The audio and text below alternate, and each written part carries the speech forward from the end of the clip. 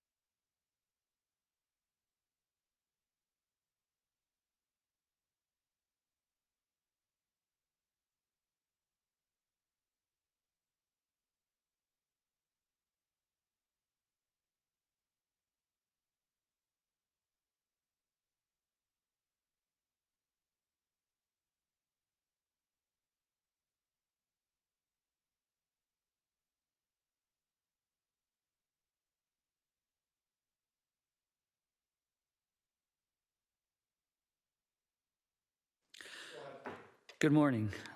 I'm Chair Tattison. This is our planning committee for July 7th, 2026. It's 9:30. As we have quorum, I'd like to call this meeting of the planning committee to order in chambers today. We have Councillor Beattie, Councillor Cooper, Councillor M. Wilson, Councillor Kretsch, Councillor Kassar. Up on the big screen, we have Councillor Francis and Councillor Pauls. Just a reminder for everybody to switch your electronic devices to a non-audible function during this committee meeting. There are no ceremonial activities, so we're going to move to the approval of the agenda. And up first, we have 9.1. There's a vehicle for hire has been withdrawn, and I believe Councillor M. Wilson has a question, and this is the time to ask that question.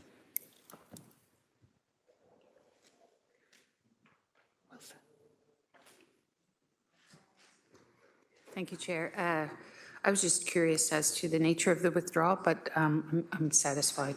It's fine. Thank you. Okay, so we're not going to share that? Okay, thank you. I'm advised that Delegate Muhammad Hussain has withdrawn their delegation. That's item 6.4 has been withdrawn.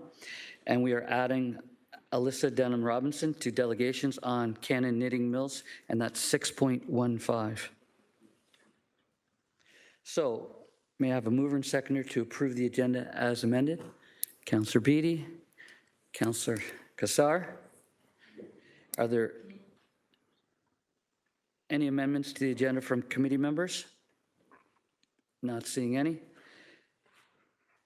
Please indicate your vote by show of hands. All in favor?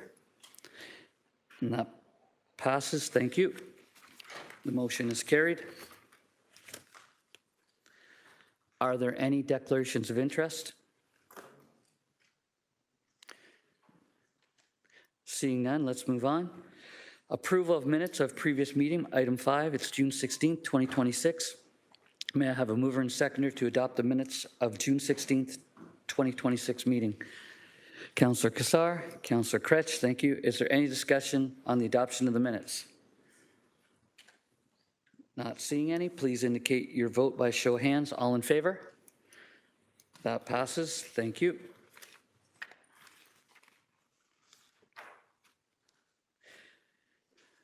We're on to delegations. Members are reminded that questions of the delegations are for clarification purposes only and not for debate.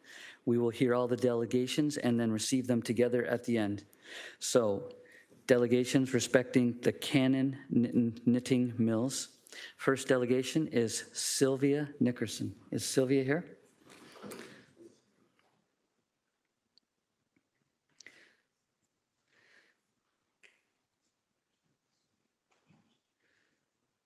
Sylvia, when you begin, your delegation has 5 minutes. You'll hear a little bit of a ding at 4 minutes, and then that signals. Okay? You may begin. Hi, my name is Sylvia Nickerson.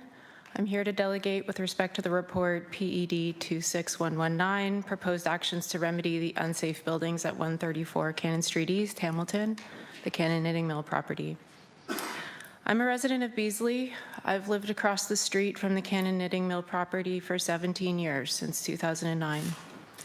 Shortly after moving in, my son was born and my daughter, and I've raised my children in the shadow of this former industrial property ever since.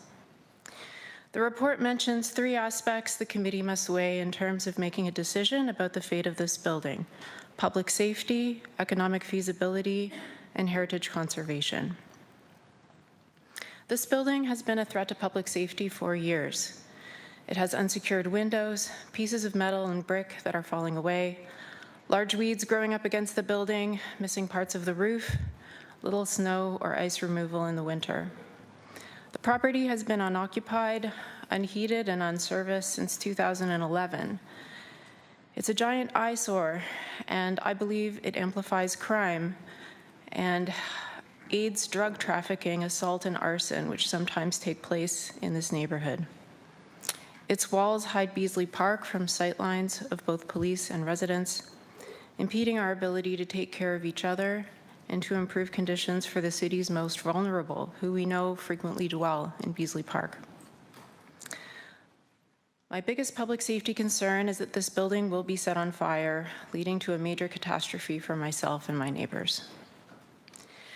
Since 2011, when the City of Hamilton partnered with Forum Equity to purchase this brownfield property, and since Harry Stinson came to own the building, we've been promised time and time again a grand project that will revitalize the Beasley neighborhood.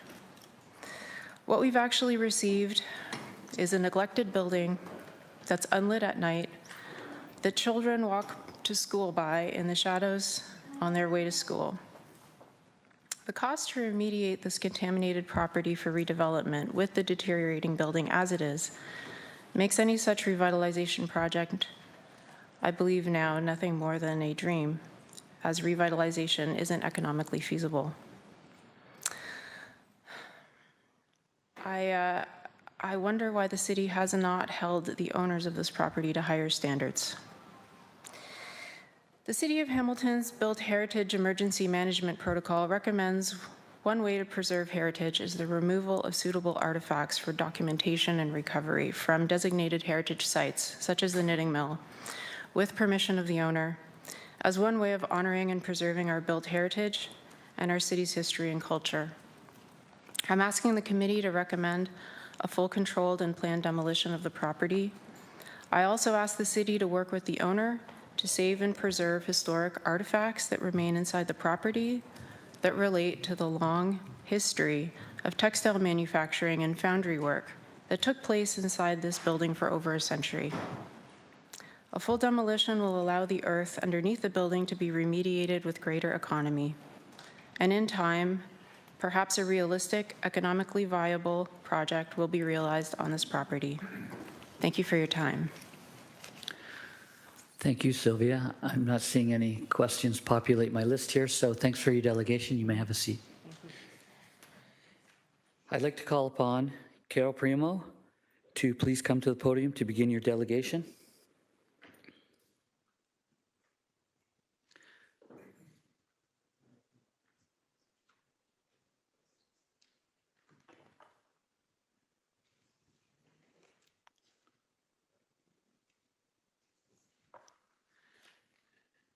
Hi, Carol, welcome. And if you can just enunciate your last name for us so I get it correct. Your 5 minutes begins once you start talking. Thank you.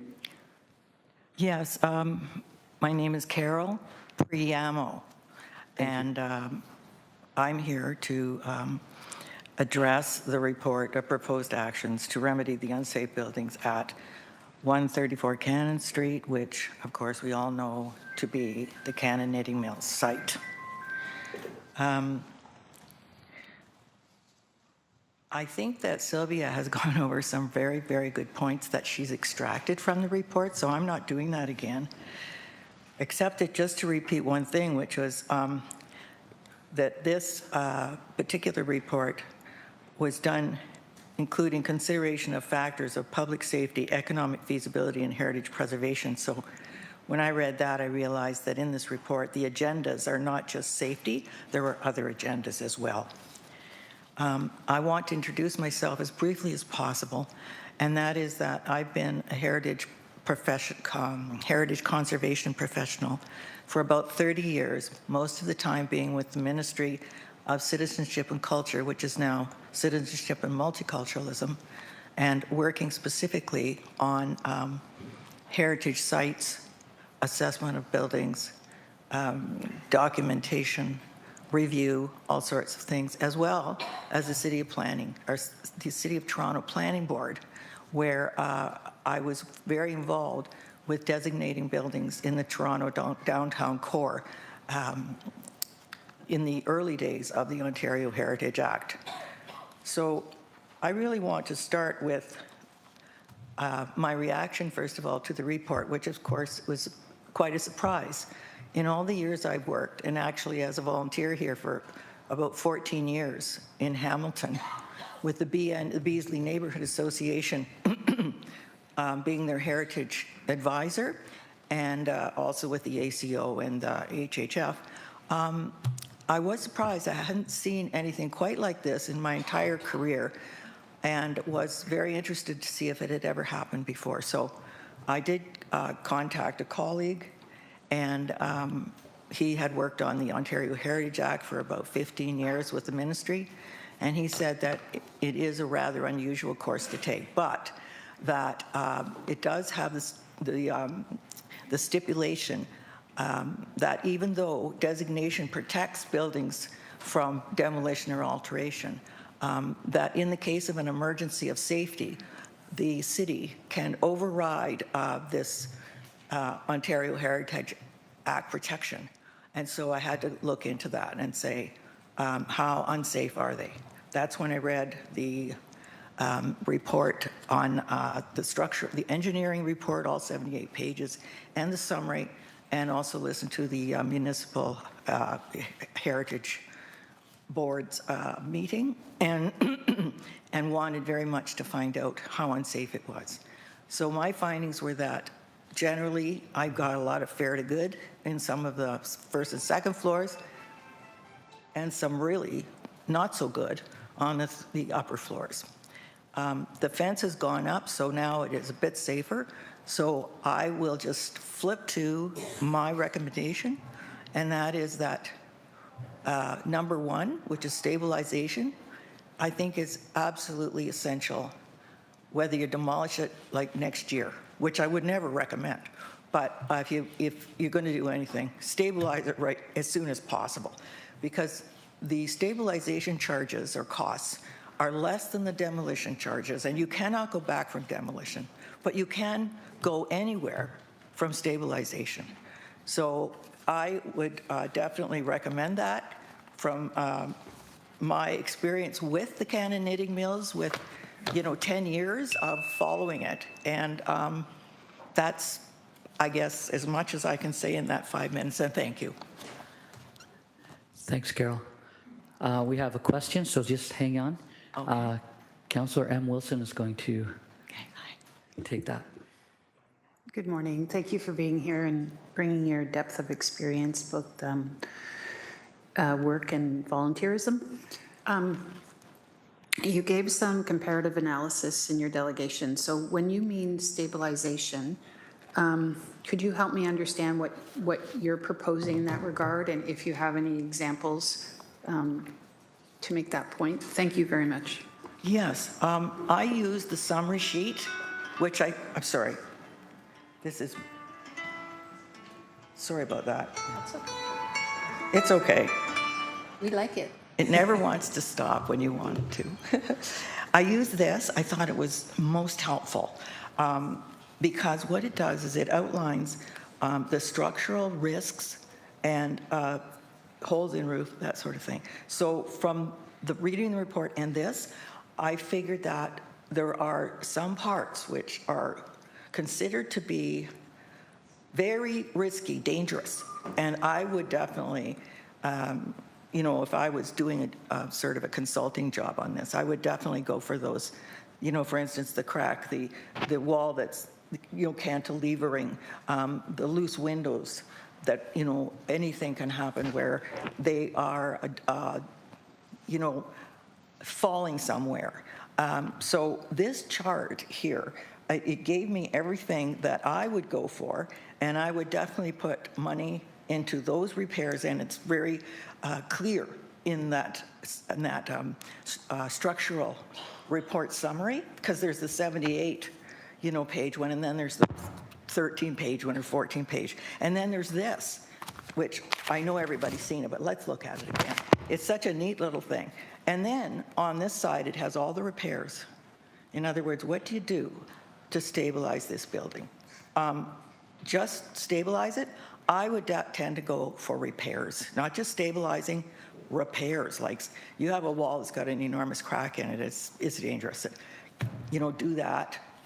Make sure that nothing can get into the roof. So, even if it's just a measure that will stop, the ingress of materials or any kind of risks of fire or whatever,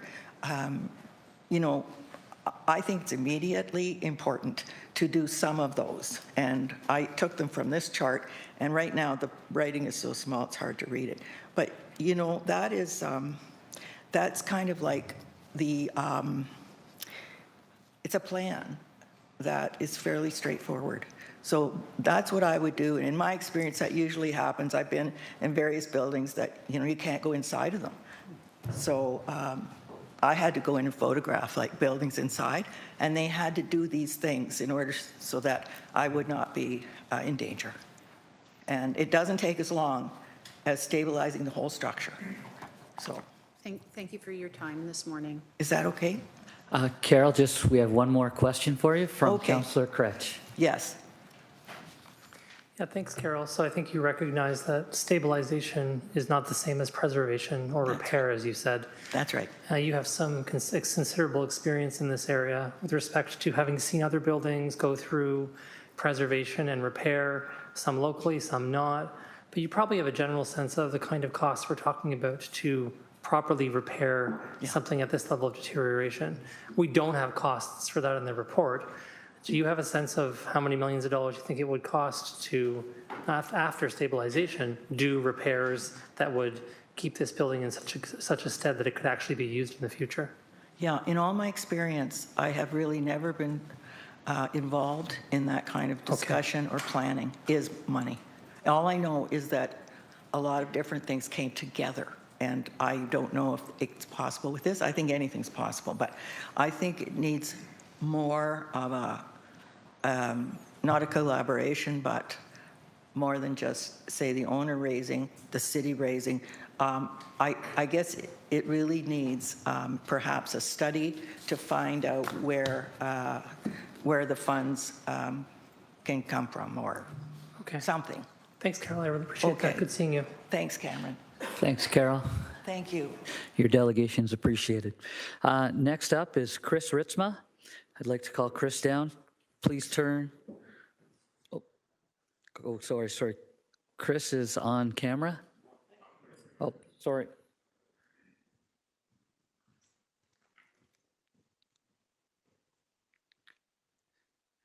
As you know, Chris, you have 5 minutes. And I'd just take this time to remind everybody up in the gallery to shut your phones down so that we don't have any more interruptions. Thank you.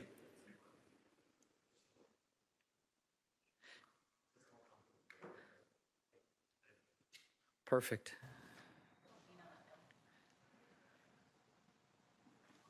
All right. Thank you. So I'm here not as a heritage expert or anything like that. You'll usually see me here related to cycling matters, as you know, and active transportation. That being said, I generally have an interest in heritage properties. I live downtown in a 150-year-old home, which if anybody here has an old home, you know, it requires a lot of maintenance, and it's unique maintenance because a lot of it isn't similar to new construction, so it requires a lot of very specific research into water management and things like that. But my goal here today is to kind of provide commentary on the city being consistent in its priorities and in its goals. The city regularly provides priorities such as reducing tax costs for taxpayers. It says that it takes safety seriously, and it also focuses on heritage and maintaining, you know, the city's heritage buildings. I think that based on the report, my recommendation and what I support is the stabilization effort for a couple of reasons. One, it prioritizes maintenance of a heritage structure. Two, it's the lowest cost to the taxpayer. I do know that the goal is to, add that to the tax roll bill, but considering, an article a few days ago that the current owner or the at least attached owner to the corporation that owns the property, I'm not sure about exact ownership, was filed against the Ontario Commission for bankruptcy. So it's unlikely that we're going to get those funds from the current owner. I think that it's in the best interest of the city for taxpayers to spend the least amount on this as possible. That being said, I do think that there are some risks associated, as it's mentioned in the report. The exact costs aren't necessarily known, but I'm sure that additional research can be done by the city's structural engineers to kind of understand what's needed. You know, if you ever owned a property or have ever dealt with a property, you know that basic things like water infiltration is not a great thing. But at the same time, we've had 2 or 3 major rainstorms, windstorms, and even I think a minor earthquake this year, and the structure is still standing.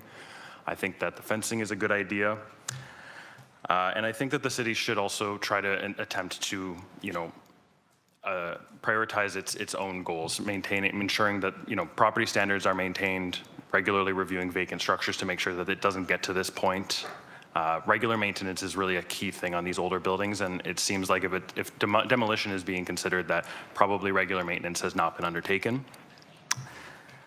Let's see if there's anything else here. Oh, the other big factor too that I don't see considered is when we're looking at the grant programs, we look at future potential tax revenue. One thing that's not considered here, or at least I didn't see it, and I would ask the committee to ask staff about this, is upon demolition of the building, the property tax value will decrease. MPAC will likely assess it at a lower value, which means that we will be getting less property tax revenue from this property.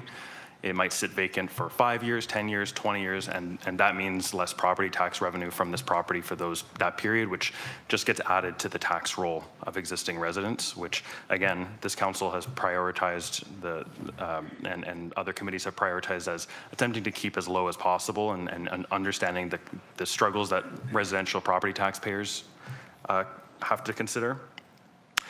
And demolition allows the developer or future developers to, you know, extract maximum profit from this. So it's a loss to the city and a gain to the current owner or future owners because you end up with a blank slate. There is no heritage protections to consider. There are reduced costs, of course, but you know there is a limited number of heritage structures in the lower city and elsewhere that have this type of architecture and history. And I think that that's important to recognize and appreciate when making these considerations. So that's all of my comments. Okay, thanks, Chris. We have a couple questions here from Councillor Kretsch. Thanks for delegating on this. My question for you is more so about your awareness and getting your thoughts on something. So it's part of the report, which I should say is not up for us to decide. The chief building official is saying that he has the authority to demolish the building and that's what's going to happen. One of the issues here is that the stabilization money, which you acknowledge, we don't know how much it's actually going to cost. It appears to be a lower amount. Would just be to stabilize the bare minimum, right? So to ensure that we can do our best to protect it from further deterioration. But as the report says, there's no guarantee that will actually work. So what is your thought about this idea that we're going to maybe, you know, we're not going to, but put hundreds and hundreds of thousands of dollars into it, then the building deteriorates because we don't have faith that the current owner will take care of the building in such a way as to maintain the stabilization, and then we have to spend another $1 million to demolish it in 2 years, 3 years, or 4 years.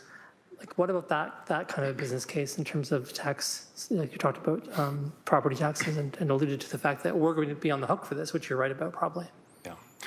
Through the chair, you know, with these heritage structures, I think there's always a risk with them, you know, because they're not to modern building standards and we don't necessarily know the extent of all damage, there are potential costs that we might not know of. That being said, you know, the goal of the property tax roll is that it would eventually probably be paid by a future purchaser.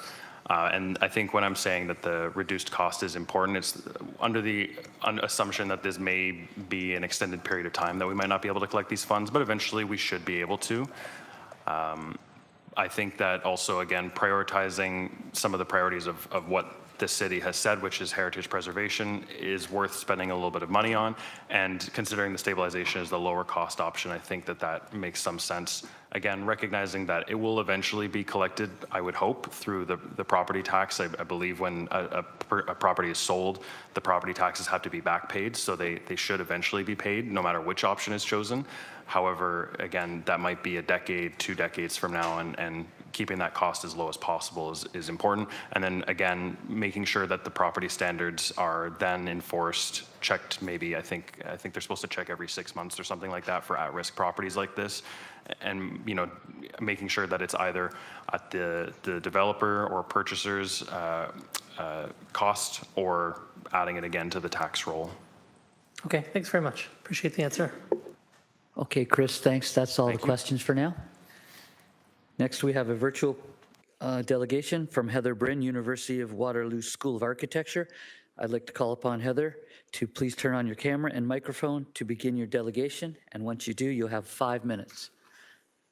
Okay, Heather, let's do a sound check. Check, sound check, 1, 2, 3. Perfect. Good morning. I don't know who, it's Madam or Mr. Chair. Don't see who's on the chair today.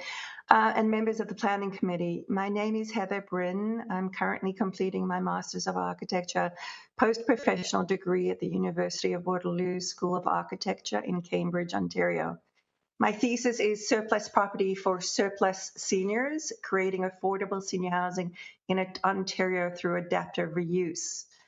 My thesis includes a proposal to repurpose the Cannon Knitting Mill site in Hamilton, Ontario for affordable housing, including senior housing.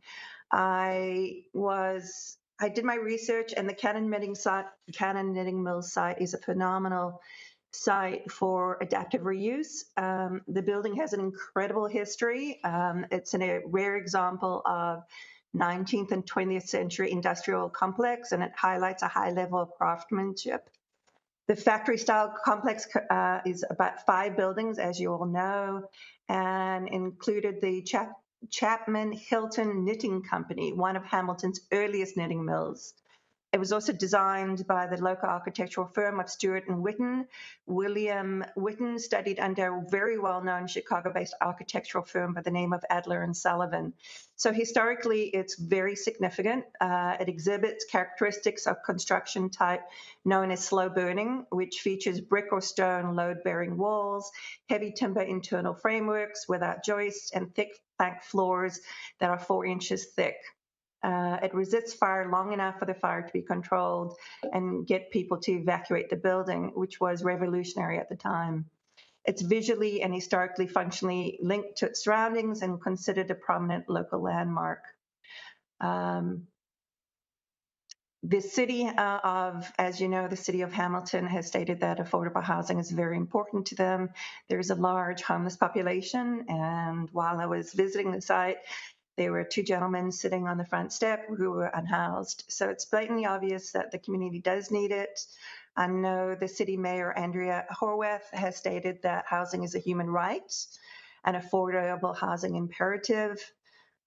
Through the Housing Secretariat, she committed to implementing solutions-based initiative to address the housing crisis in the community. And it's launched under the Housing Accelerator Fund, which is a significant milestone in the efforts to create a more inclusive and sustainable housing landscape within the city of Hamilton. The city also consists of a very large, diverse community of 86 ethnic groups, including many first and second generation immigrants.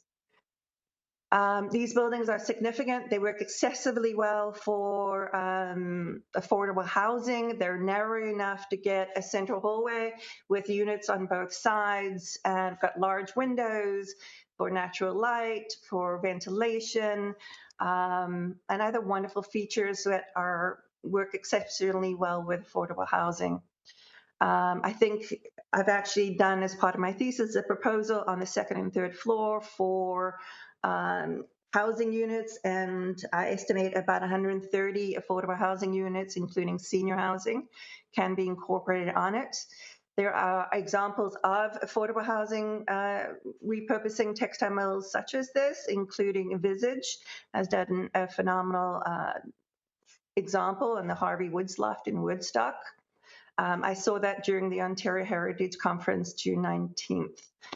In terms of the current conditions, I spoke to Rob Lally, I believe it was Rob, during the conference on June 19th, and he said the biggest concern was that there's water infiltration. I don't speak for him, but if I recall correctly, it's water infiltration that's come down, and the floor structures, some areas are at risk, and there's a severe, a concerning structural issue, especially on the corner of Kelly Street and Mary Street. And at the time, Rob had said that there the City of Hamilton's building department is not in the job of repurposing these buildings, understandably. And with Harry Stinson not being amenable to ensuring these structures are stable, they had no options but to suggest the demolition of the whole complex.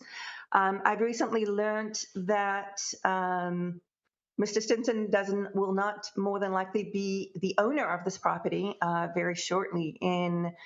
On July 3rd, 2026, the Ontario Securities Commission has filed an application under the Bankruptcy and Insolvency Act to obtain bankruptcy order against Mr. Stinson and appoint a trustee over his assets, including this building. Mr. Stinson failed to pay the financial sanctions and costs ordered by the Capital Markets Tribunal on December 15, 2023. So, Mr. I'm awful with names, I apologize. Mr. Lally's assertion that there was no option but to recommend the demolition because the current owner is not amenable to ensuring the structural stability of the complex, I believe has become null and void because Mr. Stinson will not be the owner for very much longer, apparently, according to this current application. So generally, when building owners when people take over properties, they're very concerned about the value of the property. And I would conjecture that any new owner coming in will have funds, not like Mr. Stinson currently, and have an interest to ensure the stability of this compound because that's its value. So I understand Mr. Stinson was not amenable to making renovations and to ensure the stability of the structure, but I don't foresee that being a challenge with new owners who will have some assets, and it will be in their best interest to secure this property. The key issue that I was told that there's water infiltration, the floors on some of the levels are degrading. They're only 4-inch thick wood, and they're easy. That is very easy to remediate. And also the wood columns are very structurally sound in general. They are hard, they don't degrade very easily, and if they do, they can be very easily changed. I also know that for the new owners, there is a $150,000 grant, the Hamilton Heritage Property Grant, that the new owners can utilize to structurally stabilize the complex. Heather, this is the chair, Mark Tattison. I'm just telling you you're about a minute over, so can you wrap it up? Thank you. My sincere apology. Generally, I love this building. I spent the last year and a half researching it. There's incredible history with it. There's incredible details, and I think it'd be amenable to the City of Hamilton to do as much as possible to retain it. Thank you. Thank you very much, Heather. I'm not seeing any questions on there, so you can shut your camera down and enjoy the rest of the meeting. Thank you very much. Thank you for your patience. You're welcome. Next delegate is Alyssa Denham-Robinson.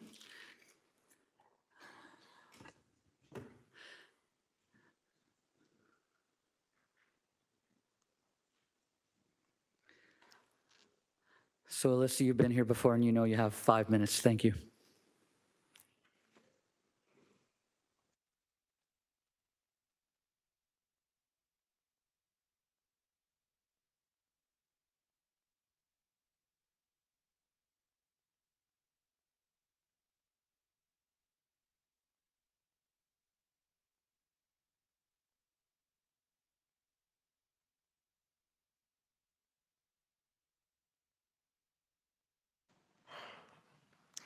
Good morning. My name is Alyssa Denham-Robinson, and I'm the chair of the Hamilton Municipal Heritage Committee.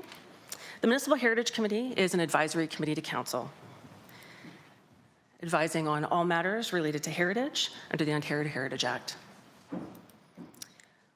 I'm here to speak today on what is before you. Before you is a report for information, identifying that 134 Cannon Street East, known as the Canning Knitting Mills, has been deemed unsafe, and that the chief building official, under delegated authority, has decided that these buildings will be fully demolished. And under the Building Code Act, that can occur without council's approval. What is being demolished? It's an entire city block. It's the most unique industrial property that we have in the city, a building that has been progressing and growing over the years. What will be lost with the demolition of this property? One of Hamilton's last surviving industrial complexes, a property that is uniquely Hamilton. Over 160 years of industrial history and a landmark property for the community, and the opportunity to see a successful adaptive reuse project grow and flourish within the Beasley neighborhood, if there's a will and a way. The Canning Knitting Mills was first put as a property on the register in August 2014. In March 2023, it was prioritized for designation by January 1st, 2025, and that happened. Canning Knitting Mills was designated under Part 4 of the Ontario Heritage Act and approved by Council.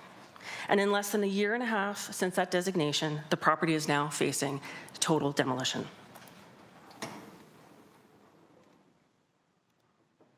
This property has been listed on the watch list for over a decade under the red category, and the property has languished through years of neglect, deferred maintenance, and empty promises from a development, and we know the neighbors have every right to be upset and angry with what has been happening in their neighborhood.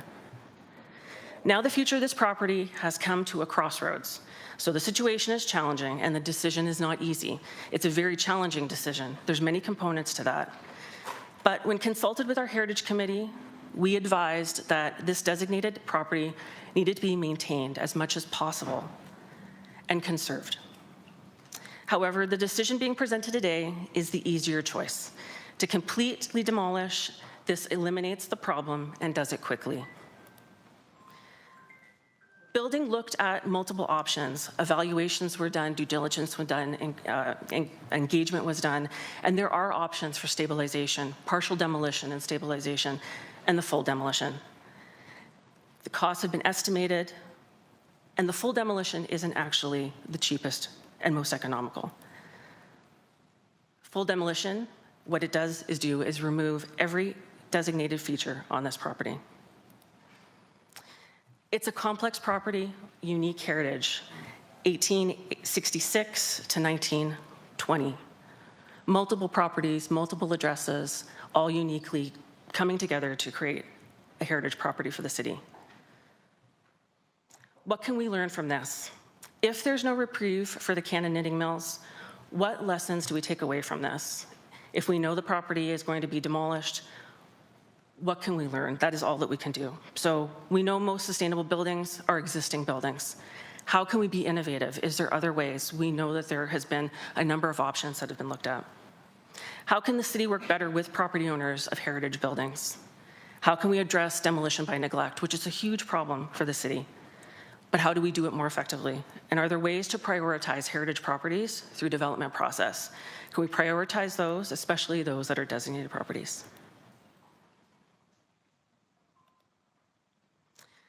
The heritage evaluation that took place showed that through Regulation 906 criteria, it met 8 of 9 criteria under design value, physical, historical, associative, and contextual. Design value, it's a rare example of an industrial complex built from 1866 to 27. The property displays a high degree of craftsmanship and artistic merit. It's connected to the heritage and historic industries of textiles and metalwork and has the potential to demonstrate that industry. Famous Hamilton architects were involved in the development and many significant companies. And contextually, it's part of the Beasley neighborhood and the character and historical nature that it describes. And it's considered a landmark. With all that said, with the demolition, we will lose this heritage asset. So we hope that some reconsideration can be made for some collaborative rescue of this property. Thanks, Alyssa. Are there any questions from the delegate or from the? No? Okay, thank you very much for your delegation.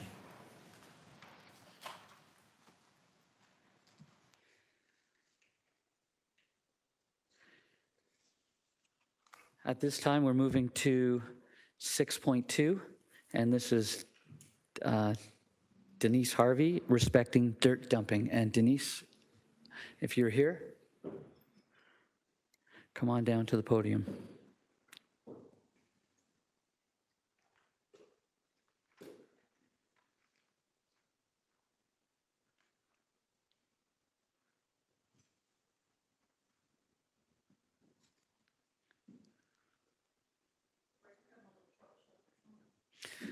No worries.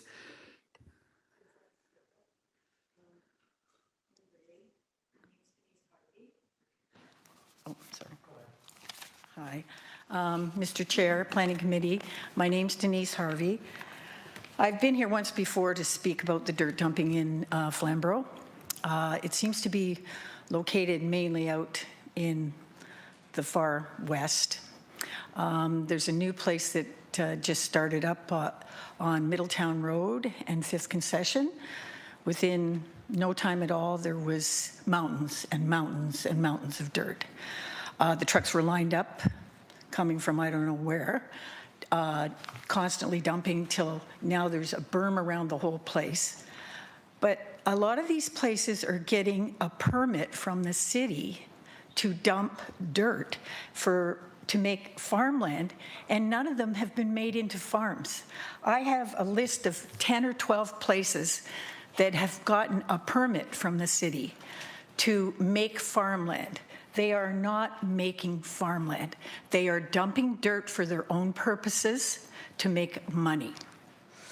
And they sit, the one on 97 across, up near Valence Conservation, they sit with mounds and mounds of dirt, and then they go on the market. People are buying these places to dump dirt. They're not farming them. And I can list off 10 places that have done the same thing. I got interested in this probably, well, it was a place across the road from me, and that field still sits empty. When it was dumped there, there was rebar, and you could name the stuff. It'll never be farmed, never. And now they're saying it's all topsoil. No, it's not. Like, who's checking this? Who is saying it's good farmland? All these places don't grow anything. For years, they never grow any. This started, the one near me, started in 2019. Then they got another permit from the city in 24 and now they're supposed to have another permit, an extension on the permit, which, how do you get an extension on a permit? It's urban development that is giving these permits. And they were dumping, there were certain regulations at the end of 25. Now it's 26. They have been doing this from 2019, and actually the owner before that was doing it. Nobody's checking anything. There's a mountain of dirt there again now, and they were lined up the other day. And like, it's just, we're taking away farmland. We're not making farmland. How long do these properties have to make the farmland? 2 decades? Like, come on, like, that's ridiculous. That farm should be farmed now. If it started in 2019, that land should be, at least portions of it, farmed. You know, like, and the soil they're dumping is not good soil to farm. What is happening? They're trying to put businesses on these properties by claiming they're a farm, and the OFA needs to get way more involved because they're claiming they're a farm. So they can run a business there way cheaper than running a business down in Grimsby or Stony Creek where they have to rent land that's going to cost them a fortune. And that's what's happening. And then they're making money, huge money. The one up on the 7th Concession, Mel Peg's farm, I know these farms. I know they've been farmed for years, a lot of them, and they're ruined now. And I can't understand why we're allowing a permit to be issued for these things, and then no permit posted. I call the city, and they're dumping. They were supposed to, the old permit was that they could dump between 9 and 3, and I was told that our councillor, Mr. Kassar, gave a verbal agreement that they could dump at 6:30 or 6 in the morning till God knows when at night. And so I phoned your office, and I knew you can't give a verbal permit on dumping. And this was a city official told me this on the phone. Anyway, that's, and my 5 minutes are up. I would like everybody to have a list of all these places, and I will send it in an email to the city, and you can go out in your car or truck or whatever you drive and see that there's no farming going on. They're all listed for sale, most of them now, because the people made their money off dumping their dirt, and they're listed for sale now. And they're ruined farms. I know all the owners of the farms. I know that area my whole life. I grew up there. I was on a heritage farm my whole life, and then I bought a farm, and I've farmed 42 years in that area, so I know. And it's like nobody sees what goes on out our way. Like from Dundurn Street out that way, nobody knows what's going on a lot of the time. Okay, thanks, Denise. So that's your 5 minutes. Just a couple things, Denise. We do have a department that will check. It's called Growth Management, and if you call your counselor can call Growth Management, and Growth Management goes out and checks. I've done it multiple times. It is an area across, it is an issue across all the rural areas. Also, you made some accusations about Councillor Cassar that it's all hearsay and you need to retract those. Well, I can retract it, but Thank you. I was told on the phone I taped it when the. But that's I not will from retract Councillor it. Cassar, so I'm going to let It's Councillor not against Cassar. Councillor Cassar. His office said there is no way that he would give a verbal agreement to anything. Yeah, so I just wanted Yeah, to I'll clarify retract that. that Thank if you want me to, but it's the And truth. first up, Councillor Cassar with questions.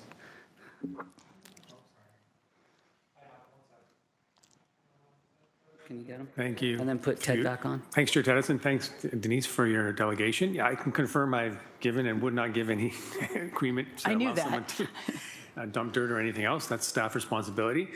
And just to echo what Councillor or Chair Tedison was saying, we do have Growth Management Division. And can you confirm that you have had correspondence? Numerous times. Yeah. Called numerous times. Bylaw, and there's still no permit posted. And what, there's an extension on the permit ended at 25, but then there's like extensions put on it and there's no new permit put up. Like, and it's not, they're not doing it. The one on Middletown Road is a disaster, an absolute disaster. And the people have complained. I know they have. The farmers out there, Brenby Farms, people I know, they've all complained. Okay. So what I will do, at the appropriate time, I'll ask the chair if I can ask staff just to comment on what you've brought before us today and maybe fill in some of the gaps and enlighten the committee. Okay, thanks. And Councillor McMeekin now. Thanks, Chair. Thank you. I'm familiar with this situation, having spoken with Brent Farms and other farms in the area, and I agree with you. I think it is a real disaster, and it is reflective, Chair. I say respectfully, with a need. I think the city needs to be far more vigilant around where the soil is coming from and what it is, and why it's happening. I'm very, very favorably inclined to be open-minded about alternative uses of farms if you want to build canoes in the barn or do weddings or whatever. But this is not the kind of alternative use that we, on a best day, even contemplated. So let me just ask the presenter, what would you like to see happen here now? I would like them to not let commercial businesses, and that was supposed to be a yard, the one near my place, and I kind of fought that, and those 25 trucks that they wanted to park there ruining our roads. There was holes in the pavement that deep. You know, like you can't have, if you're going to have a yard or you're going to have a dirt dumping place and that business is what you run out of there, that's not a farm. There's not an animal on the farm. There's no farming going on that farm from 2019 till now. They're not growing sod or anything like that? Nothing. Right? No. And they're up to 20, 25 trucks every couple of hours on that road. It has been quite a horrendous experience for the locals. Well, you've seen the roads out our way, Mr. I have, McMeekin. yeah. Thank you. Thanks for coming and sharing your lived experience with us. Yeah. Well, I just want to see the farmland continue to be farmland. Right on. Thank you. And thanks, Denise. That's there's no more questions. And thanks for your delegation. Much appreciated by the rural councillors and the urban councillors. Thank you. Thanks.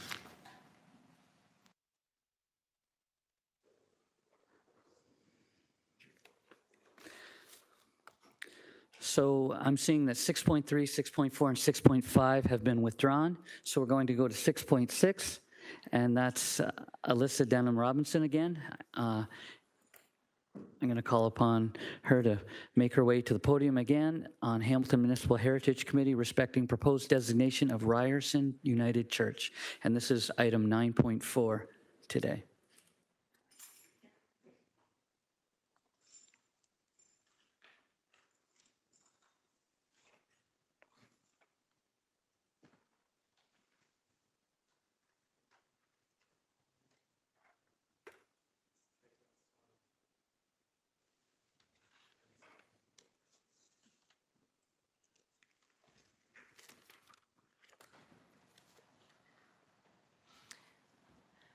Good morning to the committee again. Alyssa Denham-Robinson, Chair of the Hamilton Municipal Heritage Committee, Advisory Committee to City Council on all matters related to heritage. What is before you today is came through our meeting minutes of the Hamilton Municipal Heritage Committee, and it was in regards to 265 Wilson Street East, Ryerson United Church, and that was staff's recommendation to designate under Part 4 of the Ontario Heritage Act. What you're also receiving today is correspondence from Ryerson United Church asking for the decision to be delayed for 1 year until June 30th of 2027. I just wanted to point out that this correspondence was not received by our Municipal Heritage Committee in time for the meeting, so this is coming to planning for the first time. Ryerson United Church, the significance of it in 1980 was first surveyed as part of the Ancaster-LAC Act. 2020, the property was added to the municipal register and staff's designation work plan. In 2023, the property was reprioritized to be of significant high priority to be reviewed for designation. And then in 2024, there was a severance application for the property that was given conditional approval.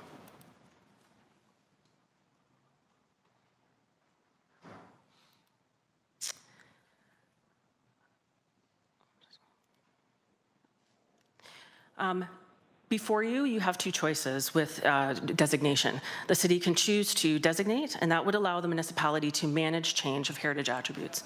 So that's done through the heritage permit process, which is a free process to the property owner. It's collaborative and it's at no cost. Designation provides additional measures under the city's property standards bylaw to ensure that the heritage attributes are preserved and conserved. And designation provides the property owner with access to the municipal funds and grants and incentives. If the city chooses to decline designation or prolong designation, the municipality would be unable to provide long-term legal protection. Right now, the property is on the municipal register, and that provides 60-day interim protection from demolition. But without designating 265 Wilson Street East in Ancaster, it will be automatically removed from the register January 1st, 2027. And that's as per Bill 23 for More Homes Built Faster Act. After that, there will be no further interim protection for the property, and the municipality will be unable to add that property back to the register for another 5 years. Designation does not restrict the legal use of the property. So right now, the chapel is being used by the tenant as a Montessori school. Designation does not impact that. Designation does not prohibit alterations or additions. Again, we have the heritage permit process that can take place. Designation does not restrict the sale of the property, nor has there been any demonstrated effect and impact on the resale value, if that's the intent of the property owner. What designation will do is help to preserve this property for the Ancaster community. 265 Wilson, again, reviewed for heritage evaluation, met 6 of 9 criteria. And just to point out, the Ontario Heritage Act only requires that a property meet 2 of those criteria for being worthy of designation. And this property met 6. Design value, it's a representative example of rural places of worship and Gothic revival architecture, and it has a high degree of craftsmanship. Its historical value, it's linked to the United Church in Ancaster, which has been established there since 1808. And the property yields information about the contributions of how the United Church was impacting Ancaster and its growth. And contextually, it has value as maintaining and supporting the historic character of that village core, and functionally, visually, and historically linking it to its surroundings.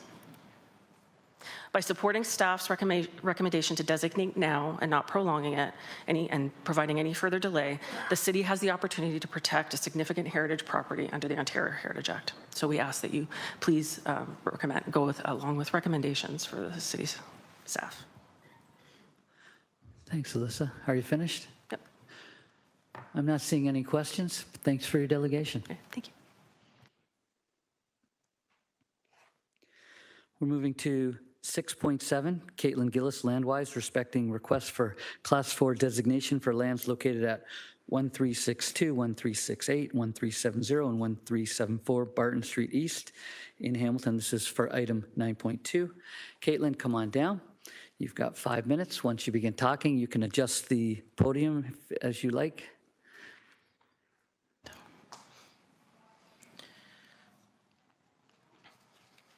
We're good. Good morning, Chair, members of committee, staff, members of public. My name is Caitlin Gillis, Senior Planner at Landwise. I am here on behalf of Shannon Mackay, who has been working very diligently with the site planning team through the site plan for 1362 to 1374 Burton Street East on behalf of East Hamilton Kiwanis Nonprofit Homes. Kiwanis Homes is a well-established affordable housing provider here in Hamilton, and they have continued to make significant investments in affordable housing throughout the city, including this site here on Barton Street.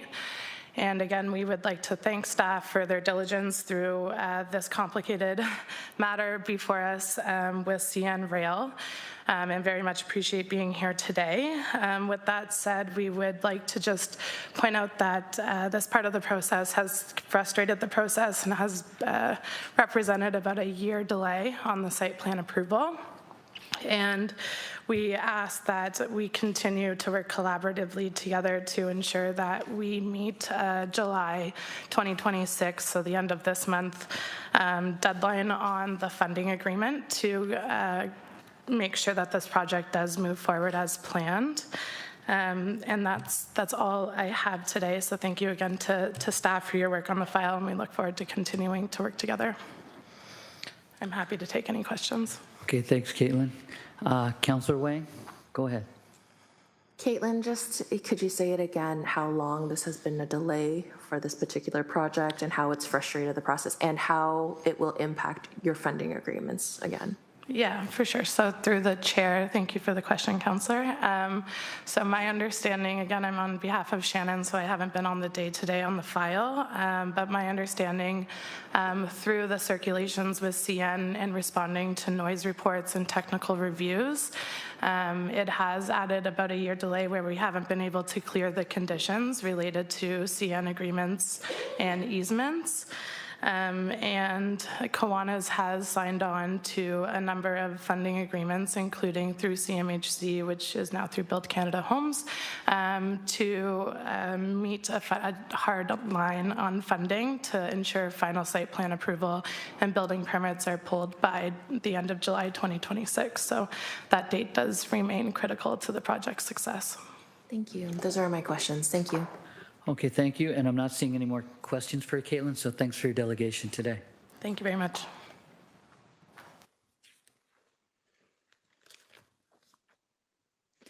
May I please have a mover and seconder to receive the delegation 6.1, 6.2, 6.6, and 6.7. Councillor Kretsch, Councillor Wang.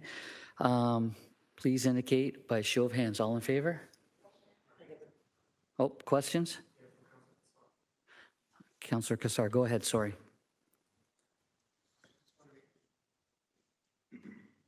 Just want to make sure I'll be able to ask staff questions respecting after we vote, or now? No, let's do the questions now. Yeah, Thanks, okay, sorry. thank you very much. I thought so. So, so through you, Chair, to staff, regarding the delegation around dirt dumping from Ms. Harvey, Ms. Harvey brought a lot to the delegation. I wonder if you could comment on as much as possible in terms of the permitting process and the validation of the permitting and renewals. Like I said, there was many topics there, so if you could just address what was raised, please. Thank you. Good morning, Chair. My name is Binu Koira, Director of Growth Management and Chief Development Engineer. The question to the councillor is very valid. I just wanted to explain about the process. The city actually has a site alteration bylaw. Any applicant actually submitting an application for the site alteration, they have to submit the engineering drawings and associated studies.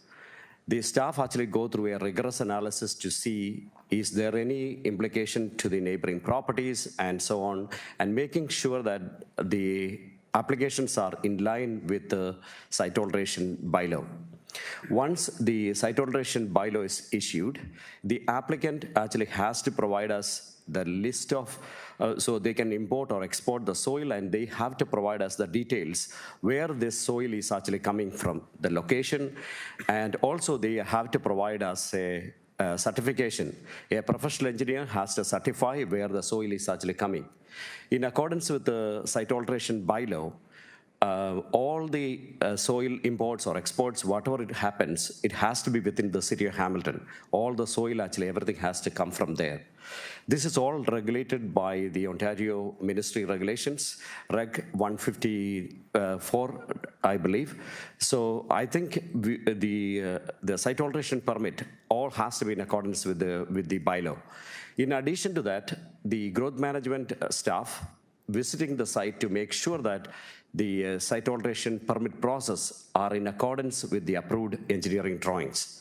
That is the process. And Ms. Harvey, actually, I believe, contacted last week.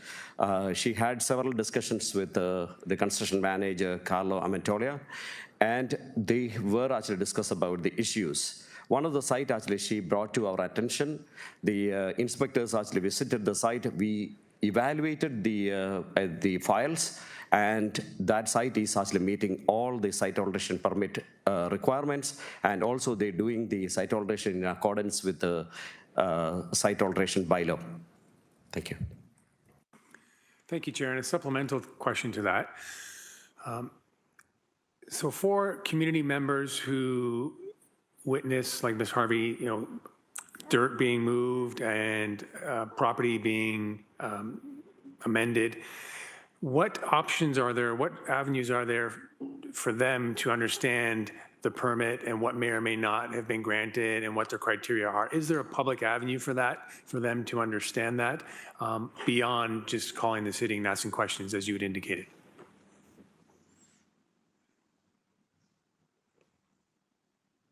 Through Mr. Chair, our process is, once we issue the site alteration permit, it is actually posted on the website.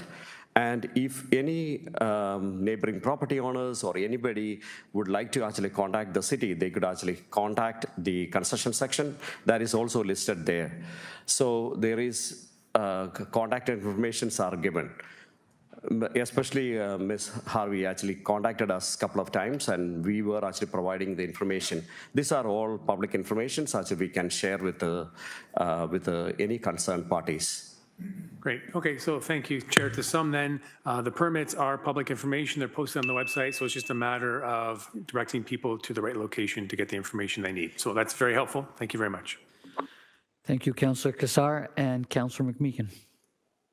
Thanks. There's something just doesn't sit right with me, because I've had conversations with several of the farm folk in that area who visited the site, couldn't find the permit, weren't allowed on site, questioned a number of times. The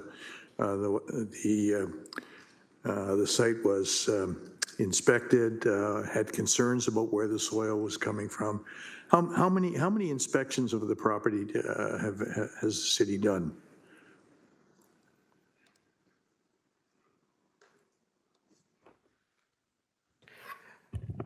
Through Mr. Chair, to the councillor.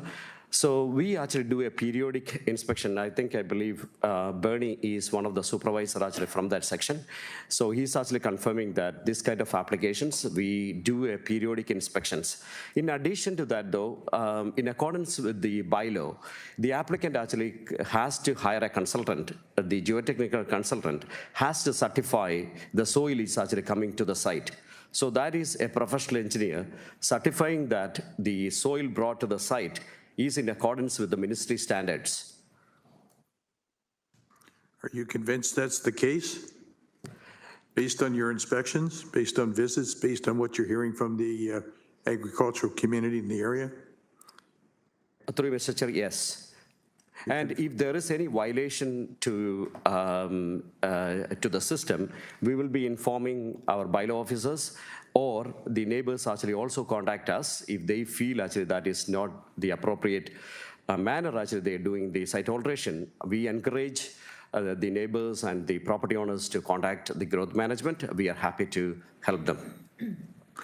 Okay. When the permit was applied for, what was the stated purpose? The words alteration of, was it assuming that,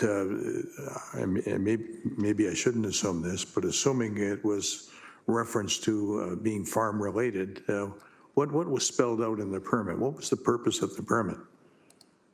Generally, through your chair, to the councillor. So generally, the site alteration permit actually has two stages.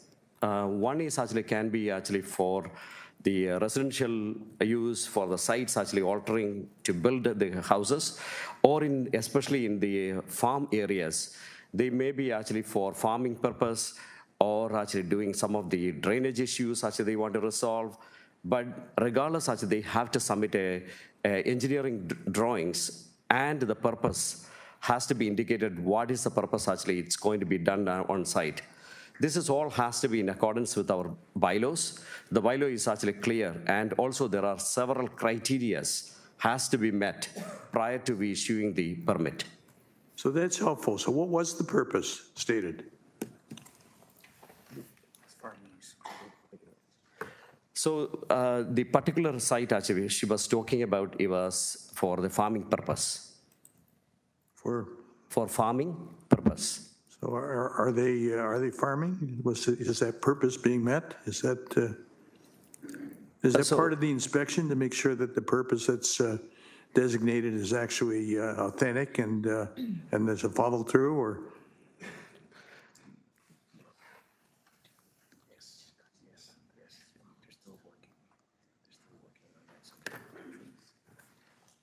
Through Mr. Chair to the councillor, at the moment, all the applications actually we received is currently ongoing a permit process. They are actually still dealing with the site alterations.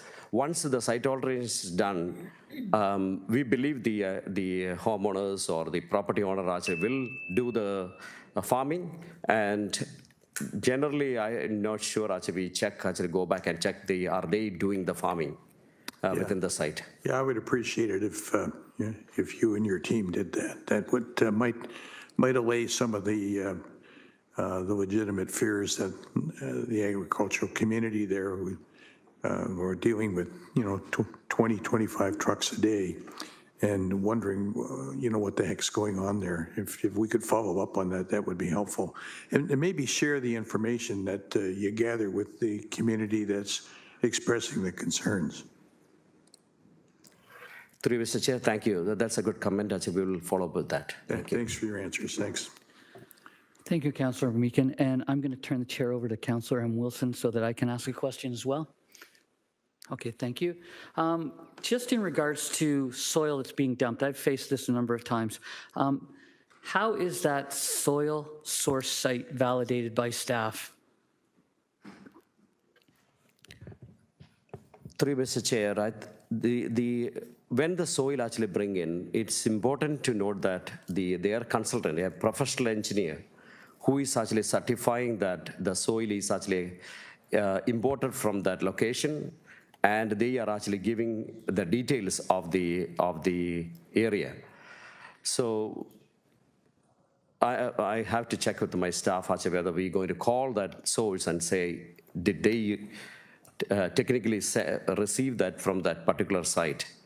So, okay, so then it's from a form signed by an engineer, and then we're just taking it that all that soil's coming from that one location, correct? Through Mr. Chair, I know not only that though, there are actually various sites actually they bring the soil, especially that 921 Linton Road. The site actually is talking, Ms. Harvey is actually talking about that particular site. That site actually received the soil actually from different sources. But when they submit the report, they have to submit individual sites, how many lots actually came from that site, what type of soil actually it is actually meeting the regulations. All that components actually is certified by a professional engineer. So we are technically, any designs, anything, we are believing in the professional designations. If that is not, we can go back to the consultant and validate that information. Okay, thanks for that clarification. I understand the process better now. Thank you.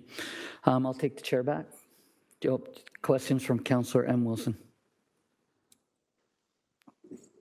Thank you. I am just interested in that methodology a little bit further. So it is the party who is seeking to move and dump the soil provides the information of location and content to an engineer. What I'm still struggling with to understand is how does the engineer assess the validity of the submission to him or her, through the chair?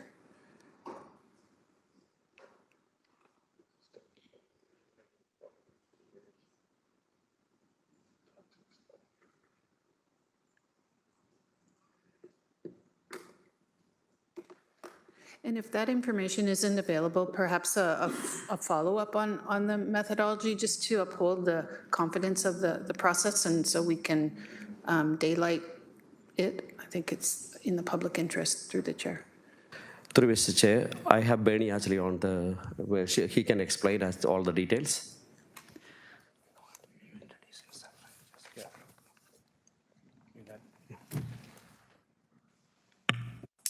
Through you, Chair. My name is Burton DeKem, Senior Project Manager. Morning. For growth management. So there are two components on soil importation. There's larger volume and smaller volumes. So smaller volumes are, say, pool excavation, landscaping excavation on residential small areas. There's no strict rules and testing on those situations. Really where they are is in the larger volumes, what that comes in. So the source site will need to go through the Ministry of Environment's standards in Table 1 to ensure for importation, for suitable importation. For the smaller areas, for example, the on-site engineer, if there's any reason to believe that there's contamination, they can do source for source, right? So that's how you tackle it through the QA component of it. So there's no supporting regulations for very small, like 1-2 loads type importation. It's only for the exportation.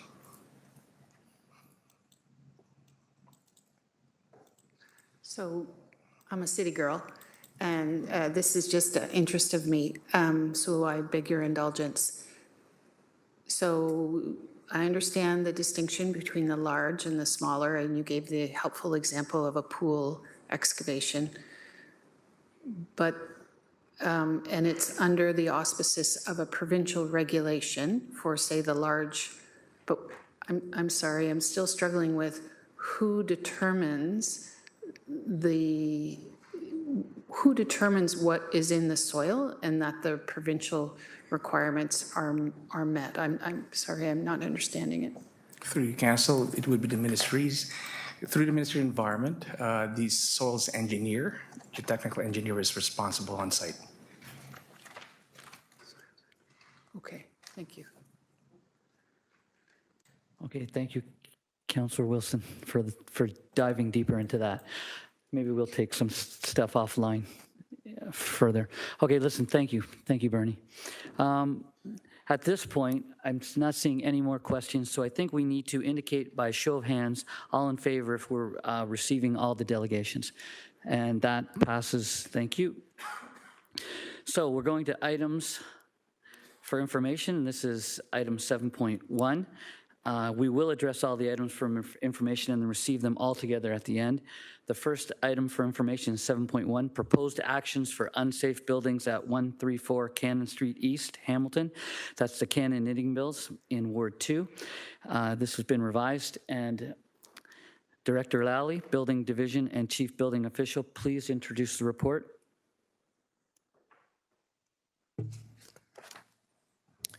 Good morning, Committee. Rob Lally, Director of Building, Chief Building Official.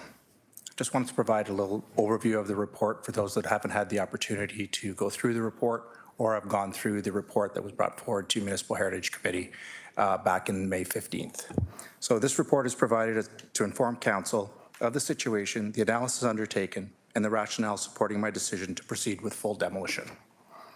The buildings at 134 Cannon Street East, the Cannon Knitting Mills, have been deemed unsafe due to extensive deterioration caused by long-term neglect, creating ongoing risks to public safety despite interim protective measures.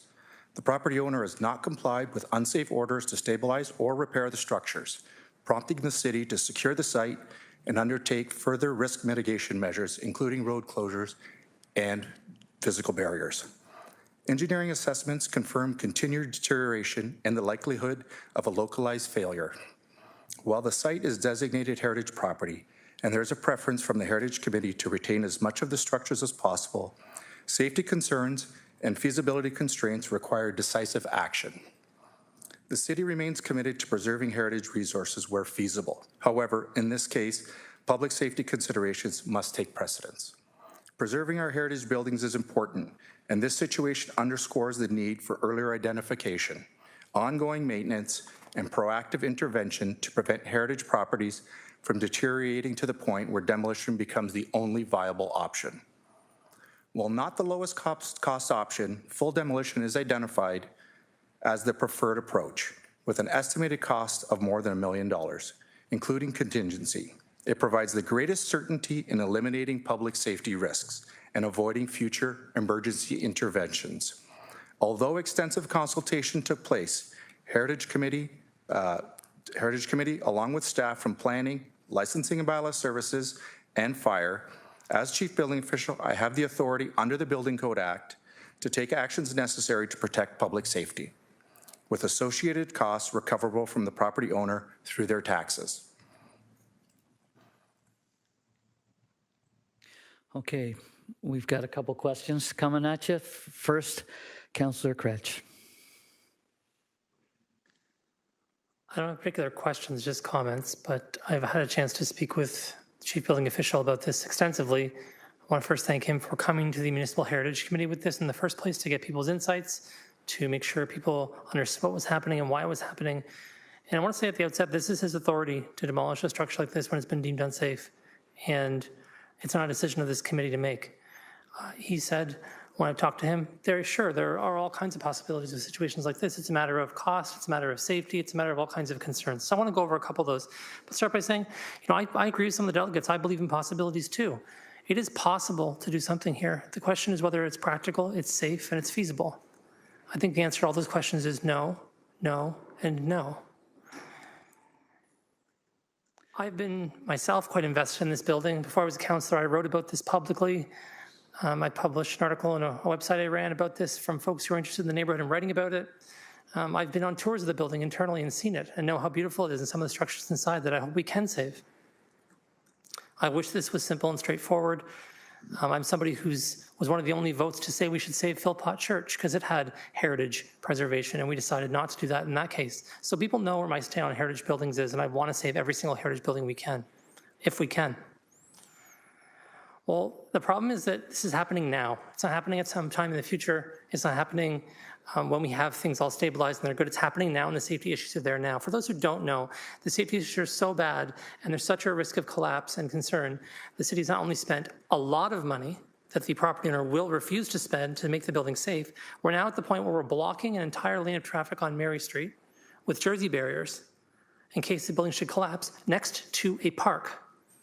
I think it's important to say, yeah, this is a big piece of property. It's also directly adjacent to a massive block of city property, Beasley Park, the community center, and the surrounding area, including a huge number of residential homes that back onto the alleyway that the building backs onto. If this collapses or something happens here, it's not just going to be a situation where we feel, like Gore Park, where it was in a non-residential area, that happened, there were impacts and it was bad, and we committed at that time, we're not going to let buildings collapse anymore. When we see them in a situation where they're unsafe, we're going to make sure we do this in a controlled way and take it down carefully so people aren't subjected to it. I have absolutely zero faith in the property owner to maintain this property. He has made an untold number of promises to countless people, including to my face, including at the Beasley Neighborhood Association meetings for years, including in the paper when he said when he bought the project, this will be built in 24 months. It's been 10 years. And I'm really sad to say this, but the reason we got here in the first place is because we continued at that time anyways, I don't think we're doing it now, thankfully, to just take some guy's word for it. Oh, he seems nice. Didn't he build something in Toronto one day? Yeah, sure he did. But he didn't build the things in Hamilton he promised to build here. There's countless projects here and across various parts of the city and frankly in other countries at this point that he's pledged to build, promised to build, and didn't deliver on. And so he's the one who put this property in jeopardy. But a bit of history I think is important here for those tuning in and who don't know about this. The city owned this property. in 2011. We own this property. In fact, we bought it for the ridiculously low price of $200,000. And what did we do in that moment, though? We decided to partner with a private equity firm.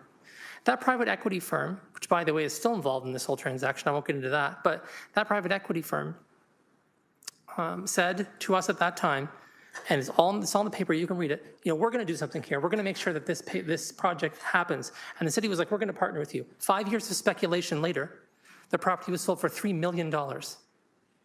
What did the city get back out of that sale? Its costs. We let a private equity firm walk away with millions of dollars in profit from a property we owned and sold it to someone who has a record in this city of not completing projects. 10 years later, residents, everybody are just fed up with the situation. I don't want to lose this building. I love it. But we can't continue to make these kinds of mistakes and say to ourselves later on, well, we did that, so we're going to have to suffer the consequences. The people who are suffering the consequences are everybody who lives in this neighborhood. And I think it's at this point, unfortunately, time to just let it go. And again, it's not a decision I'm making. I'm just saying I understand why we're in this situation. Other reason why this is important is financially irresponsible for us to do something else, and I'll explain why. Again, briefly, I know I'm getting to my time, but hopefully people will let me just speak a couple minutes more than normal if it's okay. We're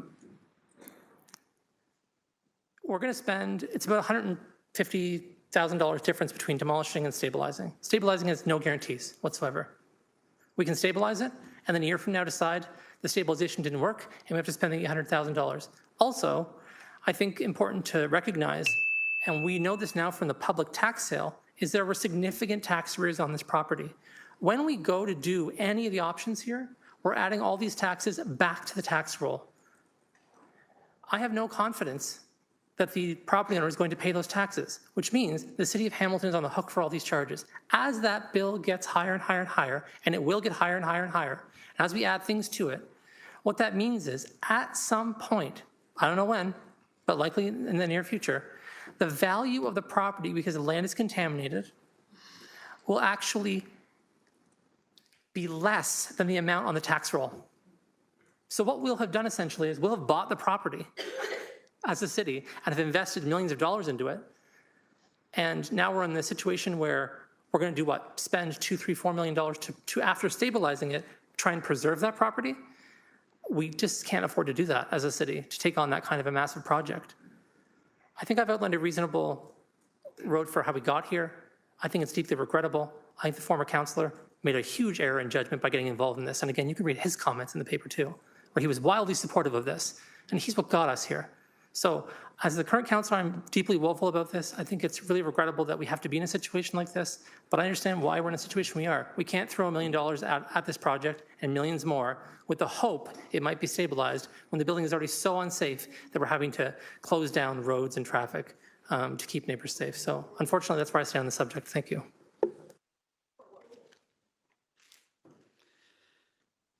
Okay, thanks, Councillor Kretsch. We're going to go to Councillor Wang now for follow-up.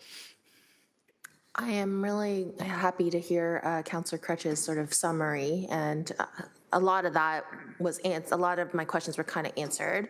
I would really like to ask CBO Lawley. So you said in your final comment that the $800 and something thousand to demolish would be put onto the tax roll. How do we go and recoup that given what I just heard from Councillor Kretsch, because there are significant tax arrears, there is now another $800,000, the property is valued, like it, I just don't understand how that works. Thank you, Councillor, for the question through the chair.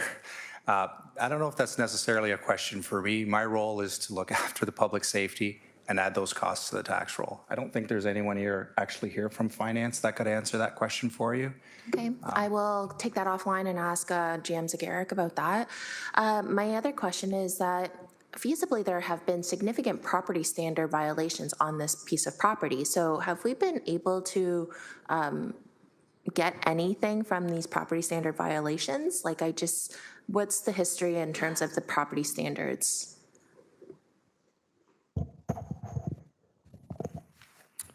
Dan Smith, Director of Licensing Bylaw Services, and through you, Chair, to the councillor. So, and we do have 2 outstanding property standards orders on this property. Initially, we got involved just for some historical background information related to the coordinated efforts that our team, the building team and heritage planning team put together following the reports that came forward on the Gore building collapse to address some of these issues and some of the outstanding properties that potentially were at risk. We did complete those investigations. 2 property standards, quite extensive property standards orders were issued to the property. There were some minor corrections made to that, but full compliance on those orders was not achieved. For instance, there was some eave trough repair, there was garage door, bay door repair or replaced. When we were doing further inspection, we identified that there was potential risk related to the unsafe status of the property, where we brought another building inspector in with us, and it was determined through those inspections that the building was now deemed to be unsafe. Our property standards orders were on hold as a result of that, as their order would supersede ours. And following the resolution of their order, we would then go back to our property standards issues. That's actually very helpful, because in that way it helps me understand also from a layman's perspective who has hierarchy here and whose orders supersede which. So thank you very much. I also, in terms of comments, I'm also feeling the same sort of regrettable nature of how we got to this point.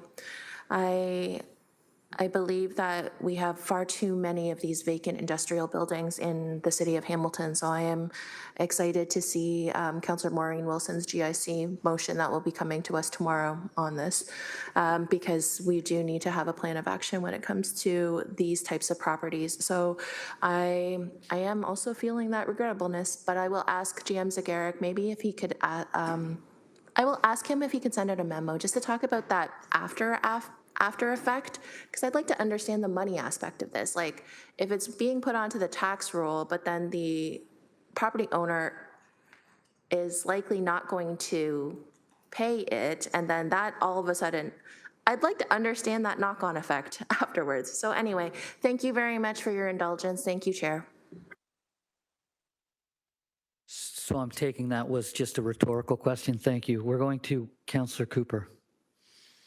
Thank you, Chair. Just to the chief building official, so if this gets approved today, full demolition, how soon will the building be coming down? Thank you, Councillor, for the question through the chair. So next steps after today's meeting, we would work with our colleagues in procurement to obtain 3 quotes for the work. We would also work with Heritage Committee, our colleagues in Heritage, to obtain the necessary heritage permits, and we may at that time engage with Heritage Committee and with the cooperation of the owner to do any type of heritage assessment that may be possible. If that's something that's not possible in a timely manner, then that will be foregone. But while we're working through procurement and getting the 3 quotes, we have that time to do that. We will try to do that. Thank you. I guess what I don't want to see is another situation we had on King Street, where, you know, you've had a building. Pardon me? Oh, no, I'm just referencing what I can see when I'm on the street, right? And so hopefully we can come back with some sort of timeline in terms of when we could do it and how long it's going to take. One of the questions around land remediation. So we heard this land is needs to be remediated, so we take the building down. Are we remediating the land, or what are we going to do? Through the chair, that's not something that we would do at this time. Let's not forget, we don't own the property. We don't own the building. At this point, we're just dealing with the dilapidated structure that sits on the property. Yeah. And we'll be just protecting the public there. Totally get it, but I just try and walk through the process. So we take the building down, we have a problem with the land, or is there going to be like a fence up to keep people off the land, or can people go on it? Like, I'm just trying to understand what that level of remediation looks like. I don't, maybe we don't have a sense of that today, I don't know. Through the chair, so at this time, I'm not 100% certain on the level of remediation that's going to be required, but if it is identified that remediation is required, then a fence would be erected around the vacant lot. Thank you. Thank you, Chair. Okay, thank you, Councillor. Councillor M. Wilson. Thank you, Chair. Just confirming there is no decision to be made, no direction to be given by this committee today. This is an authority that is, excuse the word, enjoyed by the chief building official because he or she must act in a manner independent on matters of safety through the chair. Just confirming that was made clear by Councillor Kretsch, who said this is not our decision for us to make today earlier.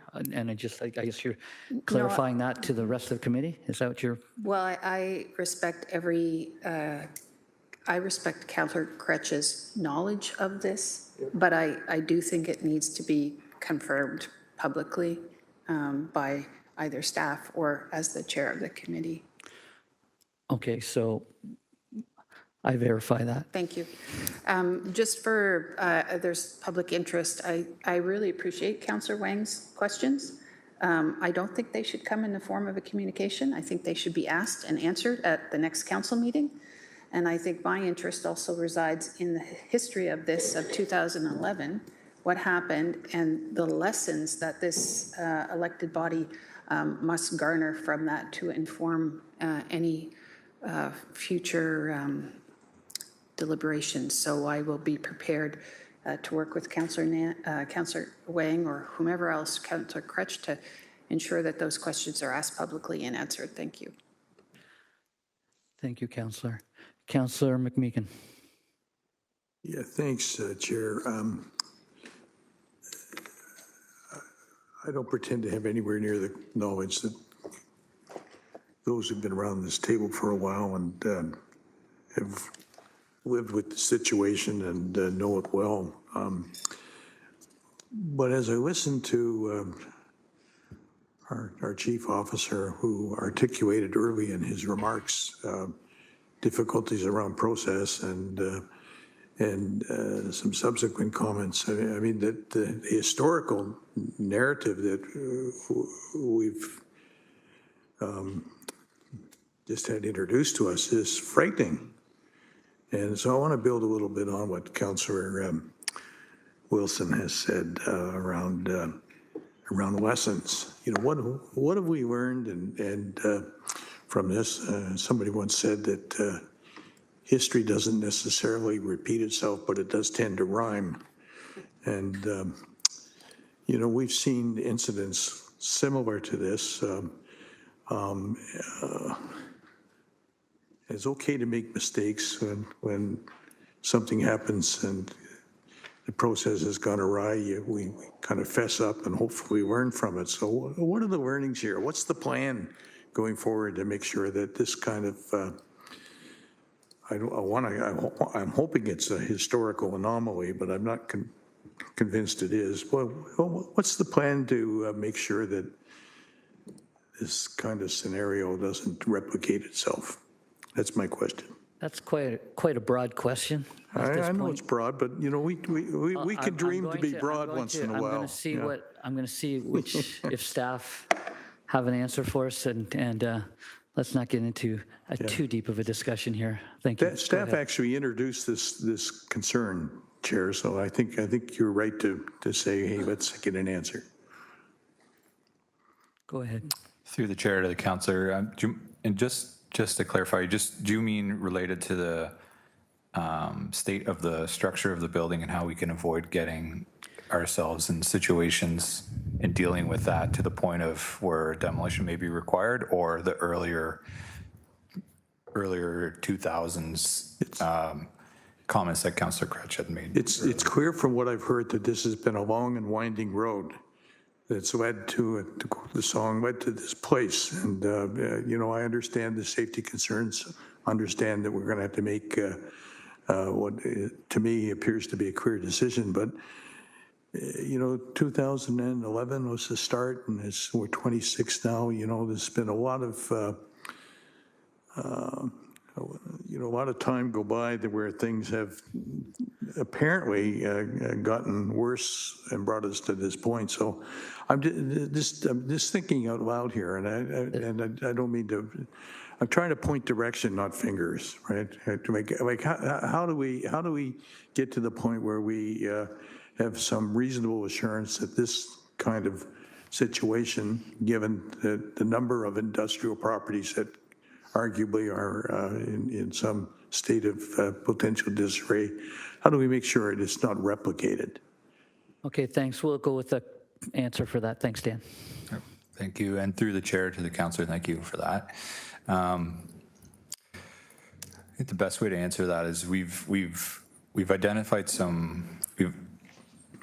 we've identified that there's a need to address these buildings differently than we have in the past. Obviously, from experience that we've seen in previous properties,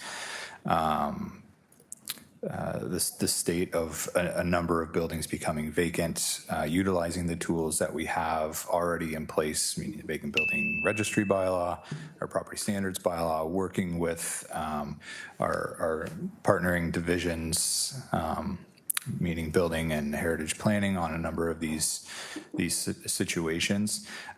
We've reported recently on some of the gaps that we have found in the work that we had done previously and how things may have not been addressed appropriately in the past, where we've taken steps already and significant steps already to address a number of those. We continue to look for opportunities for efficiencies, for ways to manage these properties differently. But as I said, we've taken steps already to utilize tools that we have better, to communicate better internally with our divisions to make sure that we're addressing all the matters quickly, and continuing to look for opportunities to enhance our ability to deal with these properties quickly, to identify them, and to have appropriate solutions that eliminate any public safety matter going forward. Thanks for that. That's I see hopefulness in the answer, so I appreciate it, and thanks. That helps. Okay, thank you, Councillor McMeekin. We're going to go to Councillor Kretsch for a second time.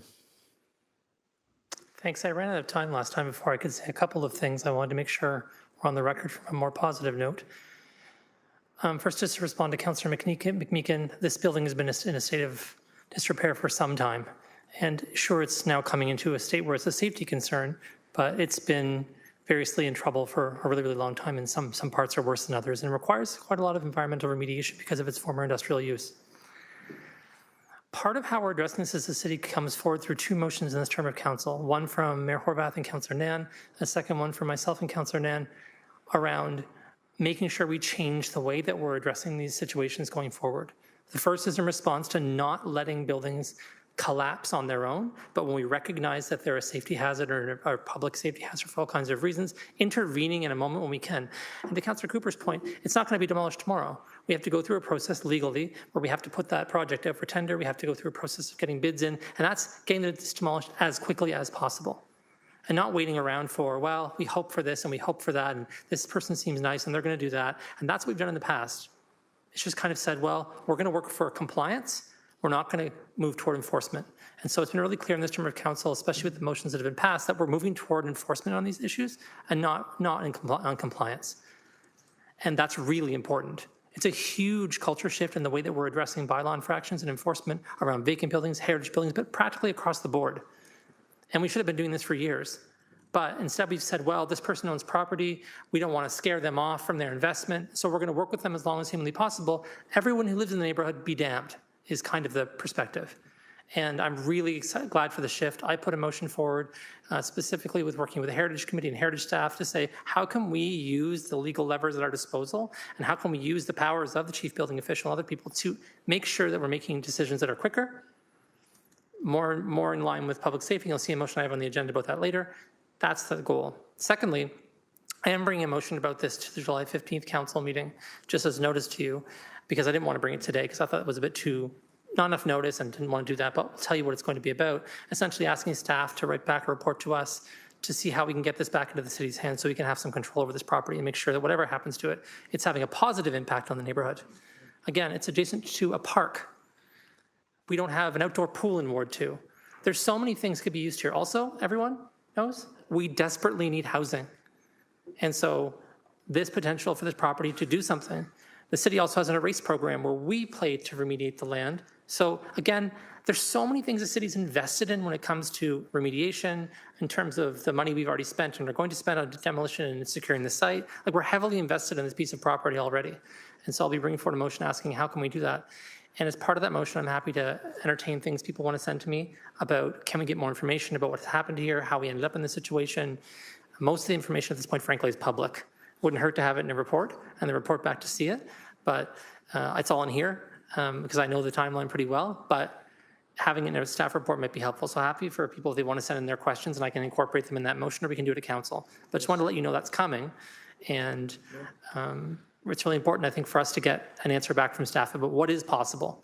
How can we get this property back in our hands? Is it possible for us to do that? And what are the mechanisms at our disposal? Because I think that the neighborhood, frankly, deserves it. This is probably, if you don't know, one of the most underserved neighborhoods in the entire city. So it deserves good amenities. Thank you. Thanks for your leadership on that, Councillor Kretsch. I'm looking around, not seeing any other questions, so we're going to look at the correspondence respecting item 7.1, proposed actions for unsafe buildings at Cannon Street, 134, the Cannon Knitting Mills. So, Charlie Mantina, Beasley Neighborhood Association, Scott Farley, are there any questions on the correspondence? Not seeing any. Okay, so we're moving to 7.2. PED 26150, appeal of Urban Hamilton official plan number 252, phase 1 of the city-initiated employment area review to the Ontario Land Tribunal. Are there any questions on this report?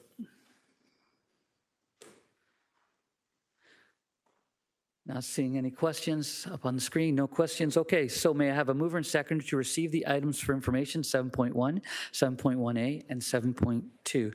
Councillor Beattie, Councillor McMeekin, please indicate with a show of hands as of now, and those that carries. So now we're going to public hearings. Item 8. The public has been advised how to pre-register to be a delegate at the public meetings on today's agenda. If a specified person or public body would otherwise have an ability to appeal the decision of Council, City of Hamilton to the Ontario Land Tribunal, but specified person or public body does not make oral submissions at a public meeting or makes written submissions to the City of Hamilton before the bylaw is passed, the specified person or public body is not entitled to appeal the decision. If a specified person or public body does not make oral submissions at a public meeting or make written submissions to the City of Hamilton before the bylaw is passed, the specified person or public body may not be added as a party to the hearing of an appeal before the Ontario Land Tribunal unless, in the opinion of the tribunal, there are reasonable grounds to do so. So we are on to 8.1. Not seeing any presentation.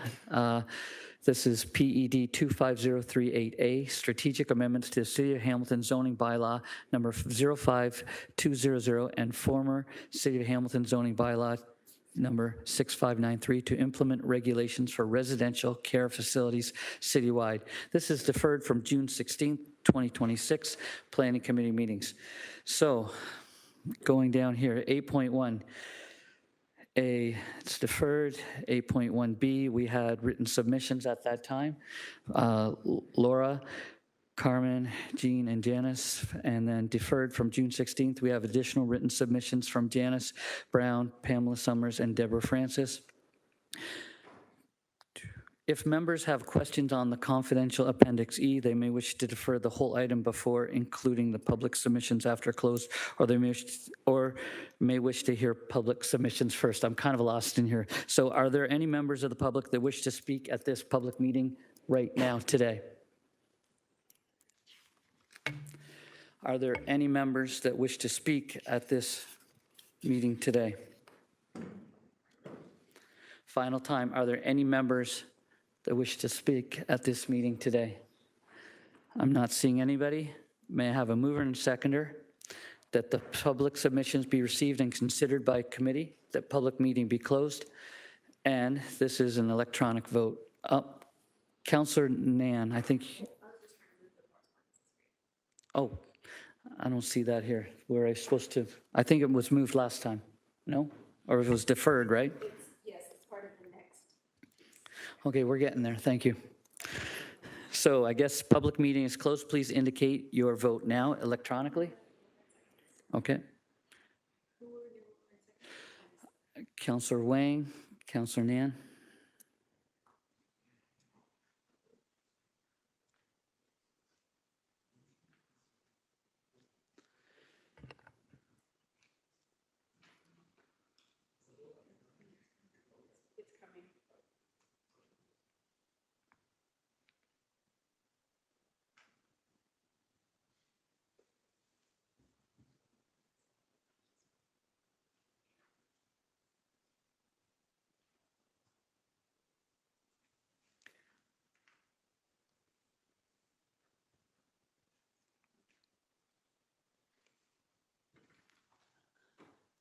The vote is up.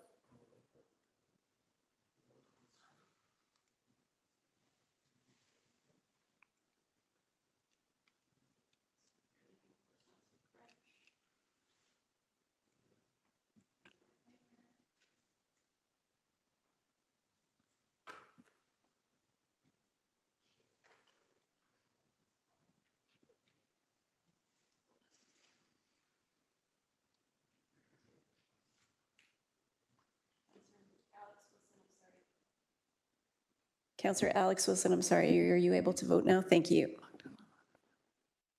He's in favor. Thank you. Sorry, I just posted in the chat that I was locked out, but I was in favor, yes. Okay, so that carries 11-0. Thank you.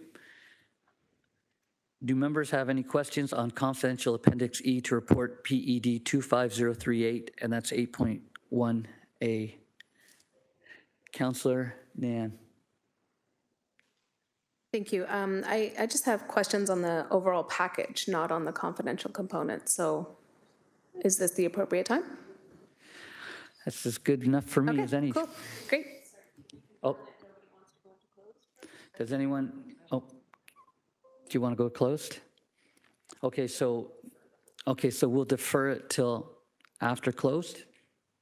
Okay, thank you. So may I have a mover and seconder to defer consideration of items 8.1, 8.1A until after closed session? Councillor Wang, Councillor Wilson, please indicate by show of hands, all in favor? Okay, thank you. That carries.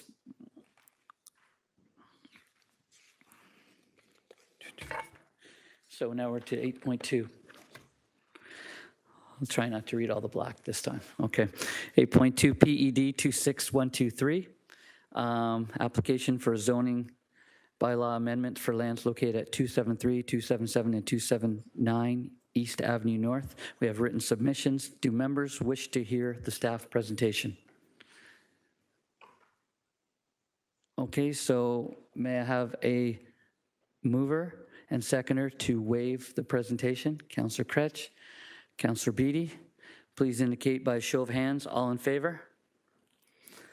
Okay, thank you. The motion's carried. We're 8.2. We have registered delegations. Jerry Boyley.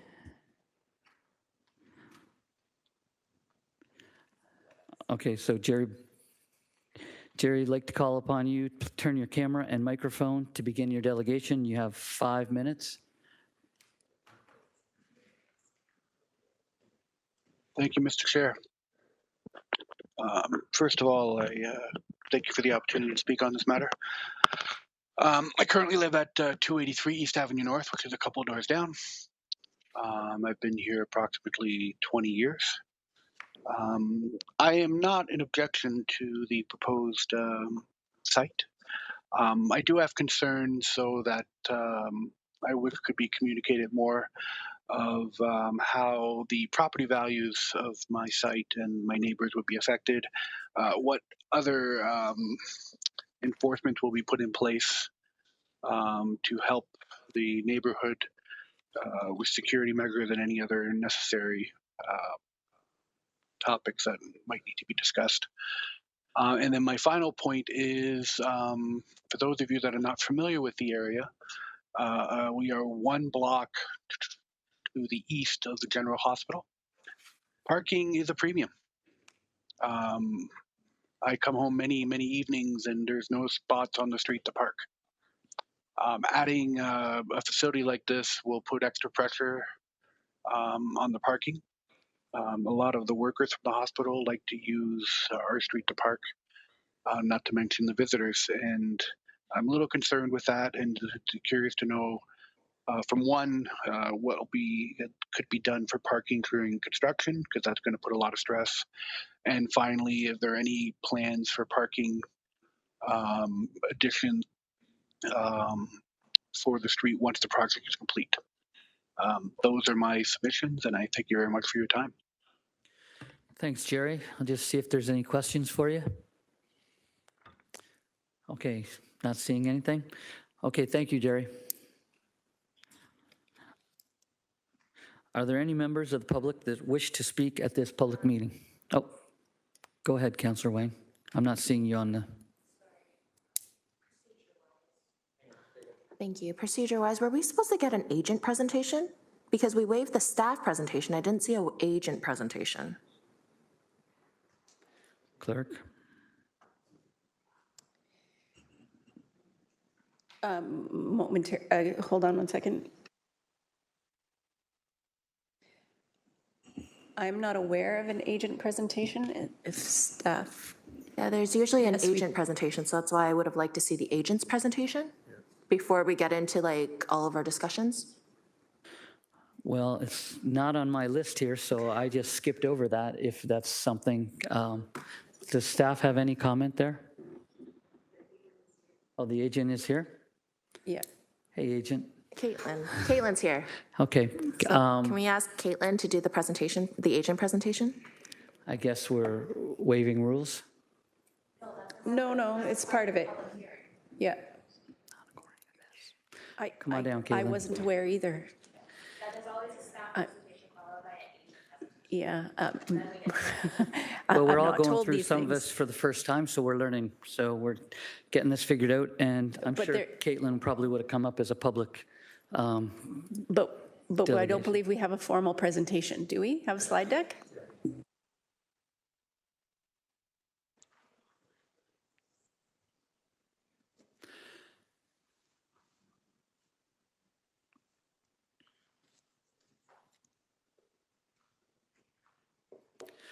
All right, thanks, Caitlin. Sorry about that. I'll take that as chair. Well, through the chair, all good. I appreciate being here, so thank you, Councillor Wang, for that catch. So good morning, Caitlin Gillis, Senior Planner at Landwise. We have been retained by Wayside House of Hamilton to represent and process the zoning bylaw amendment here before you today. I am joined by Regan Anderson, who is the Executive Director of Wayside House, for any specific operational questions following my presentation, if you wish. So again, thank you to staff today for getting us here and working together through this proposal. We have reviewed staff's report and, report and support their recommendation of approval. I do have a quick presentation. So for the proposed zoning bylaw amendment is before you to rezone to a site-specific neighborhood commercial C2 zone on the subject lands to add a residential care facility use. The site-specific modifications are proposed alongside of that to recognize existing site conditions as well as to increase the permitted maximum building height from 11 meters to 12.5 meters and allow the mix of a residential care facility with other uses, including dwelling units.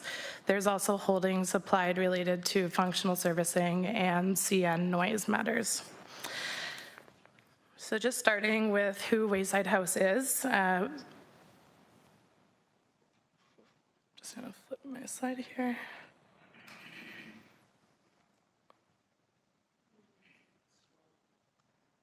There we go.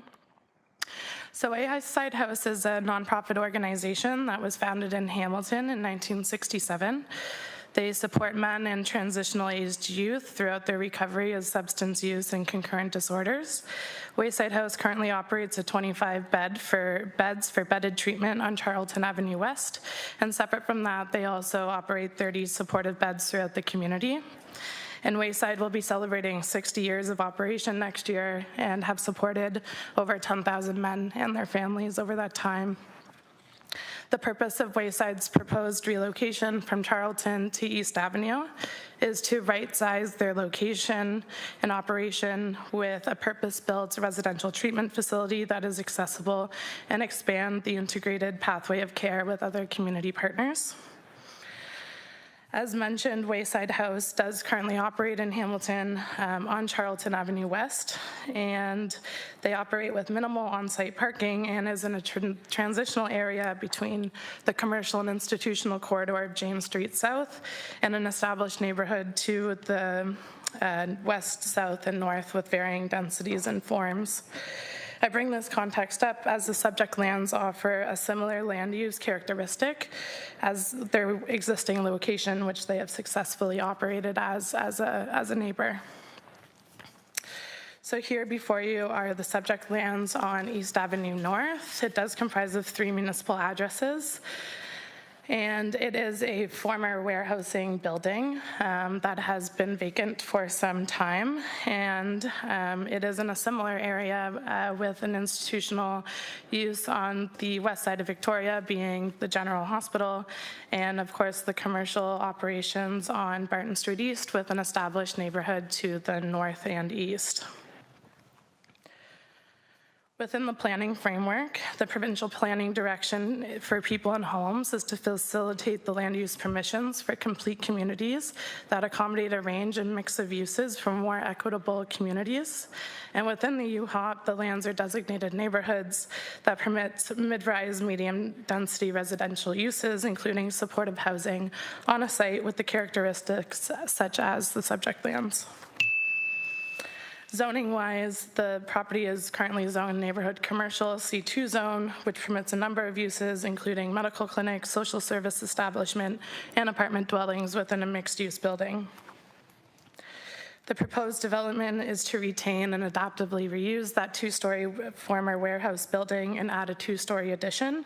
The first 3 stories are proposed to operate as a residential care facility with up to 62 beds, and the 4th story is proposed to accommodate 15 apartment dwellings.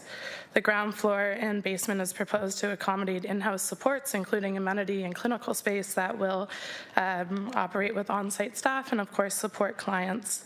A rooftop amenity area is proposed on the north end of the roof for outdoor amenity for tenants and clients of Wayside House, and 4 visitor parking spaces, including 1 accessible space, is proposed with access from the rear of the property from a city-assumed alleyway. In terms of consultation, Wayside House, alongside us at Landwise, have engaged in formal consultation with the City of Hamilton, as well as a robust neighborhood open house in September of 2025, where over 600 addresses were mailed and about 15 households were represented. And beyond that, through the zoning bylaw amendment process, there have been a number of statutory notices, both mailed and published in the Hamilton Spectator. Since the open house in September, our office has not received any further comments from the public. Overall, from a land use planning perspective, it is provincial and municipal policy direction to remove barriers to housing so that all residents have equitable access to improved quality of life. The subject lands are well located in the city for residential intensification with access to transit and community facilities. The subject lands are zoned neighborhood commercial, which permits a mix of residential and non-residential uses, and the proposed built form with a maximum height of 4 stories is appropriate given the consideration of the planned and existing function and built form of the surrounding urban fabric. The proposed development represents responsible and good land use planning. Again, I support staff's recommendation of approval, and I'm happy to take any questions. Okay, thanks, Caitlin. And first up, we have Councillor Nan. Thank you, Chair. Thank you, Caitlin, for coming, and thank you, Councillor Huang, for catching to make sure that the proponent had the opportunity to present. I just assumed it was going to happen as well.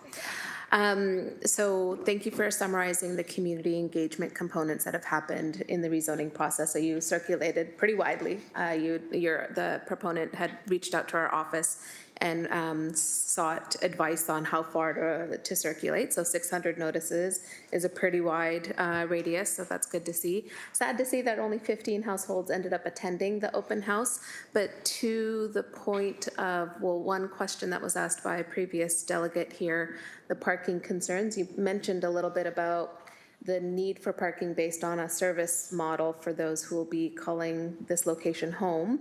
But could you just clarify again the current parking that's on site and then how it's being amended?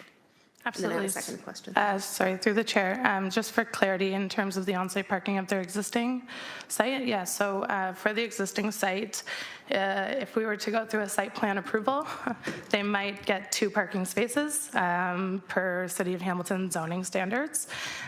So similar to the area of the proposed relocation being Barton and Victoria, there's a number of municipal lots and infrastructure available to absorb the parking needs of Wayside, which is currently the case on Charlton.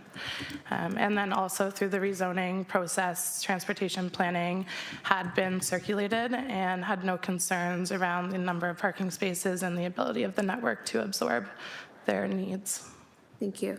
And then on the second piece, often the rezoning and the structure, the built form, for example, looks really good. It's a great maximizing of the site while also being mindful of the neighborhood and the local street as well. So from that perspective, residents often don't have a lot to say in terms of the built form, but where the questions always come in is around operations. And so if you could, and whether it's in combination with your proponent that's here, would you be willing to engage in developing a good neighbors protocol to address community concerns related to community safety, well-being, and any operational issues that might emerge once Wayside is in operation? Can you speak to that? Yeah, so through the chair, if I may invite Regan Anderson just to speak to the specific operations after land use planning approvals are in place, and I can't speak to that, so Regan. Chair, do we need to have a motion to accept her as a speaker? Him. We have some more questions first. No. She's speaking, so don't we have to have a motion to allow her to speak? Sorry, Councillor, him. Him. I'm sorry about that. I did not look people. I'm deferring to clerk. I'm sorry, I'm not sure of the answer to the question, so I'm going to suggest that we do vote to allow, and sorry, can you repeat your name? It's Regan Anderson. Okay, we will vote to have them speak, and with a 2/3 majority. So Okay. bear with me Is for that a 1 hand second. vote? No, 2/3 majority, so we need to Record that? an electronic vote. Okay. And I have Councillor Huang as the mover and Councillor Cooper as the seconder. Sure.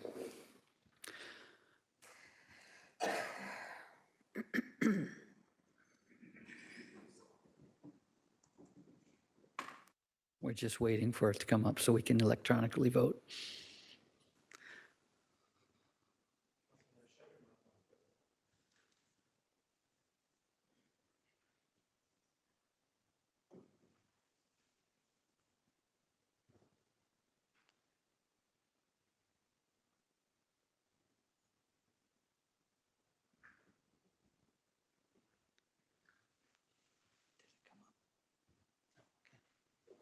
Votes up. Your vote should be up now.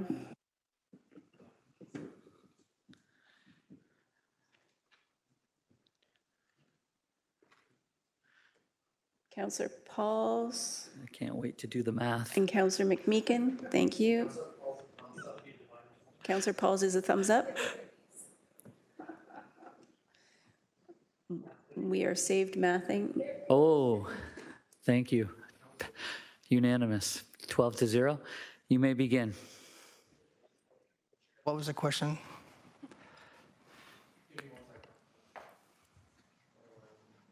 Okay, thank you. Thank you. Thanks for bearing with our procedural process here.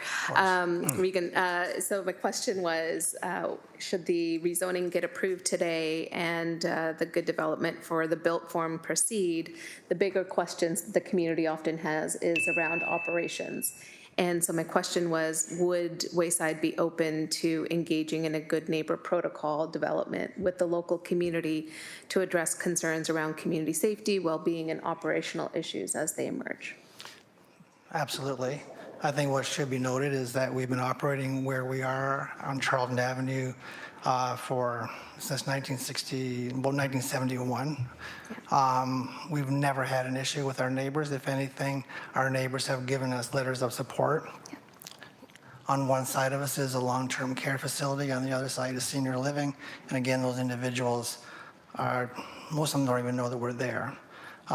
We operate very, very strictly, and our clients and our staff abide with all community supports. But we would be very interested in supporting any process. When public concerns are issued about the population that we serve, they become unwarranted because we operate a very strict environment. Thank you for that. And the organization's reputation is very well known, and lots of consistency in your operations. So that's not under any scrutiny, hopefully. Of course. But in terms of some of the concerns that had been addressed by or raised by neighbors prior to being able to submit correspondences here to my office included not so much your clients or the folks who'd be calling this place home, but more about the potential attraction or potential of folks who might be trying to exploit your residents or your tenants. And so it's more related to that and making sure that the work that's happening with other social providers and housing providers in the area can be kind of grouped together to make sure that we're working from an asset-based management perspective, but also ensuring that issues around criminality or excessive external and outside drug use, those kinds of things don't become something that hinders the success of your clients, but also continues to ensure that the work that's being done in the community to address those population needs is also not being overwhelmed. So that's just a flag for the organization. I wanted to take a moment to make sure that that was on the public record, as that's been raised as a concern to my office. Thank you. Sure. Okay, are you finished then? Okay, thank you. So we have Councillor Kretsch as well. My question's about the lot line and about the existing lot line and the future lot line. I'm just trying to get some insight from you about why this keeps happening. So I know that already, according to the city's documents, the zoning is approved for the building to be built right to the lot line, right? So if you look at the renderings that you've showed, it's literally adjacent or abutting the property next to it. Why not include a setback and correct that historical mistake? Because I think that we get this a lot from property owners, and I'm going to be following up with staff about this in a more broad policy perspective. But since you're here and since this is one of those properties, I just want to understand why not provide voluntarily provide a setback there from the adjacent property line? Mm-hmm. Through the chair, it's a great question. In this specific context, we are reusing the existing building. So the existing building is to the lot line. The building addition on the south side, so the side facing Barton, does have a step back in the building, and that's been dictated through the Ontario Building Code, as I understand it. There is required for spatial separation between that property line and the proposed new building, the portion of the new building. And then on the north side, adjacent to the residential, there is an already existing 1.2 meter lot line, which is quite standard and infill development through our zoning. And through the site-specific bylaw, the fourth story is proposed to be stepped in slightly to help mitigate concerns of overlook. But especially in this infill context, I can't speak for all of them, and working with an existing building footprint, there's Ontario Building Code requirements, including 2 sets of stairs, et cetera. There's a lot of utility components that need to be accommodated within the floor plate that's been established. Put it a different way, if I could, what you're saying is the costs of demolishing maybe a few meters of the building to separate the lot line are just excessive, and you're not going to do that because you'd have to restore that wall and go through the whole process. Through the chair, my understanding is that a complete rebuild would not be feasible for this development. Makes sense to me. Thank you. Thanks, Councillor Kretsch. Councillor Paul is online. Thank you, and this question could be for Regan as well. First of all, I want to say that I did go to the open house, and I was so impressed what you're doing. And I just want to, I know that you're adding 2-story. I just want to know how many more beds will you, I know it's 15 apartments, but how many more than the 25 beds you currently have at Charlton? The design is for up to 50 to 60 residential treatment beds with the 4th floor for the 15 high acuity supportive housing beds. So that's good news. Yes, go ahead. If I may add, so just based on the math, we're facilitating upwards of about 32 additional beds in the community available for Wayside's program. I think that's fantastic. Regan, I've been to your Charlton place, and it's so beautifully kept. I was impressed. And my next question is, you need this to go through right now because you're waiting for government funding, are you? Correct. Okay, so we need to do this quickly because I know I've supported Wayside. I think you do amazing, and that's what we need. So thank you for coming and sharing. Thank you, Councillor Kretsch. Oh, sorry, Councillor Paul, sorry. I just say, did anybody want to finish with that? Okay, so at this point, I think we're done. There's no more questions from our committee members. So what we're going to do is I'm going to publicly ask, is there any, you may have a seat, thank you so much. Are there any members of the public that wish to speak at this? Councillor Taddison, sorry to interrupt. Can we please receive the agent presentation, please, before moving on to the next? Okay, thank you. Keep me on task here. Okay, Councillor, sorry. Let me just gather myself here. Councillor Nan and Councillor Wang will receive those and have a hand vote now. Everybody successfully carries that. Thank you. Let me gather myself now. Back to, are there any members of the public that wish to speak at this public meeting? Are there any members of the public that wish to speak at this public meeting? And are there any members of the public that wish to speak at this public meeting? Not seeing anybody. May I have a mover and seconder? Councillor Nan, Councillor Wang. That the public submissions be received and considered by committee, that the public meeting be closed. Please indicate with your vote. It's an electronic vote now. Let's go with Nan and Wang.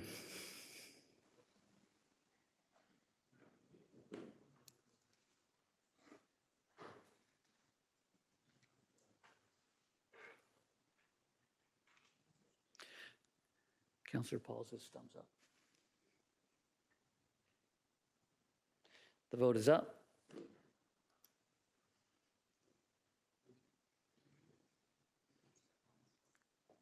Councillor Alex Wilson, are you able to vote?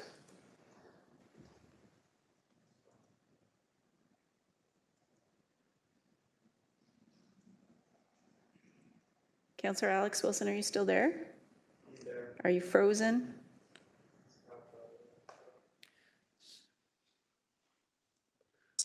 I'm not getting any messages. Sorry, refreshing my eScribe has frozen my WebEx. I'm in favor of receiving. Thank just you. the refreshing of eScribe. And that carries 12-0. May I have a mover and seconder to approve the recommendations in the report? Councillor Wang, Councillor Nan. Let's have another electronic vote now. Oh, questions, sorry. Anything on the report? If you'd like to step up here and chair, you're more than welcome. Thank you, we're all good. Okay, so there's no questions.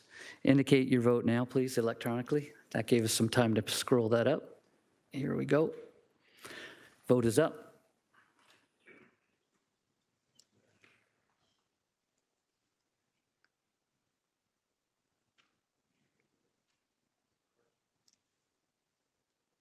Councillor Wilson, are you still, your thumbs up, thank you.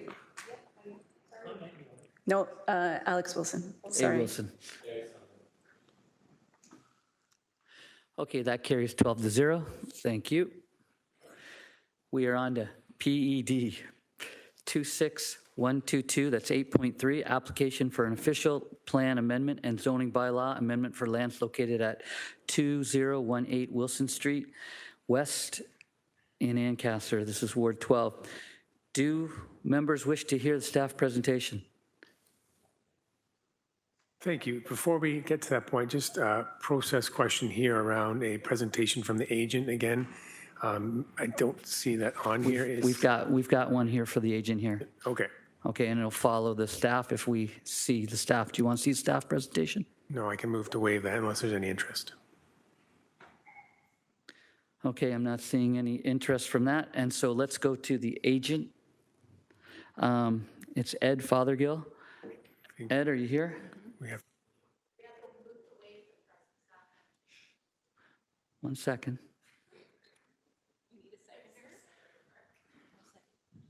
Okay, thank you. And we, yeah. Show of hands, please. Thank you.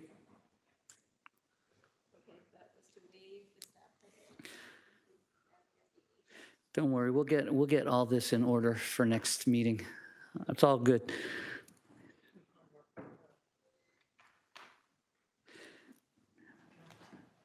Okay, that passes.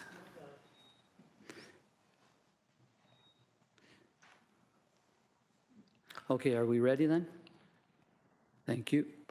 Go ahead, Ed. Great, thank you. My name is Ed Fothergill. I'm a planning consultant in Hamilton and have been for a long time. It's always great to be here. I have a good news story, actually a great news story this morning.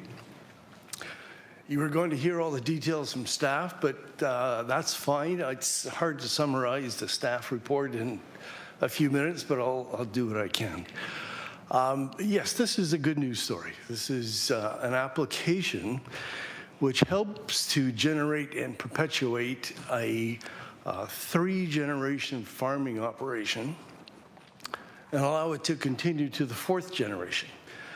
It's been a work in progress for a number of months, but it is a project which sees a rather unique investment into the agricultural community.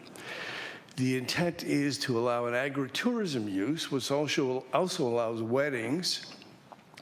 It's taken some time, but we've worked through the details with staff, and we believe have come up with a good compromise that allows the intent of the official plan to be achieved to help sustain existing agricultural operations. In this case, as I said, the intent is to extend the generational ownership of the farm to a 4th generation, allow for establishing a new business which is consistent with the official plan, with provincial policies. It allows for the renovation and relocation of an existing barn. It helps to promote tourism, education, and recreation. And all of these components were identified in the staff report. It also creates some employment and ensures sustainability of the farm. This is a rather bold move by the owner, Mr. DeBoer. He has spent approximately $100,000 in application fees to get to this point. We still need to go through site plan yet. He's had to do a number of studies and reports to deal with issues that have come up through the process that are part of an official plan and zoning process, and that has cost him about $400,000. At this point, he's looking at a construction budget of about $4.5 million for the improvements on the site. So it's a very significant investment for him. It's taken a long time. And through his patience and persistence, we've managed to get this far. And with me today is the DeBoer family. Normally, I have the audience packed with people who don't like what I'm saying, so it's good to have people that are actually supporting me. So I think it's important to recognize, if the DeBoers would stand up, we have George DeBoer, who's from the second generation, Wayne and Jennifer, the third generation, and Paige, who'll be taking over as the fourth generation operator of this farm. So thank you. It's great to see this kind of investment in the agriculture community when so much of the farming community is having a difficult time. I would like to thank you to Abdullah's staff. It's taken a bit of time. We had some discussions back and forth because this is a bit of a new and innovative project. So Abdullah, appreciate your patience and your persistence with us, and you're willing to cooperate with us. And we have a great report that I think outlines the situation well. And Jennifer, too, thank you for your assistance. That was a great help. We also had support from the Economic Development Department, Neil Everson and his team, Tyson McMahon, so that's appreciated. We also wanted to thank the local councillor for supportive and being able to come on the site. He had a tour through the goat barn and saw all the important details of the farming operation, so thank you for that. So we're asking to support the staff recommendation, allow the official plan amendment and zoning to proceed, and then we will be going through site plan approval shortly. We also may have the architect available remotely if there's any questions about the building design or the site plan details that I can't answer. So any questions? I'm happy to Okay, answer. thank you very much. And we do have some questions, Ed, and it's from Ted McMeekin. Thanks, Chair, and Mr. Fothergill, thanks for your presentation. I really got quite excited when I saw this on the agenda. This is an acknowledgement of visions past where not that long ago, the city's position was not to support supplemental ways of assisting and building economic viability and ecotourism. I remember one particular situation where, in a provincial context, probably the best farm market in the entire area was going to be banned by the city from performing weddings, and the then Minister of Agriculture intervened and it got sorted out. It's been a going concern ever since, and I see the same kind of vision here. The only question I have, and the only difficulty that ever presented itself around the inclination to build support for the farm community, if you want to build canoes in the barn, you know, that's accessory use that makes sense if it supports the economic viability of keeping people on the land and producing.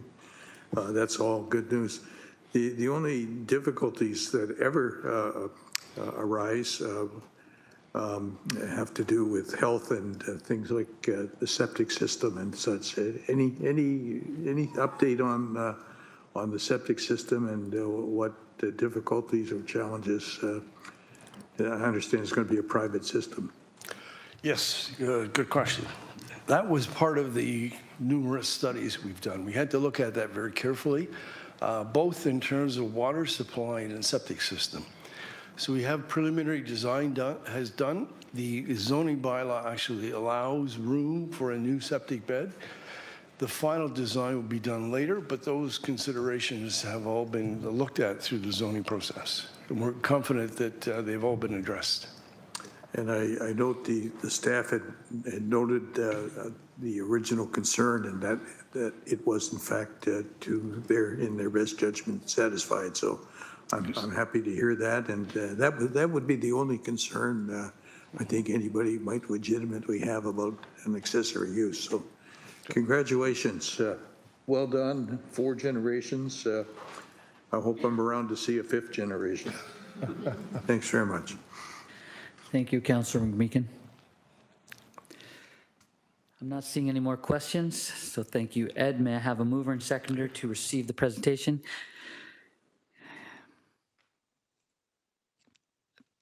Councillor sorry, having a little bit of a mind blank here. That's going to be my friend over there in Ward 12, Councillor Kassar, and my friend Councillor Wang beside him, and we'll vote with a hand vote now. Thank you. Okay, that's good. That carries. I'm going to go to the public meeting now. Is there any members of the public that wish to speak here today? Are there any members of the public that wish to speak here today? I see somebody up here. One. You're going to have to come down one at a time.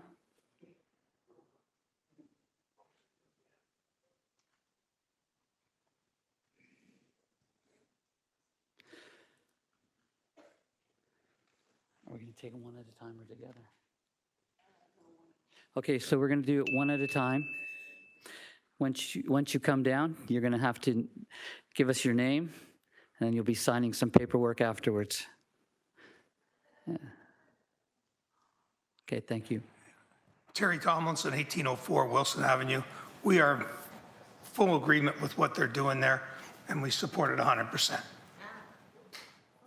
Oh, thank you very much. Okay. Are there any questions for that delegate? Not seeing any. Next delegate, identify yourself. Hey, how you doing? Jerry Didero. I'm at 2038, and I support this 100%. Thank you. Thank you.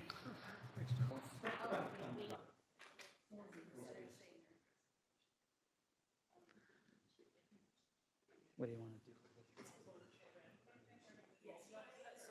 Together?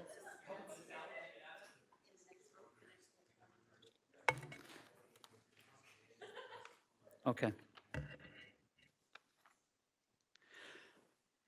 That was 2 times, so now we're going to go for the 3rd time. Are there any other members of the public that wish to speak at this public meeting?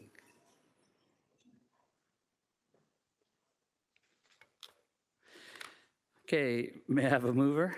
Councillor Kassar, sorry about forgetting your name there, and Councillor McMeekin, mover and seconder, that the public submissions be received and considered by committee and that the public meeting be closed. We're going to please indicate with our electronic vote now.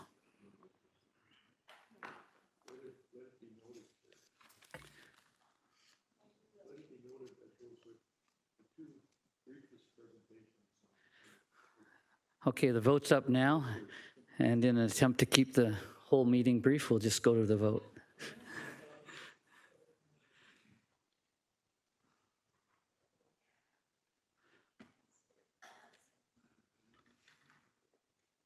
Councillor Francis?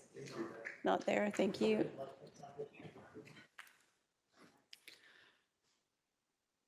Okay, that motion carries 11-0. May I have a mover and seconder to approve the recommendations in the report? Councillor Kassar, Councillor Wang. Any conversations? Councillor Kassar, push the button, ready to go. Yeah, just to go with the theme, I fully support this recommendation. And just a brief comment to add, I think it's a great example of on-farm secondary use. We all know that farming in this day and age is a lot more challenging. As Mr. Faligo pointed out, this is part of making it financially viable for the 4th generation to continue on. So it's a great success story, and I hope to see many more like this and wish them all the best in their endeavors. Thank you, Chair. Thank you. Excellent. Okay, so our mover was Kassar, our seconder was Wang. Okay, so please indicate your vote now, and it will be an electronic vote. As you can see, I'm not so good when we have to ad-lib here.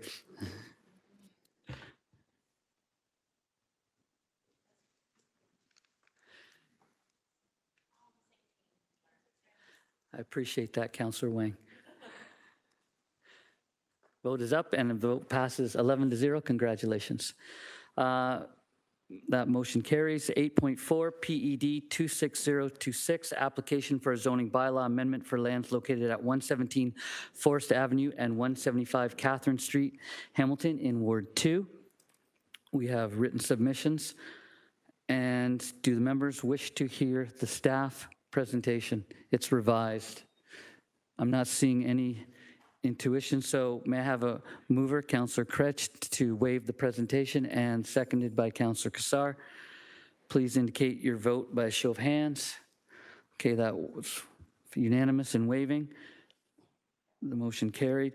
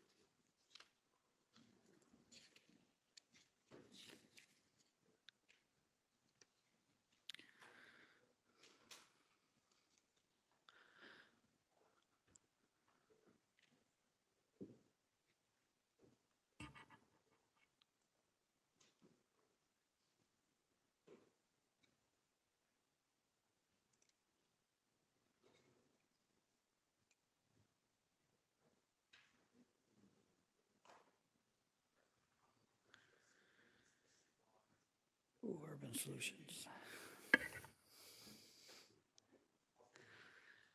Okay, sorry, I don't have your name, so just announce yourself and your firm and carry on. Good morning, committee. My name is Scott Beatty. I'm a registered professional planner with Urban Solutions. I'm here today on behalf of Representative Holdings Limited. I have read the city staff report and I agree with the recommendation for approval.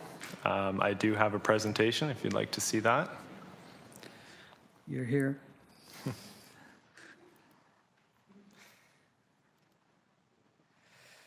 Oh, sorry about that. So yeah, this is for the zoning bylaw amendment at 117 Forest Avenue and 175 Catherine Street South. Before I get too far into the presentation, I would like to take the time to thank Elena Baldessera, Drove Mehta, and Jennifer Caterino for all their hard work and collaboration bringing this to the finish line. I know it's been a long journey, so I appreciate all the help. Subject lands are through lot with frontage on Yonge Street, Catherine Street South, and Forest Avenue, and currently have an existing 11-story apartment building on the lands that are going to remain following the development. In the surrounding area, there's a mix of different uses ranging from high-rise apartment buildings down to street townhouses, semi-detached dwellings, as well as community uses such as parks, elementary schools, St. Joseph's Healthcare, and the Hamilton Go Center. The site is designated neighborhoods under the Urban Hamilton official plan, which is directed to absorb 30% of the city's residential intensification. And the site is also currently within a site-specific high-density multiple dwellings E3 zone, and that was through a previous development that didn't actually come to fruition. So now with this new development proposal, it is again being put into a site-specific high-density multiple dwelling zone that is specific to this development. The concept plan itself is a 24-story multiple dwelling containing 277 residential units and an underground parking garage with 266 parking spaces. Notably, 216 of those parking spaces would be for the new residents, and then the remaining 50 would be simply replacing the parking spaces that are being removed through the underground reconstruction. There's 1,630 square meters of amenity space proposed through a rooftop amenity on the 5th floor, and it is intended to be rental and tenure. Some quick facts for the committee. There are 89 family-sized 2-bedroom plus units proposed in this development, representing 32% of all units. There is a geothermal heat exchange system that will be implemented to provide sustainable and efficient heat for the building. Working with staff, we were able to make revisions to the underground parking garage limits along the eastern and northern lot lines to ensure there was adequate soil volumes for mature plantings. There's 154 bicycle parking spaces included in the development, and we have discussed with the client opportunities to incorporate more sustainable measures through the site plan stage in the future as well. Here are some renderings of the proposed concept.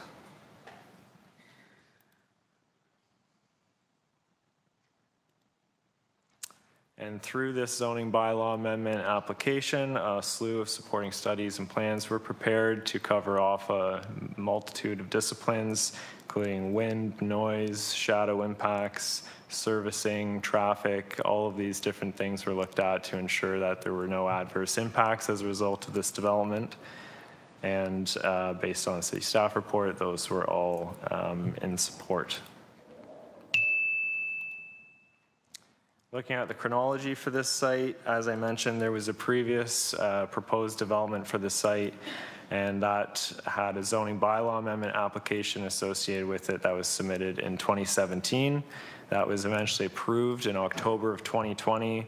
As we all know, the housing market has changed a great deal since 2020, so that triggered this new proposed development for the site and the need for a new zoning bylaw amendment to be submitted, which went in December of 2022.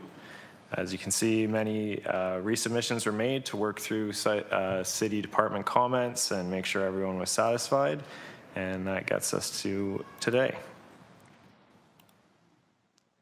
In terms of engagement, as with all our projects, we created a microsite on the Urban Solutions website that contained downloadable links to supporting materials, had project updates and general information about the proposal.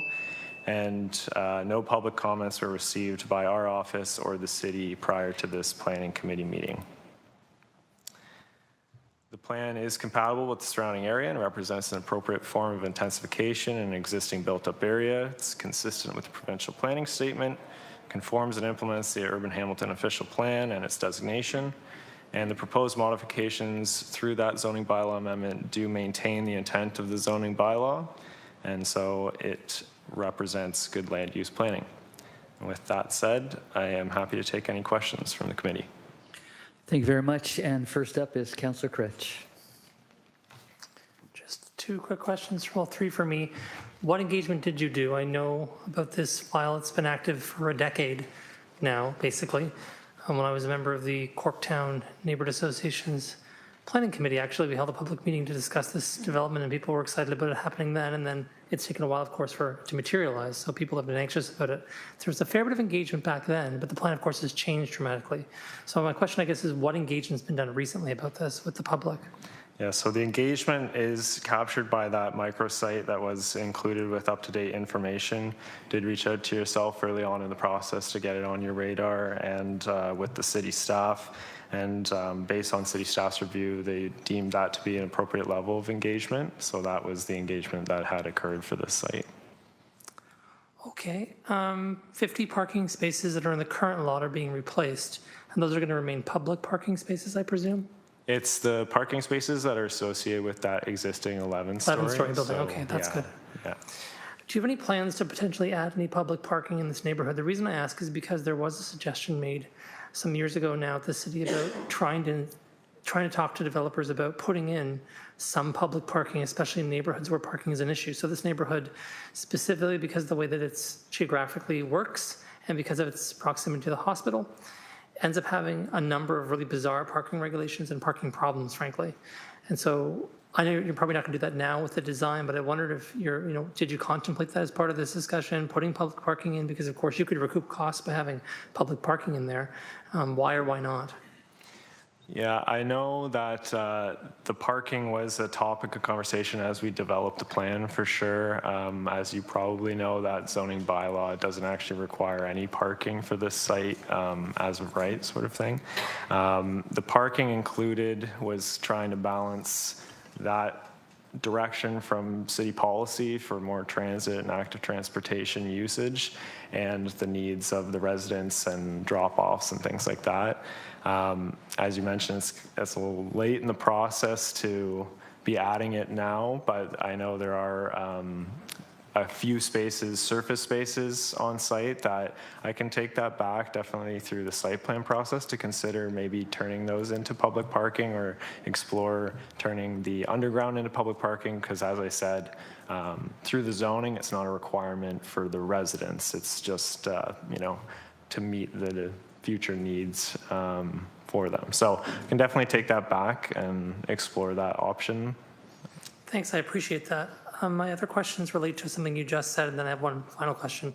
So in terms of servicing the building, one of the big problems downtown right now, it's emerging, and the best example of it, I think, is the building at Main and Walnut, is that there are many more deliveries happening to buildings now than were happening before. Those deliveries may be packages of any kind. They could simply be food deliveries, whatever they might be.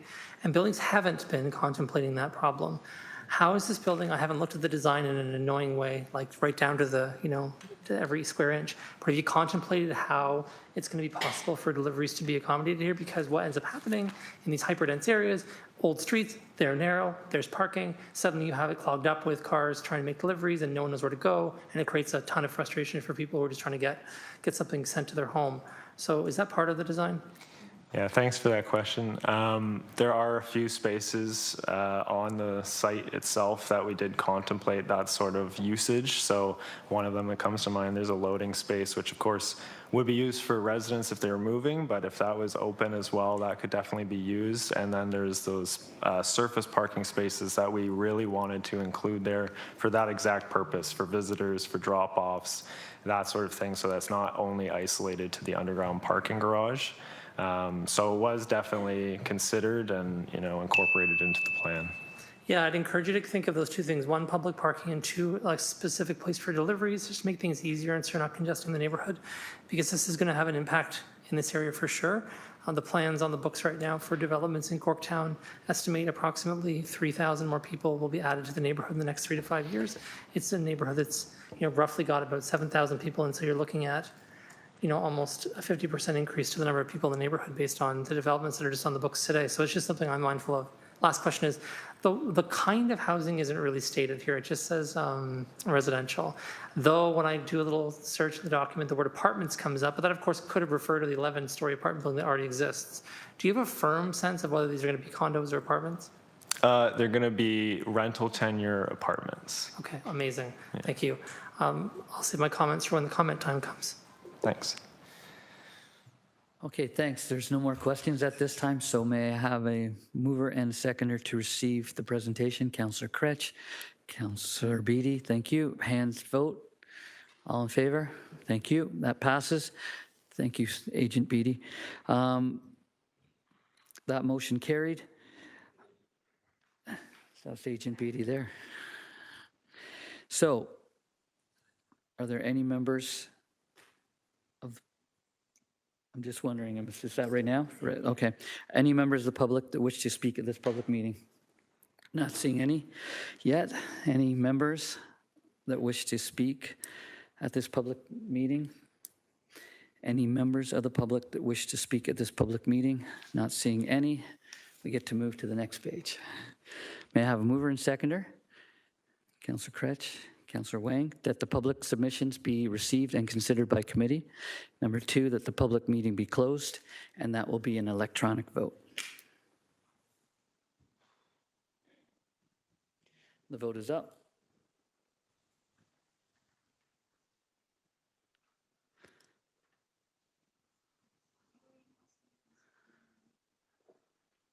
Councillor Pauls, are you able to vote? Thank you.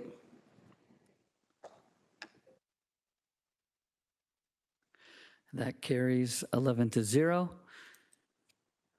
And at this point, may I have a mover and seconder to approve the recommendations in the report? Councillor Kretsch, Councillor Wang.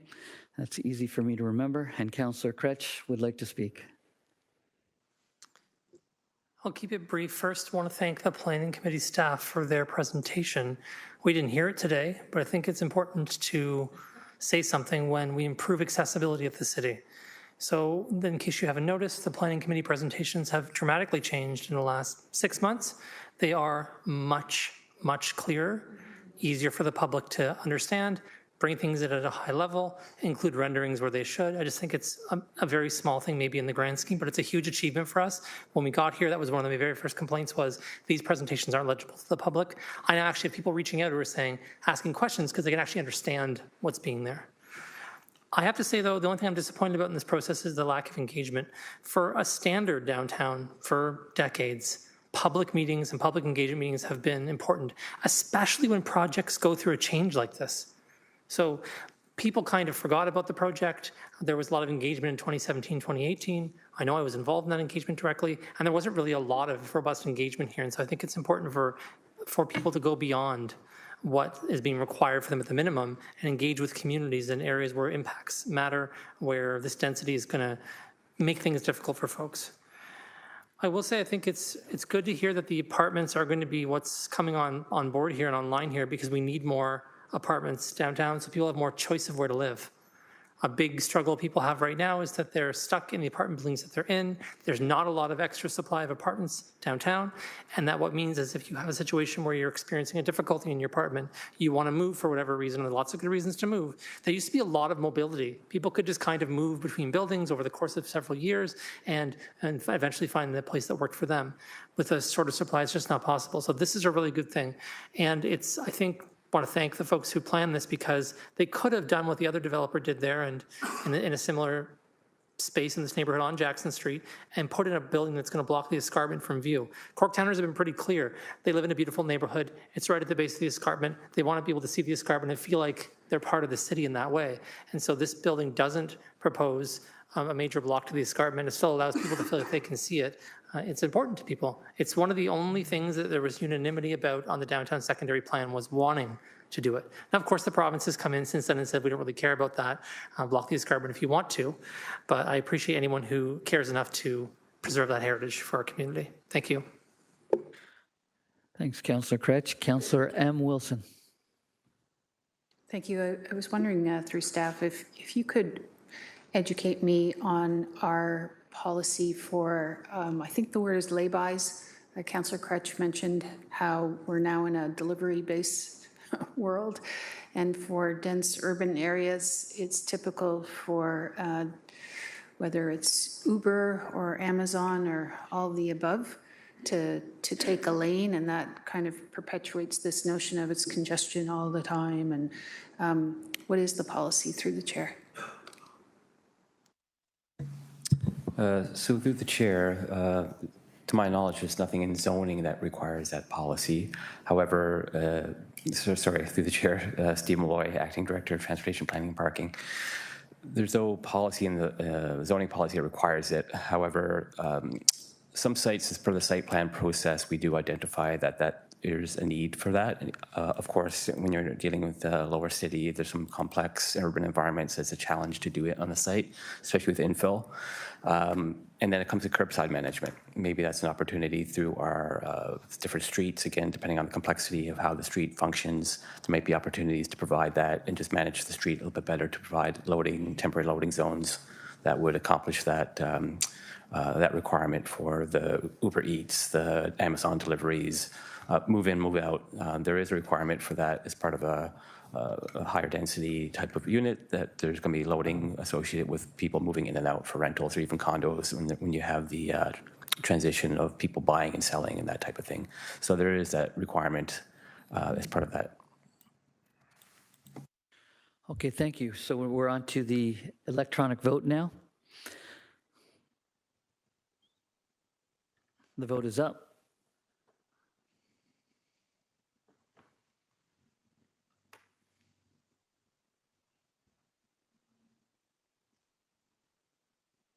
Councillor Pauls, you don't have your camera on, so I'm assuming you are not there.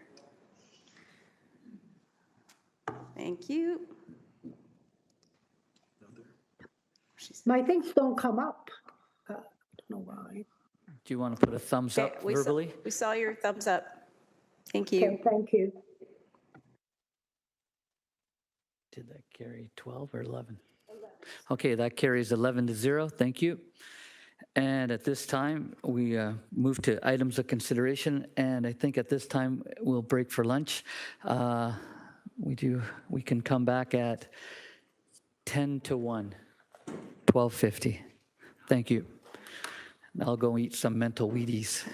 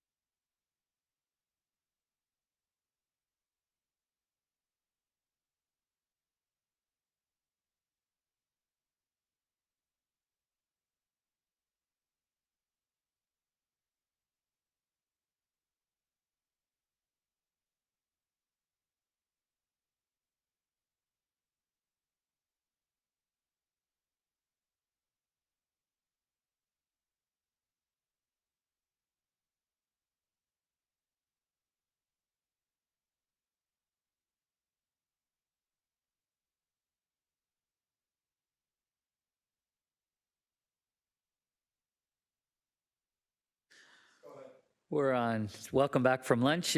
We're on items for consideration. This is items 9. We're going to go directly to item 9.2 since 9.1 was withdrawn. Request for Class 4 designation for lands located at 1362, 1368, 1370, and 1374 Barton Street East, Hamilton in Ward 4. May I have a mover and seconder to approve the recommendations in this report? Councillor Wang and Councillor Nan, thank you. Are there any questions for staff? Councillor Wang, you're first up. I just wanted to get some clarity because, as we heard from the delegation, this has been a year in the waiting. So after we approve this, then what happens next after it's here? Okay, thank you.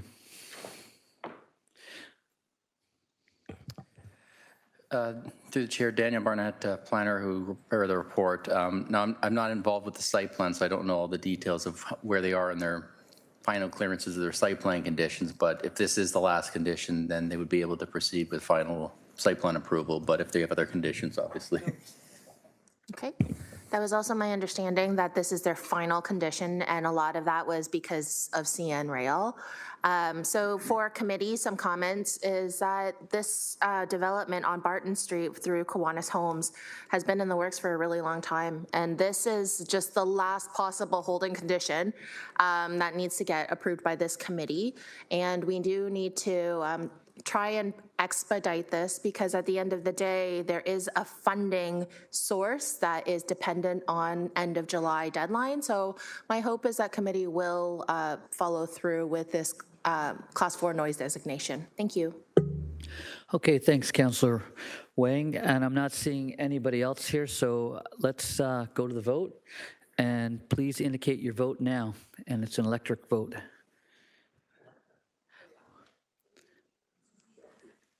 It is shocking. It's an electronic vote. Thank you for catching that, Councillor Kretsch. You're always on the ball. Okay, and the vote's in progress. We're waiting with bated breath. And there we go, 10-0, passes. Okay, Councillor Wang is celebrating in the aisles. Okay, 9.3, PED 26012, Terms of Reference and Guidelines for Complete Application, citywide. I'd like to call upon Joseph Sanseverino, Business Facilitator, and Sebastian Cumming, Business Facilitator, to begin the presentation. And you guys have 10 minutes.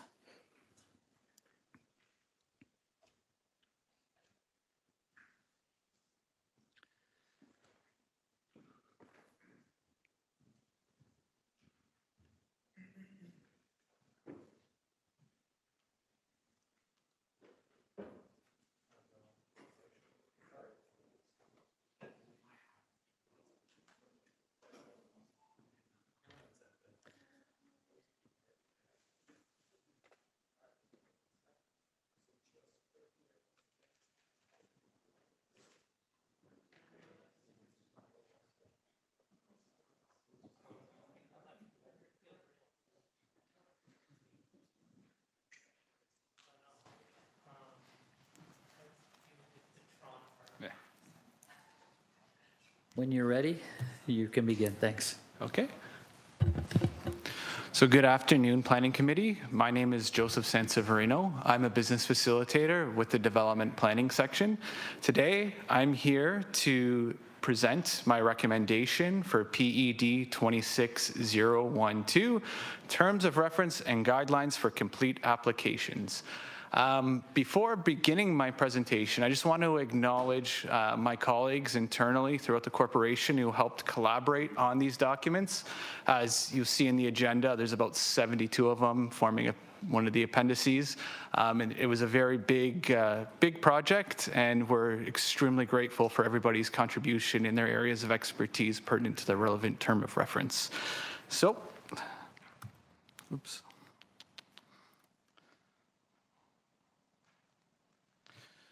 So terms of reference, purposes and goals. So what are the terms of references?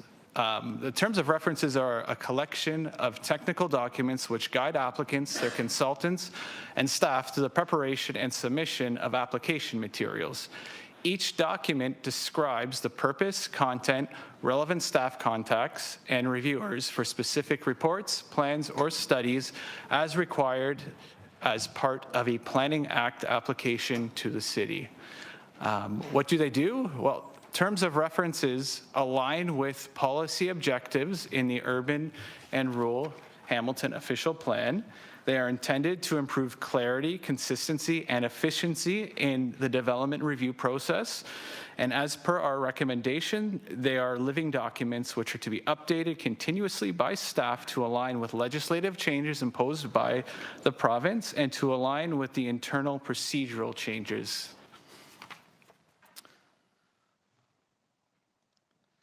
Just some background for everybody.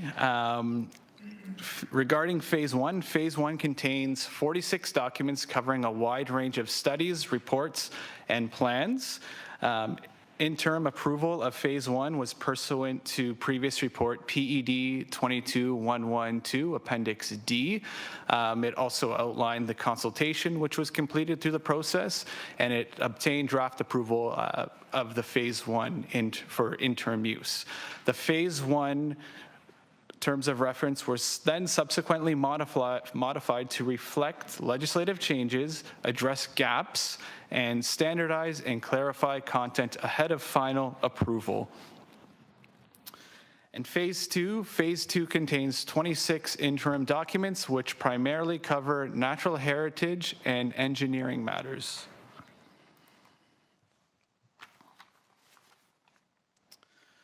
So my recommendation to the Planning Committee is that Phase 1 be approved as final, Phase 2 be approved for interim use, and for direction to staff to consult on Phase 2 and report back to Planning Committee at a later date.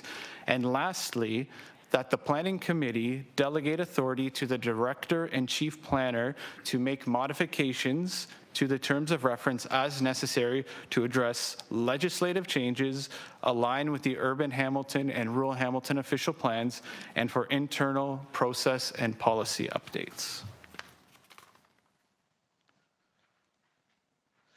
So the next steps, Phase 2 is posted on the Planning Policy and Guidelines project website for public feedback. It was done in advance of this Planning Committee meeting.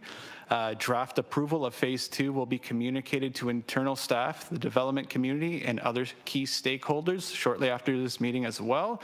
And staff are to finalize Phase 2 and begin working on Phase 3 of the remaining terms of reference within the Urban and Rural Hamilton official plans in the coming months. Thank you. Now open to any questions from the committee. Okay, thanks. Councillor Wang? Thanks for this. A couple of questions, because when I'm looking at the Phase 2 and all of the 26 technical ones, one of the challenges that I have is I don't see a red line version, so it's really hard for me to understand what changed. But number two, I'm really interested in Appendix C6 and Appendix C18. C6 is the dust mitigation or dust impact analysis, and then C18 is the noise impact studies. The reason for this is that in Ward 4, we, especially in the north end of the ward, we have both dust particulates as well as noise from industrial neighbors. So how do we, I want to try and reconcile this, because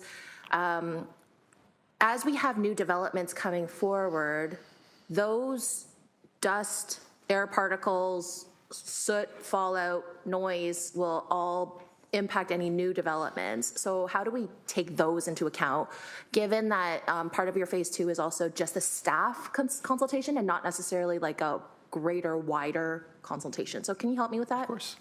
So through the chair to Councillor Wang, thank you for the questions.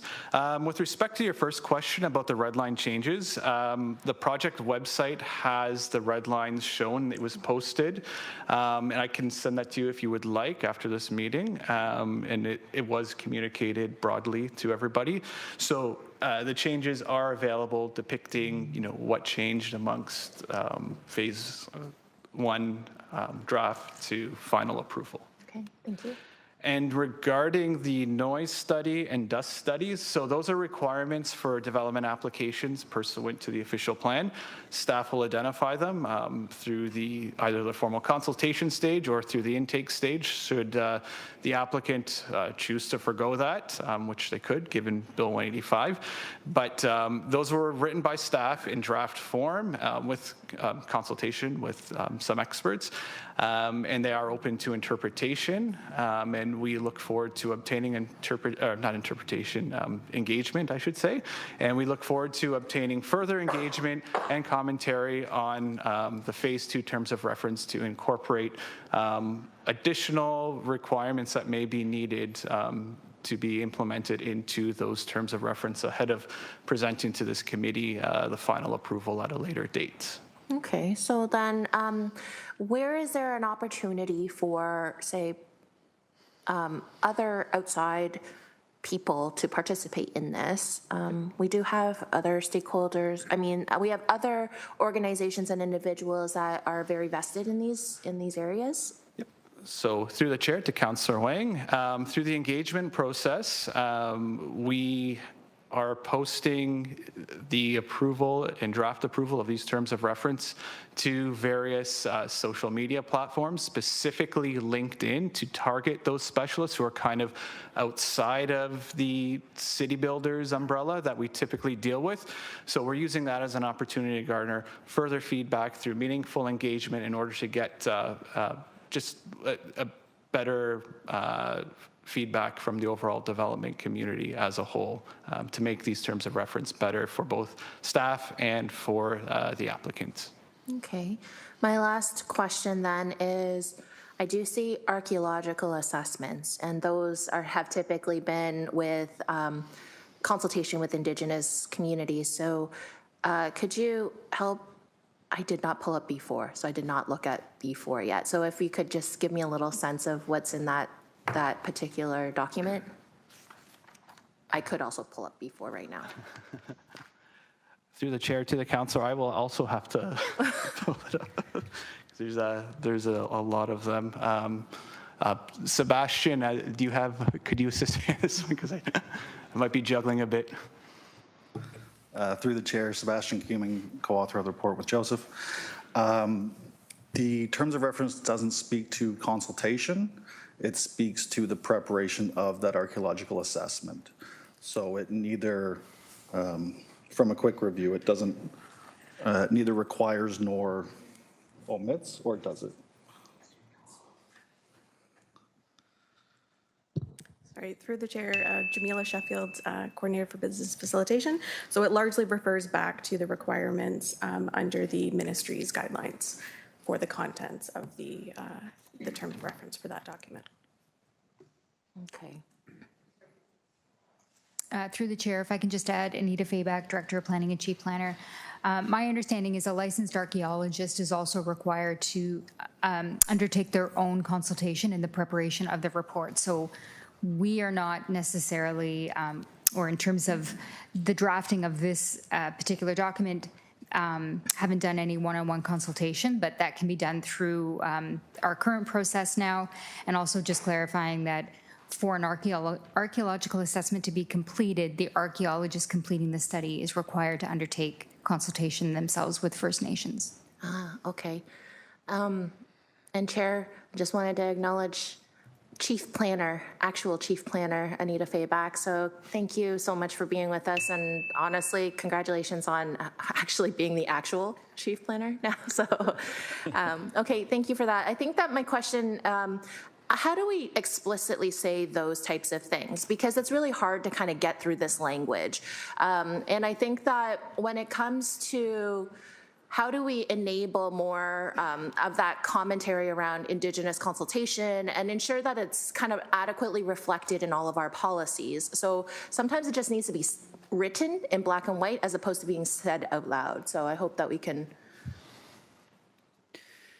Is that a comment or is that a question? Question. Okay, question. Answer. Jamila Sheffield, Coordinator for Business Facilitation, through you, Mr. Chair. So we are able to add that language in. That is one of the recommendations, that we're able to update these documents as they are living documents as we gather more information and for the feedback. Okay, thank you. My last question, I think, is for Joseph. Just a reminder again, where are we putting all of this stuff? Is it on our Engage Hamilton website so people can participate, or this is still an internal document that's just internal? Through the chair to Councillor Wang, these are all located on the Planning Division website. Phase 1 was previously on Engage Hamilton, but we took a different approach, and everything is on the planning website, and we are doing our scoped engagement utilizing social media with the recommendation from our social media colleagues and also Engage Hamilton. Thank you. Thank you for that. Thank you, Chair. Thank you. And now to Councillor M. Wilson online. Thank you, Chair. And thank you to staff for the work. I'm sorry, I need to circle back to a question asked by my colleague, Councillor Wang. You, I think, indicated that there are track changes available, but I thought I read a piece of correspondence from a representative of the development community. If you could speak to two things. One was, I thought there was a suggestion that these were late in getting to that community for review, and there was no access to the changes. Could you just clarify how we did engagement with primarily those who are going to have to follow along and abide by the application requirements? Through the chair to Councillor Wilson, thank you for your question. We're aware of the letter submitted by WEBA this morning, and we did review it. The red line changes are available online. Further, the phase 2 and phase 1 terms of reference have been posted on the project website. This was communicated to city builders through a few previous meetings with them. So it's all online, and we are going to continue to work with them constructively on the terms of reference, and we look forward to hearing their feedback. Thank you. If you could just further enlighten me, when you say work with them, how is that done? Is that at the committee that meets with frequency with the industry? I'm just looking for more. Thank you. Through the chair to the councillor, there is a general email which is overseen by myself and Sebastian, for which members of city builders or the public for that matter can submit feedback regarding the terms of reference or the track changes that are uploaded, and we will work with them to address any questions they may have and store their feedback as it relates to the terms of reference. Okay, thank you. I try not to sound pernickety about this, but through the chair, so the feedback and the consultation is online only. There's no meeting to work through maybe some of the particulars or scenarios. I'm sorry, I'm just trying to understand through the chair. Through the chair, Sebastian Cuming, to answer that question, there will be meetings with City Builders Group going forward, so there will be virtual meetings with industry stakeholders. And to return to a previous question, clarify the redlining. Just to be absolutely clear with what we're describing with redlining, what we've provided online is a summary of changes produced by reviewing redlines. Because of the scale of these documents and the various formatting changes, true redline edits haven't been posted because they're not as clear, but we'll be working with industry stakeholders to provide anything additional. So what is available online is a much more succinct, but captures the most significant changes, which we hope will be of most use to stakeholders. Okay, thank you. Could I just make one last question, make sure I understand what's at play here? So if I look at Appendix 39, which I believe is the tree protection bylaw, and in that appendix, it references some pretty aged bylaws. So if those bylaws, could you just explain to me what happens if any of those bylaws are updated, or how does the sequence of work happen? Thank you, and that's my question.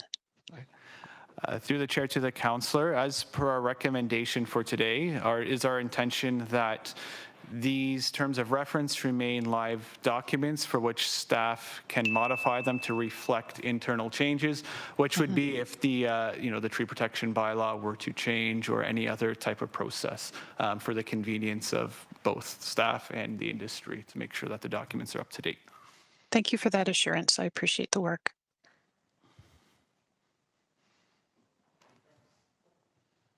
Okay, thank you. There's no more questions for you, so what I'm looking for now is may I have a mover and seconder to receive the presentation and approve the recommendations in the report. So Councillor Wang, and I'll let Councillor M. Wilson, since she asked a question, be the seconder. And are there any questions for staff on this report other than what we've just had? Not seeing any. We'll go to the electronic vote now. Thank you.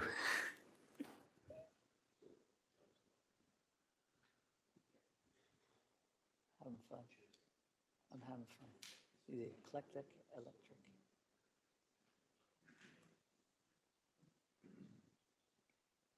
The vote is up.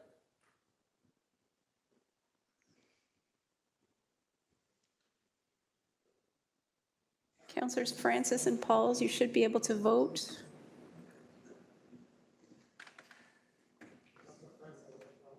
Councillor Francis is thumbs up.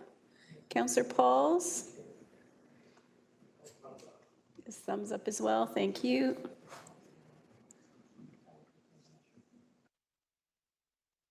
And that carries 12-0. We are now on to 9.3, correspondence from Mike Collins Williams, West End Home Builders. May I have a mover and seconder to receive the correspondence? Councillor Wang, Councillor Cooper. Any comments?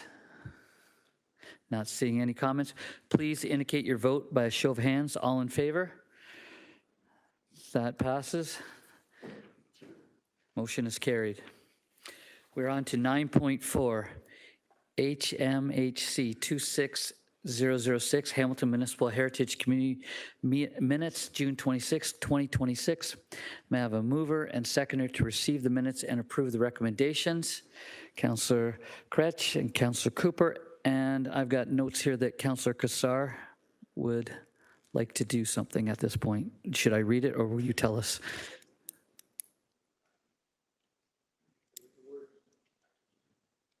Thank you for remembering my name. I appreciate it. Yes, so item 8.1 on here is, we heard delegation from this earlier today, is about a heritage designation for Ryerson Church in Ancaster.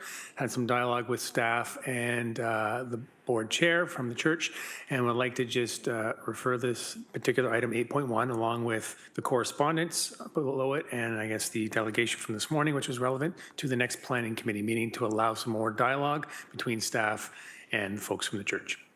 Okay, so who's your seconder? Councillor Wang. Councillor Wang.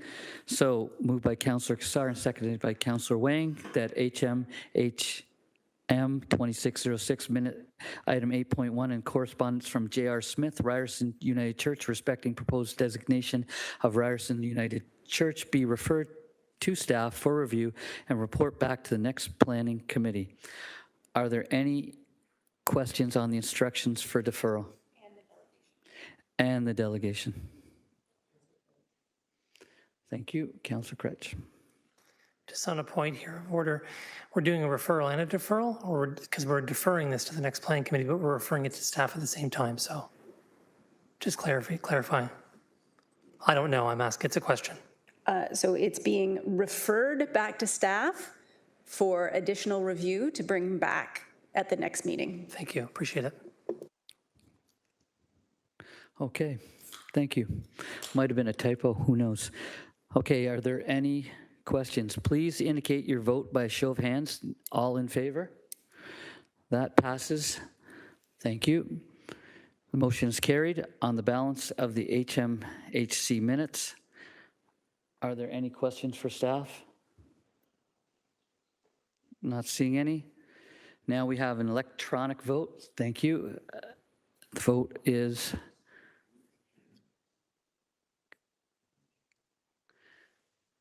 coming up shortly. The vote is on. The vote's up. Please indicate your vote now.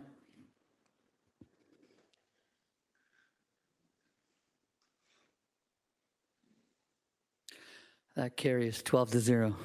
Thank you. Now we're on to 9.5, the ARAC 26001, Agricultural and Rural Affairs Subcommittee Minutes from June 22nd, 2026. May I have a mover and seconder to receive the minutes and approve the recommendations therein? Councillor Petey, Councillor Kretsch. Are there any questions for staff on this item? Councillor Beatty. I don't have a question, Chair, but wanting to highlight out of the report the CIP proposal and the consultation that's taking place here, how that stems from work that you and I and other members of the committee have done and other rural councillors have done to try to secure the ROD funding, Rural Ontario Development Funding, we achieved for the first time this past year. And putting that money from the provincial government to good use for benefit.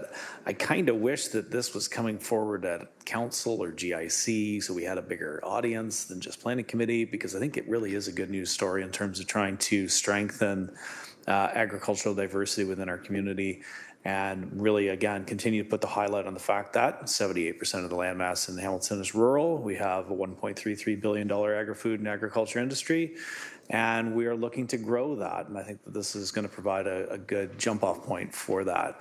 So very, very thankful to the work of the economic development team. Tyson in particular has been just excellent on this file. Don't have questions, just kudos, and looking to see how far we can go with this. Thanks, Councillor Beatty. Well stated. Reminding me of our delegations at Roma. So thank you very much for that. And we're going to go to, I'm not seeing anybody else. Okay, thank you. So we're going to go to our electronic vote now. The vote is up.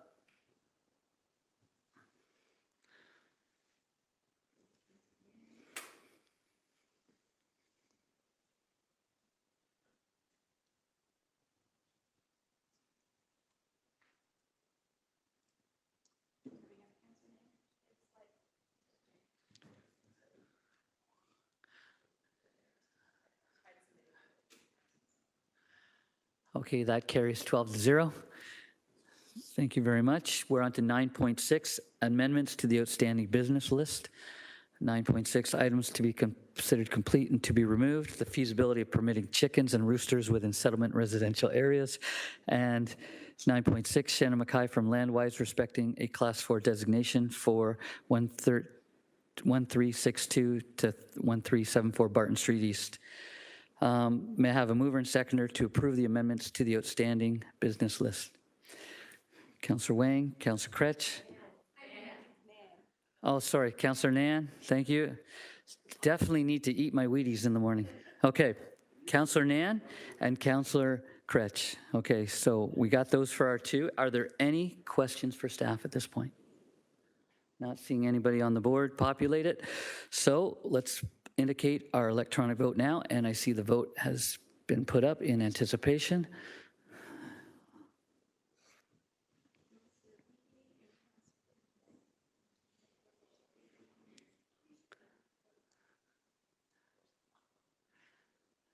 Excellent. That carries 12-0. Thank you. Thank you. Thank you for that.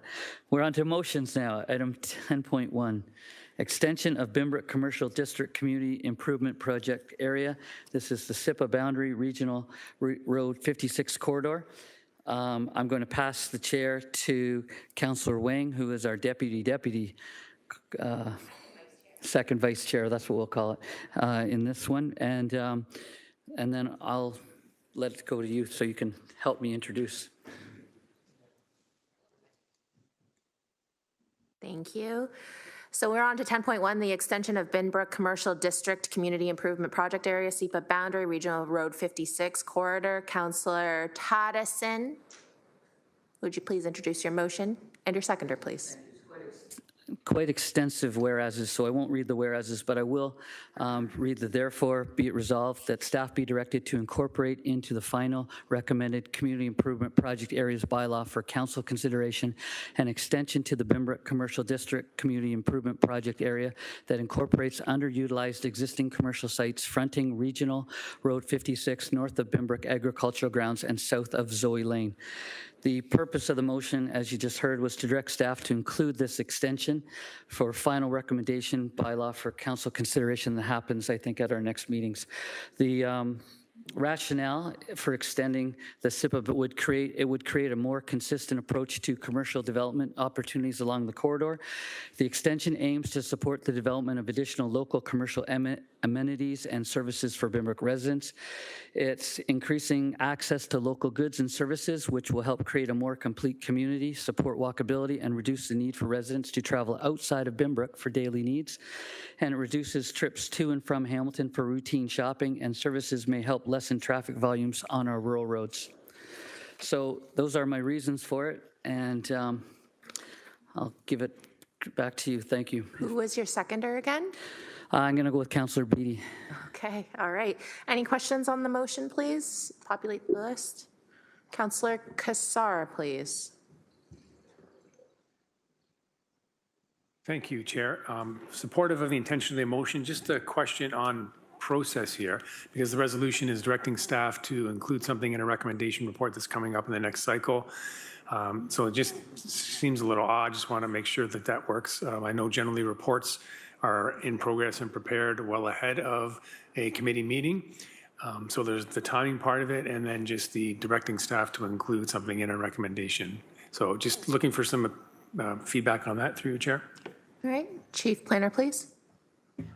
Through the chair to the councillor, I'm hoping that John Paul is online. I think there was economic development staff to be in attendance to speak to this item.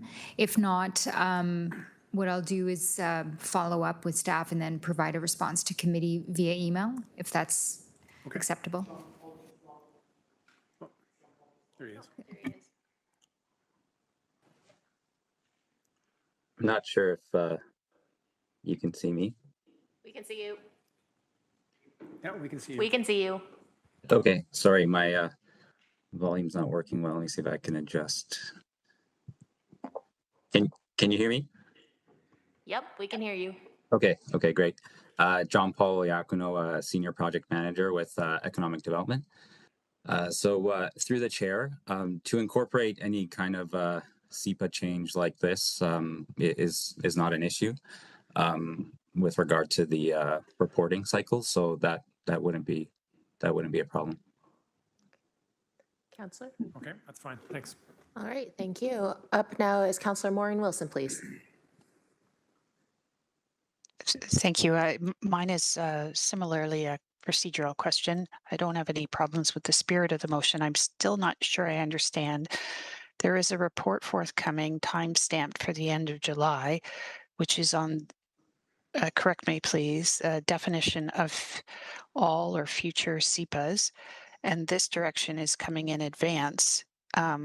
So could we infer that this is not going to be part of your recommendation? I'm just not sure why it's coming before and not after to amend a recommendation report. Or maybe I'm just not understanding through the chair.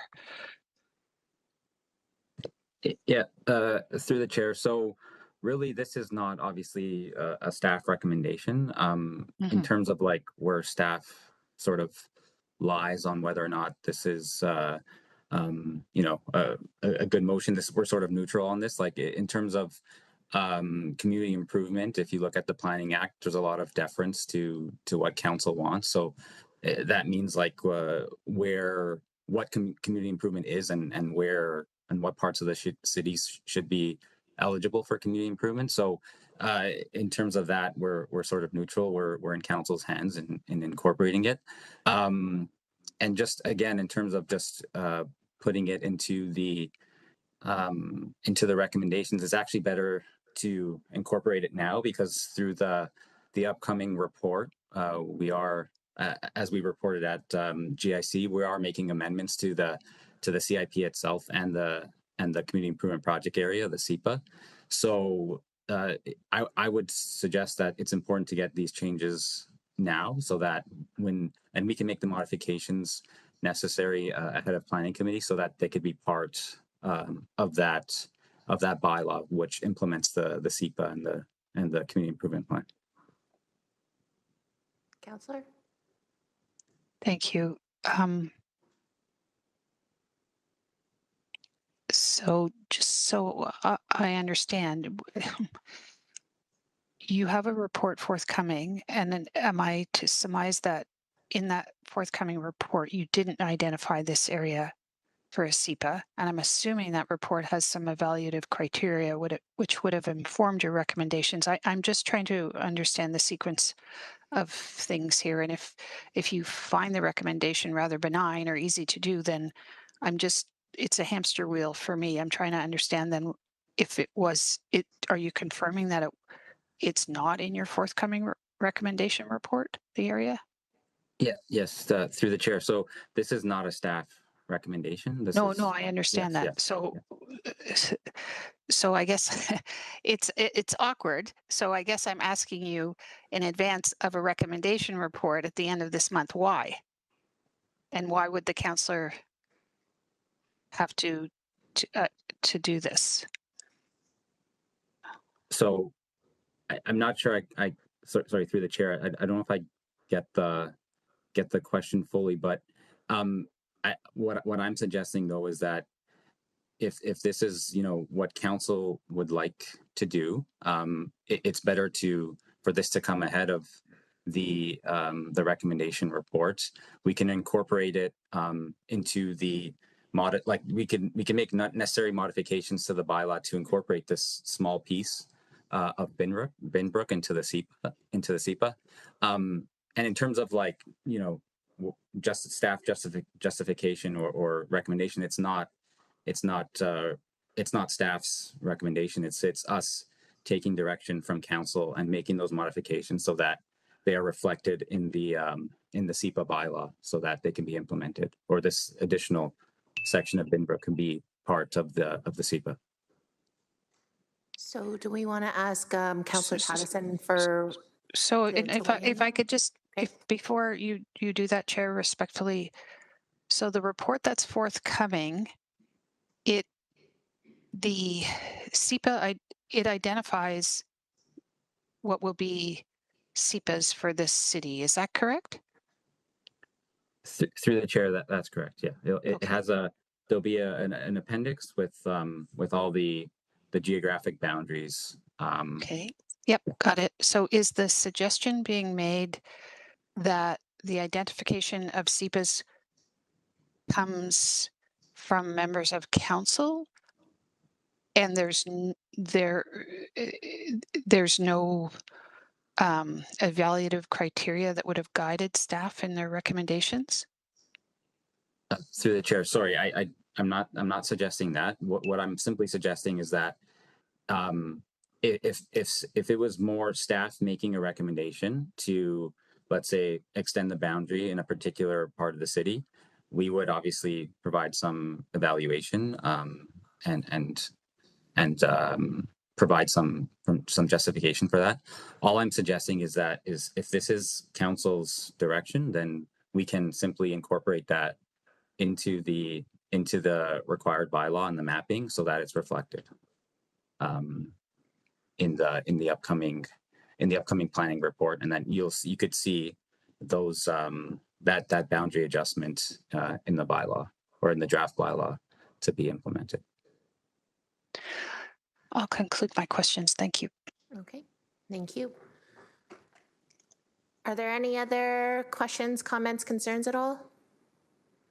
Okay. Councillor McMeekin, did you have any questions? Okay.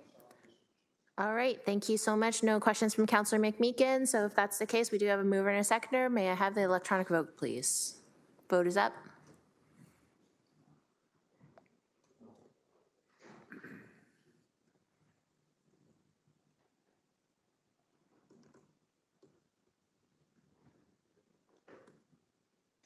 Councillor Francis, are you able to vote? Thumbs up, thank you.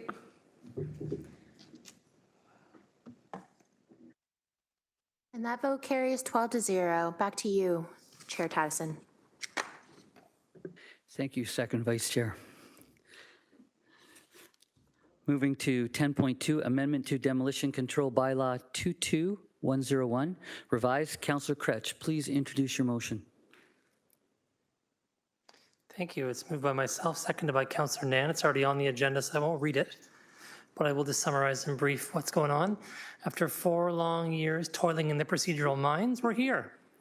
I'm so excited for the moment. We've been working to try and refine the process we use by which demolition applications are assessed and which buildings are deemed to be demolished and which aren't, and trying to slowly, as the term has moved on, remove councillors specifically from the process and let our professional staff make these decisions. And so this directs the chief building official, the director of licensing and bylaw services, and the fire chief to be able to collaborate around issues where there is a known problem with the building. It's brought to their attention. They look at the building and assess whether it's a safety risk or not jointly, and they make an assessment as to whether that building should be demolished or not without having to come to council for a report and so forth. Of course, there's always the possibility that a councillor could bring something in response to a decision being made, but that's always been the situation. This just gives directed and authority to the professionals here to make these decisions, which has frankly been my goal since the get-go. We've done this in a couple different ways by making sure, firstly, for a couple of years, we had reports coming forward so we could actually see the kinds of deliberations and decisions being made. And the frustration we've heard from staff is we don't have the authority to make these decisions, so we have to come here and then kind of deny them, whereas we wouldn't have denied them before. You might have just said, well, we're going to approve this decision actually because it is unsafe, and they haven't had that authority to do so before. This goes along with a long discussion of what to do with vacant and derelict buildings, how to deal with those buildings, how to address them most expeditiously, and frankly, to depoliticize the process as much as humanly possible and allow for people who own property to go directly to staff and say, hey, we're concerned about this being a fire hazard, what do you think? Or this concerned about this being a hazard, and having a professional evaluation. So that permits this to happen and amends the bylaw, and hoping for everyone's support. Thank you. Okay, are there any questions, Councillor Nan? Not a question, just appreciation for this day and this language, finally. And appreciating that, yeah, after you said 4 years, I don't know how many years of trying to address some of these issues for residents across the city. You know, we had a demonstration of this as it relates to some properties on Ottawa Street that posed a real safety issue adjacent to an elementary school that was of deep concern to the community, and the frustration in the community about the city's inability to take action, but then eventually being able to seem to take longer than necessary. And so I'm hopeful that this direction gives staff the tools and delegated authority they need in order to address these issues in an expedited manner that allows our community a sense of confidence that the municipality is taking care of safety issues when it comes to derelict and vacant buildings like this. Thank you. Thanks, Councillor Nan. Councillor Jeff Beattie.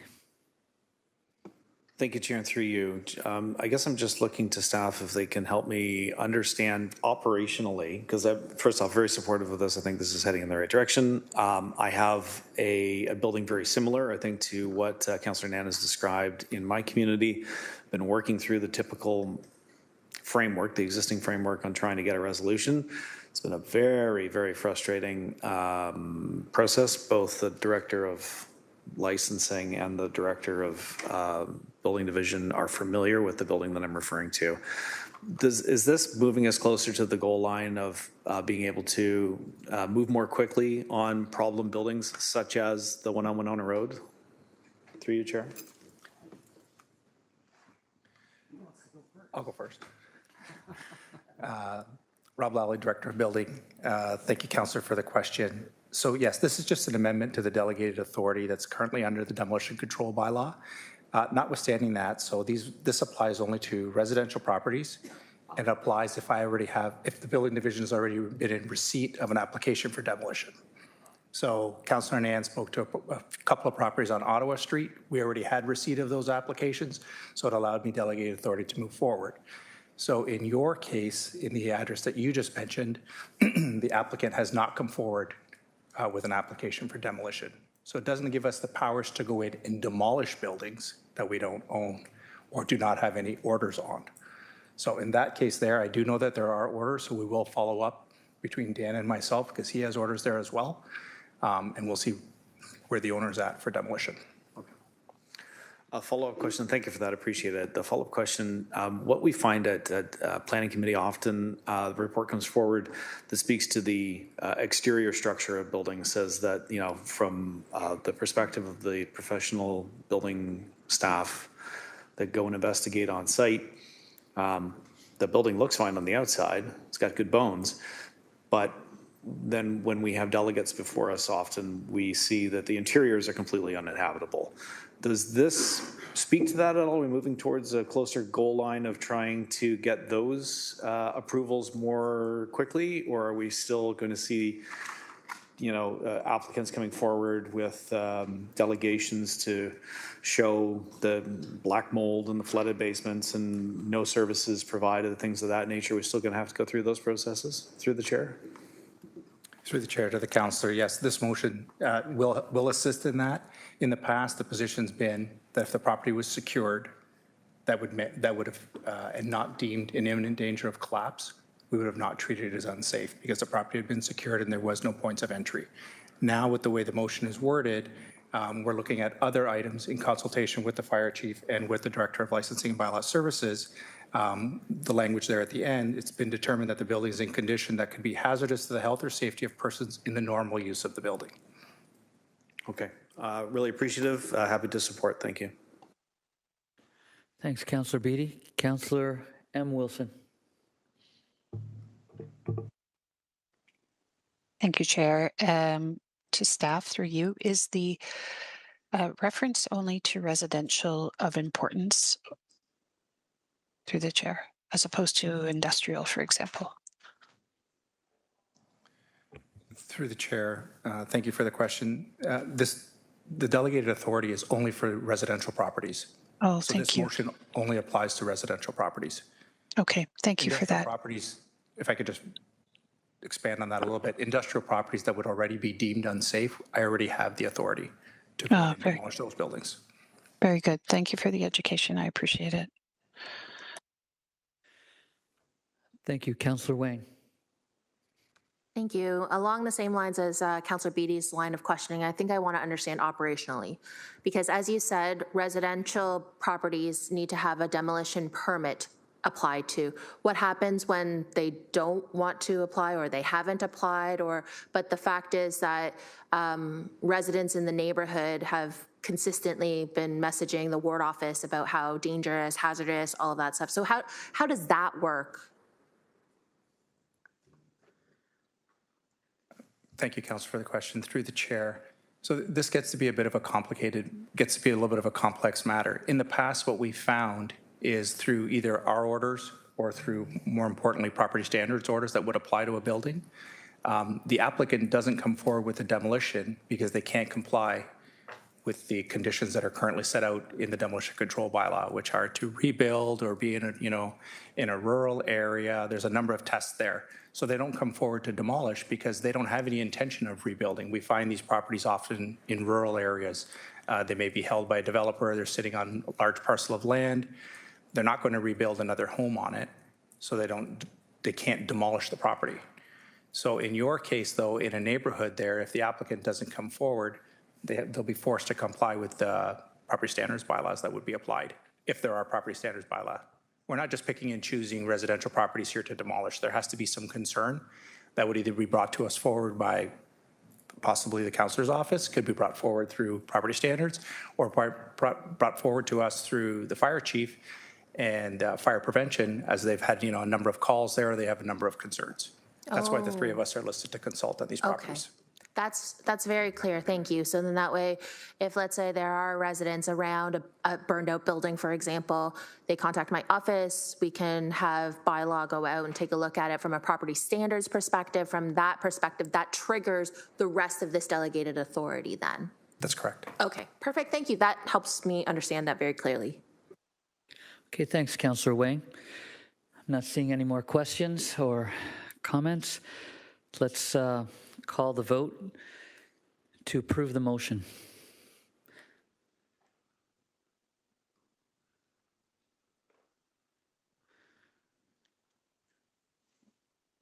The vote is up.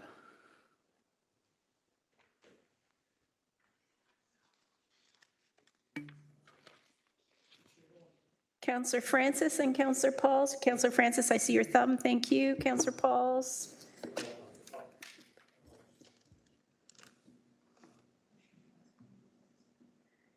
Councillor Pauls, I'm sorry, are you thumbs up?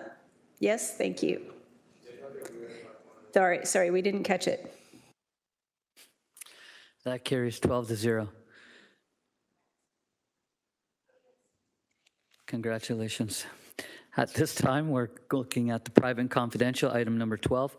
May I have a mover and seconder to move into a closed session respecting item 12.1 pursuant to 9.3 subsection F of the city's procedural bylaw 21021 as amended and section 2392 subsection F of the Ontario Municipal Act 2001 as amended, as the subject matter pertains to advice that is subject to solicitor-client privilege, including communications necessary for that purpose. Please indicate by show of hands all in favor. Oh, sorry. Let's go with Councillor Nan and Councillor Wang. I got that right. Okay. And show of hands. Great, thank you. Motion's carried. Okay, members of the public, the meeting will continue following the closed session portion of the meeting. When you see the members of the committee rejoin the meeting, committee will wait up to 5 minutes upon reconvening in open session before proceeding with the meeting to provide members of the public and the media time to return. Before we move into closed session, I would ask all members of the public to please exit council chambers and the WebEx meeting now. Thank you. Any staff that are not directly related to item 12.1 are asked to please exit the meeting now. Thank you. A reminder to all members of committee to please ensure you moved into closed session portion on eScribe. Section 8.7 of the procedural bylaw, the use of personal electronic devices during closed meetings is strictly prohibited, and the use of city electronic devices during closed meetings are limited to text communications only and not as a telephone, recording device, or camera. Staff from the Office of the City Clerk are exempted from subsection 8.7c when using electronic devices for record-keeping purposes. When the clerk has determined that only the appropriate attendees are still in the room and the WebEx, we will move to item 12.1.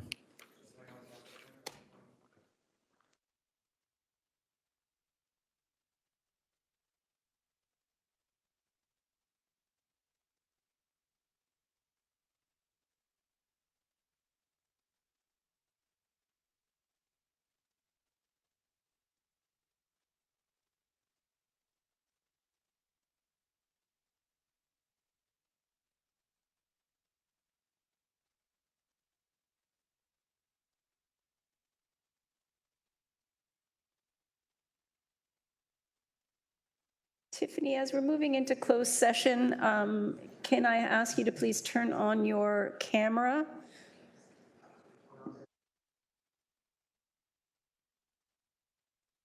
Thank you.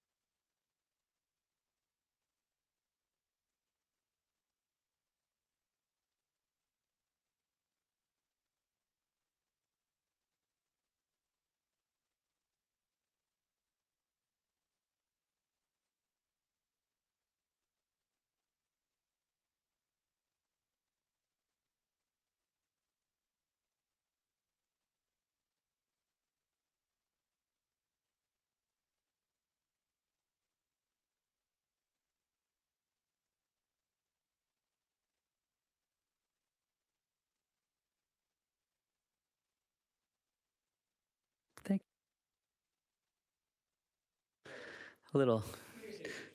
We're good. We're good now. Just a reminder for everybody to move to the open session on their eScribe.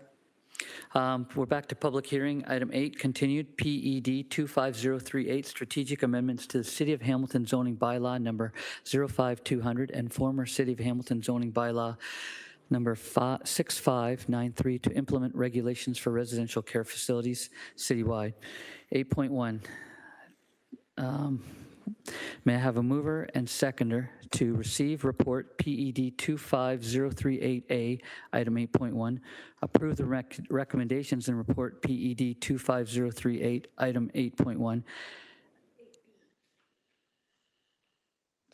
Okay, sorry, PED 25038B, item 8.1A, and confidential appendix E be received and remain confidential.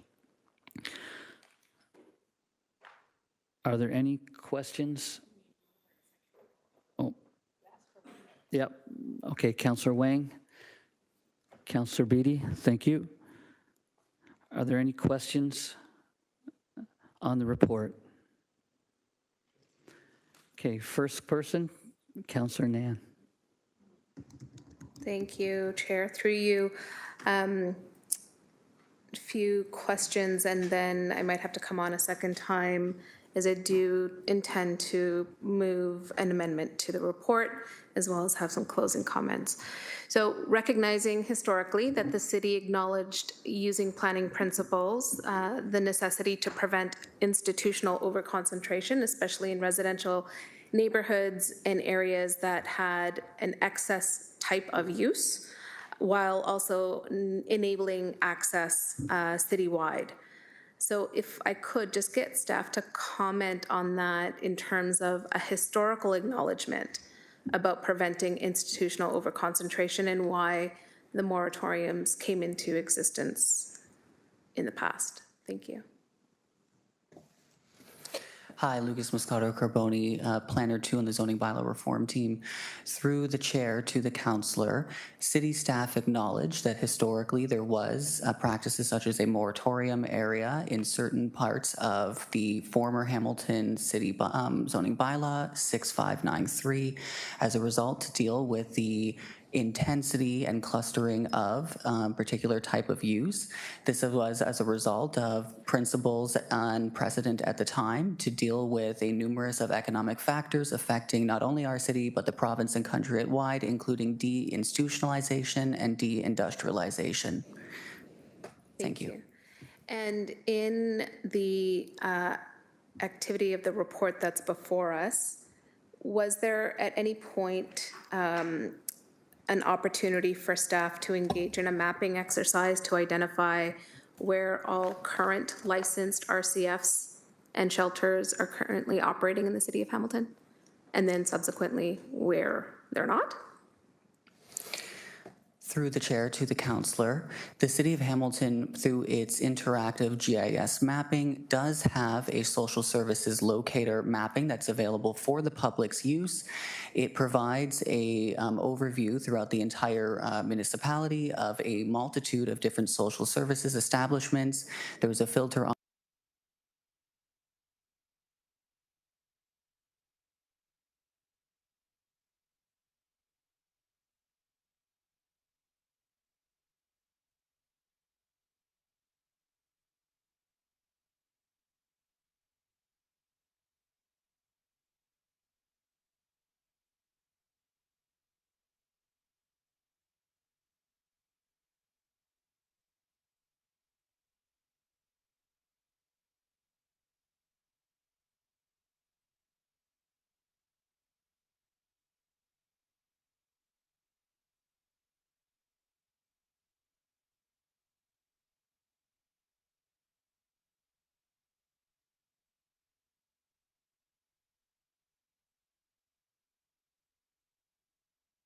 on overconcentration where?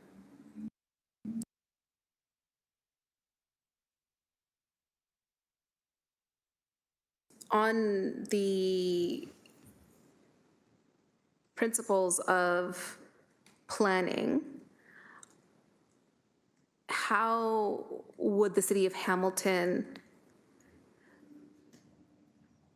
engage in good city building to prevent overconcentration of specific land uses that are perceived and or could be quantified as leading towards negatively impacting certain geographic areas. For example, I know that today's report deals specifically with residential care facilities, but referenced within the appendices are where the moratoriums were co-synced, I guess, in land use.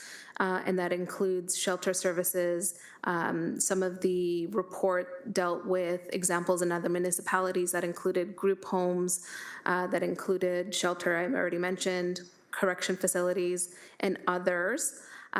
Could staff comment on what tools are available from a good planning lens perspective to avoid or prevent overconcentration into one geographic area?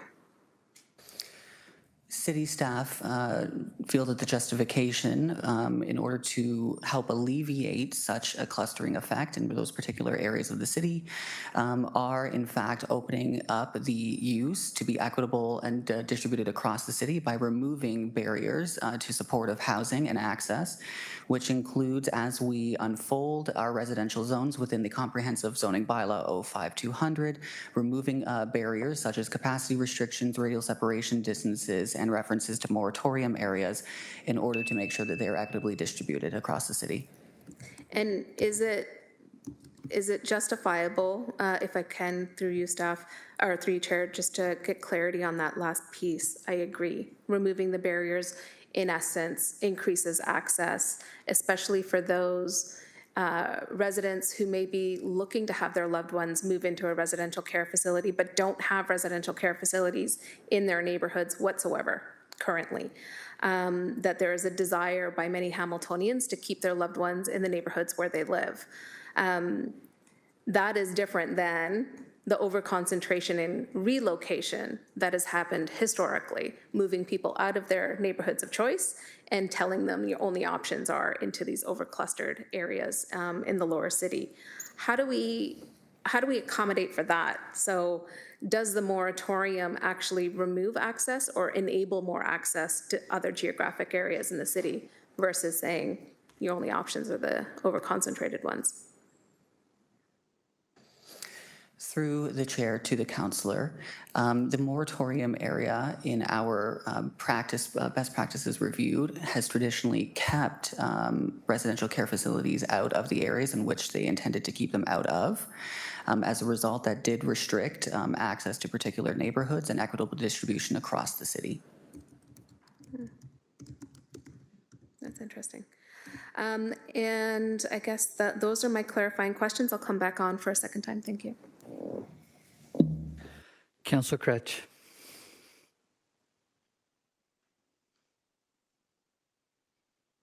I was intending to speak to Councillor Nan's amendment, so I'll just wait till that's on the floor. Thanks. Okay. There's nobody else, so Councillor Nan, you're back up. Thank you, Chair. Trying. No, it's okay. I know. Believe me, I know. Pressing a lot of buttons as chair is difficult. So at this point, I guess I would propose an amendment to the recommendations.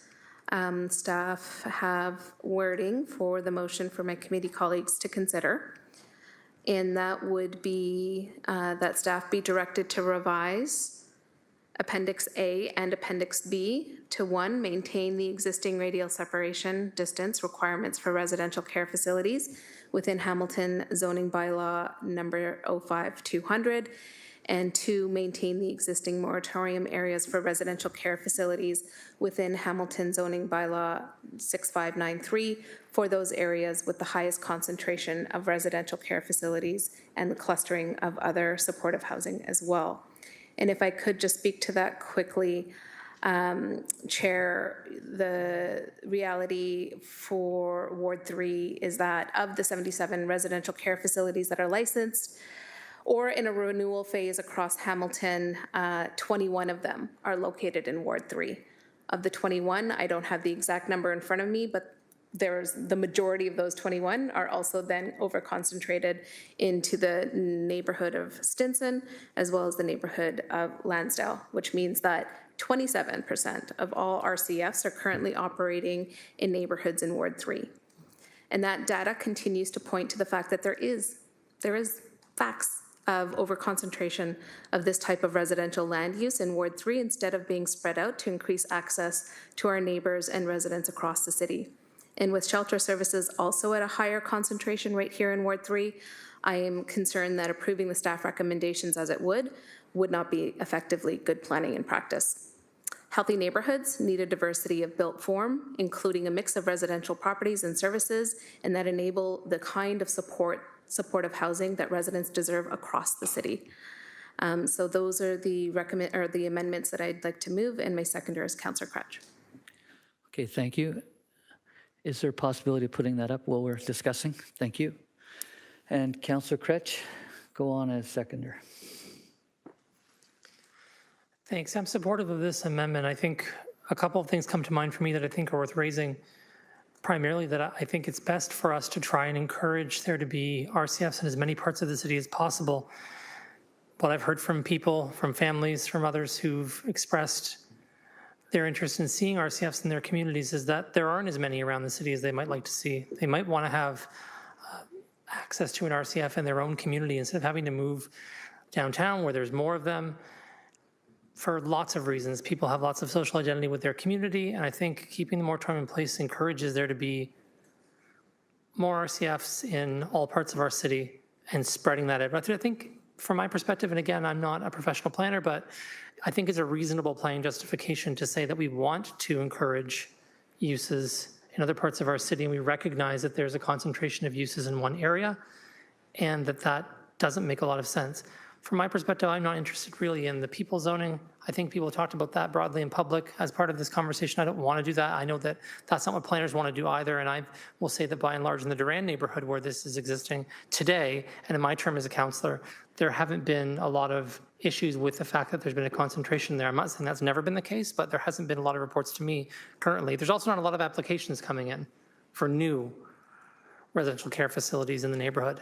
I think what I'm more so thinking is, with that climate in mind of there not being a lot of applications, not anticipating a lot of applications, I think we ought to leave it the way that it is. If a specific case comes up where we think we need to lift the moratorium in a specific instance, council can make those kinds of decisions on a case-by-case basis to do that if we need to.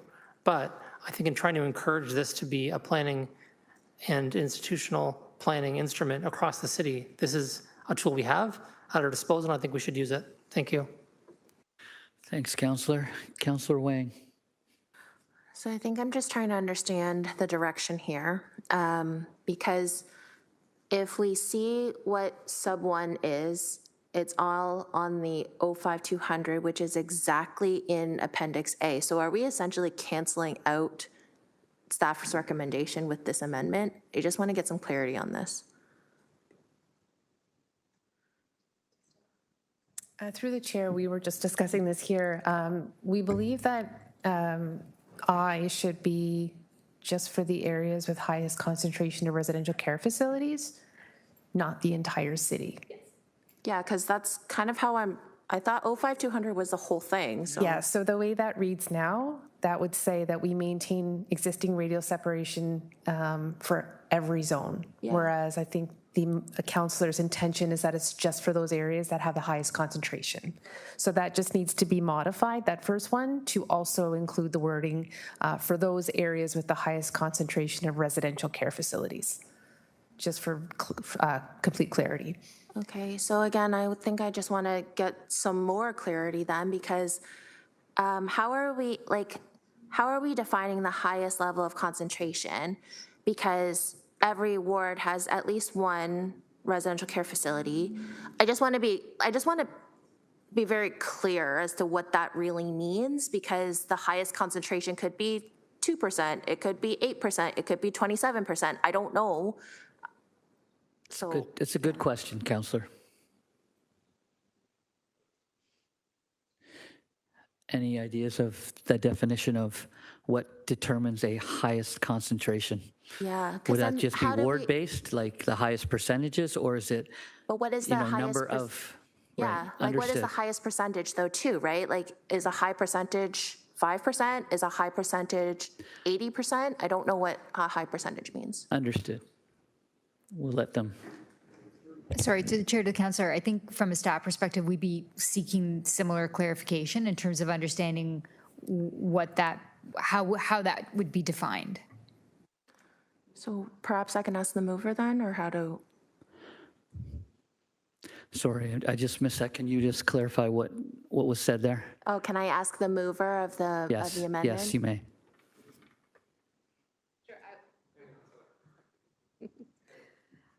So I could say that the second item there references where the highest concentrations of residential care facilities were identified by planning staff previously under bylaw 6593. That was done through a planning exercise and staff geographically mapping where all the residential care facilities at the time of 6593 existed. That could be one tool that could be used. Another tool that would be based in modern data could include the reference that staff made to the map that was put together where the highest clustering was identified. And then I guess I would turn it back to staff and say, what was the definition of highest clustering? The other opportunity is for staff to report back with the preferred definition of highest concentration.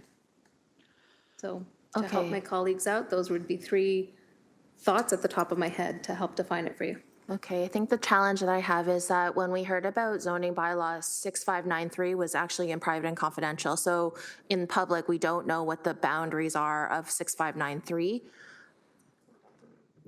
Okay, I would have to go and look at, I think that that's where I'm trying to find clarity here, because this is all,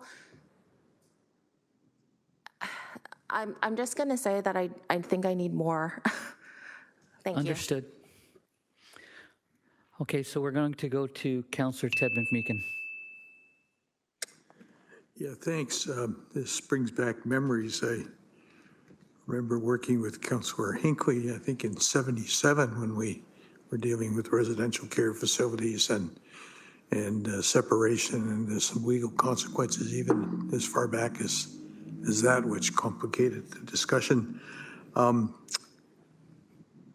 I don't favor anything that would discourage the creation of residential care facilities in any part of our city.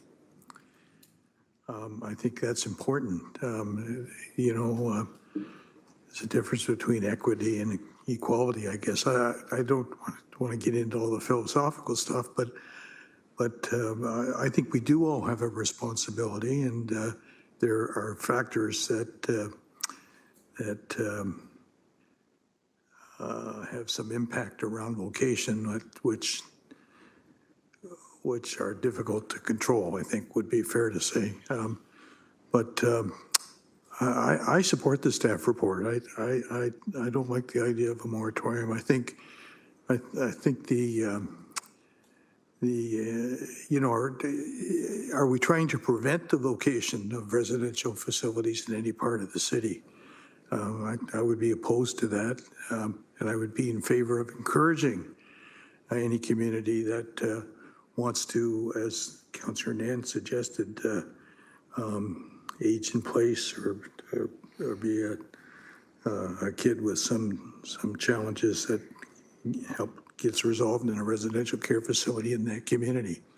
I think that's a good way to go at it, and I think the staff have articulated that.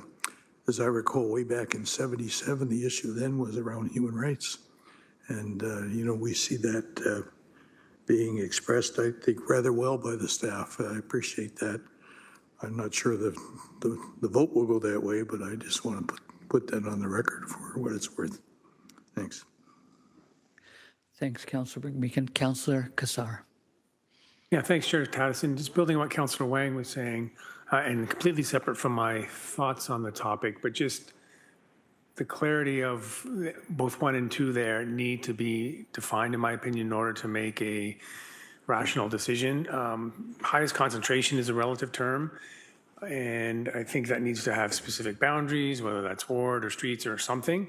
And then the second part of the bylaw 6593, I know that there is a an ability for anyone to go and find out exactly what that means, but I think for terms of purpose of clarity and emotion, it needs to be defined as well. Also because that, as I understand it, that bylaw is being absorbed into 05200. So it's not clear for me, and in order to make any kind of decision on it, it would need to be clear. Thanks, Councillor. We're going to have Councillor Nan come up again. Thank you, Chair. Through you, would it be possible for staff to help inform the definition of highest concentration? Anything's possible. And if that's appropriate to do today versus would staff appreciate being able to do that at council? That's another good point that you might want to consider. Through the chair, Emily Coe, Manager of Zoning and Committee of Adjustment. I'll speak to II. So there's an existing schedule in Zoning Bylaw 6593, which is Schedule O, which outlines the existing moratorium areas. So my suggestion would be that we take out the wording for those areas with the highest concentration of residential care facilities out of II. So and then we we can use Schedule O as the boundaries for that moratorium area, just in keeping with what's already in the bylaw. And then for I don't know if we want to identify it by ward. That might be more helpful, I'm not sure.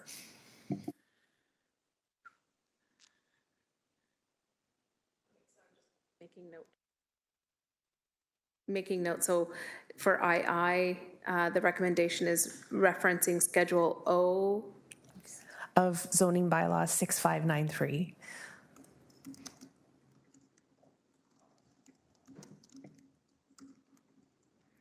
And then for I, it could be the highest concentrated, for those areas in wards 2 and 3, which have been documented by planning staff as having the highest concentration of residential care facilities across the entire city. Through the chair, yes. Thank you. So I could further amend that then, Chair, to incorporate those changes to help define highest concentration for my committee colleagues' consideration.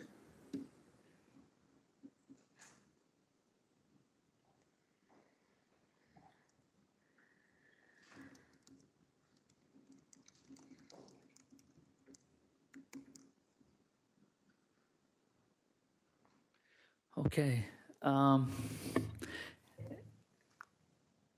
Councillor Nan, is that to your satisfaction of what you're trying to present right now? I'm just trying to help answer the question for my colleagues. So let me see. Maintain the existing radial distance separation requirements for those areas in wards 2 and 3 that staff have identified versus as those that. So that staff have identified. Through the chair, if I may, Yeah. in I there, we would take out the wording about highest concentration. Sorry, for those areas. So I think I should read, whoever's typing, maintain the existing radial distance separation requirements for wards 2 and 3. That staff have, or as staff have identified those areas as the high concentration of residential care facilities. Just so it's very clear that it's wards 2 and 3 and not areas within those, because once you have that wording in there, then it leaves it open to, well, which areas within wards 2 and 3? So it's specifically wards 2 and 3. Okay. And then for II, take out for the wording for those areas with the highest concentration of residential care facilities. So it reads, maintain the existing moratorium areas for residential care facilities within Hamilton zoning bylaw number 6593 as set out in Schedule O. Okay. Thank you.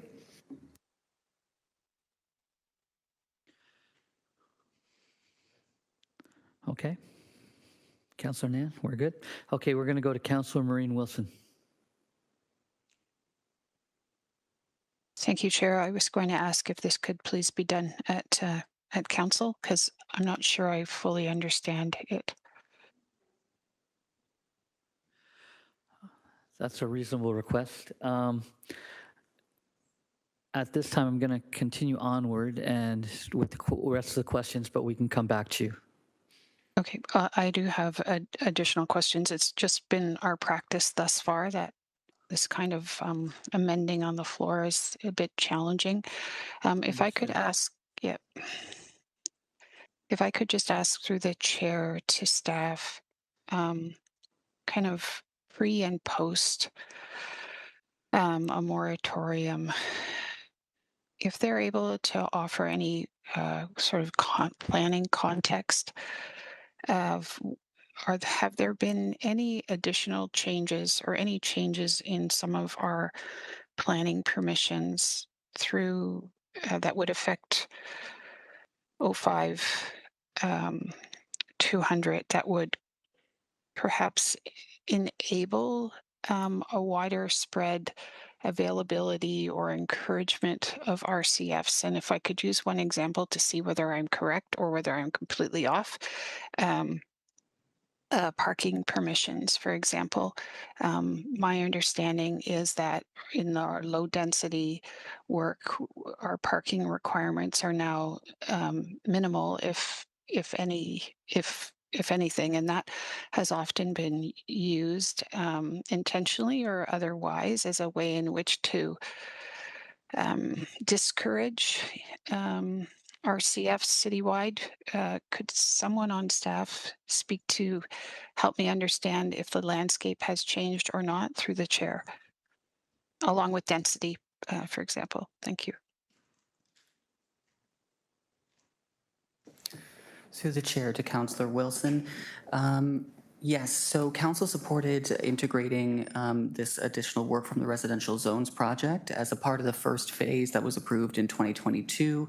The definition of residential care facility was updated and minimum distance separation distances were removed. And in 2024, further amendments eliminated maximum capacity restrictions. And so you can see this in our zones R1 and R1A. And through the chair, just to add to that, in terms of the overall approach to O5 200, it's been more of a form-based zoning. So it's reliant more on things like height and setbacks and less on zoning requirements around density, which is what had been previously included in some of the former municipal zoning bylaws. So really more focused on, like I said, the form of the building, the setbacks, and less so in terms of meeting density requirements. Thank you. So if I could translate that into my simplistic understanding, are you saying that there's been perhaps some liberalization of planning permissions such that it allows for perhaps greater density outside of, say, the lower city, for example, as informed by our new zoning permissions for low density and also the change in the parking requirements? I am just trying to make sure I understand that I'm comparing in my mind apples to apples with suggested pre-moratorium with the suggestion that's in the staff report. That makes any sense through the chair. Through the chair to the councillor, what I would say is that the approach to zoning bylaw 05200 is much more flexible, whereas, and that zoning would have started with the downtown zoning and then other parts of the city. And as we worked to bring in parts of the city that had the former municipal zoning bylaws in effect, some of those were much more prescriptive. So they would have minimum density requirements, maximum density requirements. Those have been, as time has gone on and more zones have been created, that approach has been eliminated to be much more flexible and, like I said, more based on the built form and less on things like minimum and maximum density requirements. So then if I understood that through the chair, there is a possibility of that it would be easier perhaps to provide for different uses like RCFs now because of that flexibility than there was previously outside of the lower city. through the chair to the councillor, that's correct. It's my understanding that some of the former municipal bylaws were much more restrictive, even in terms of land use permissions. So the approach now is much more consistent and comprehensive and, I guess, equal across the city. Thank you. Thank you for your for helping me. Thank you. Okay, thank you, Councillor. We're going to go to Councillor Matt Francis. Thank you, Chair. I'd also be more comfortable dealing with this at council, but regardless, I will be supporting Councillor Nan's amendment here. I know council, we often have these conversations, and we have to exercise planning judgment. That's what we're elected to do. We're not here to simply just endorse every staff recommendation, so I will be voting in favor of Councillor Nan. Thank you. Thank you. And Councillor A. Wilson. Yeah, thank you. Through you, Chair, I joined the council train where I think having a bit more detail, potentially a visual for some of these zones would be quite helpful. I do struggle with maintaining radial separation at a ward-based level just generally, let alone, the principle of the matter, maybe more specifically, but getting into kind of the specifics of there are neighborhoods within wards 2 and 3 that have a distinct overconcentration of RCF facilities. Absolutely. Those are, I think of the Ainsley Wood example where you have a residential community that's kind of being converted to kind of maybe more student rentals, this being not a residential to a residential use, but a residential to an institutional use. I think there are some important differences there. But there are also neighborhoods in these wards that have between 0 and 1 RCFs. And so if the goal is to spread and to not be limiting, and the goal is to be as encouraging as possible, I do think having a little bit extra work done between council and now to narrow down those areas to be as minimal as possible strengthens any argument, whether it's being made if this gets challenged or whether it's being made to a detractor who disagrees. If the purpose is to really be as inclusive and as allowable as possible, and to say we're trying to spread this out across the city, trying to be permissive, then I think minimizing the restrictive elements of this or minimizing the sticks to the fullest extent possible should be a goal of getting that forward. And so I think maybe taking a more of a neighborhood approach or getting a little bit more finer tuned would be effective if clustering is the actual kind of problem we're trying to solve. Otherwise, I worry about having a neighborhood that has 0 in it now having a moratorium on having any more because that neighborhood is supposedly overconcentrated because another neighborhood it's in the same ward as. In general, I think I'm not 100% sure on the problem we're trying to solve with this, and so I remain open at council. I don't think I have a firm mind if this is kind of deferred or comes back or taken off the agenda. I think that's my main concern with how it's structured right now, is it feels very broad. I'm still not sure I'd understand the general case, but I'm open to doing some conversation offline or trying to better understand why we might want to do this generally, but would recommend if this is the path we're going to do, trying being as narrow as possible. Thank you. Thank you, Councillor. Councillor McMeekin.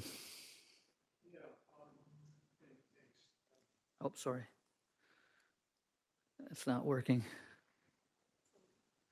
Speaking queue is full. The robots are telling us something, Ted. Here we go.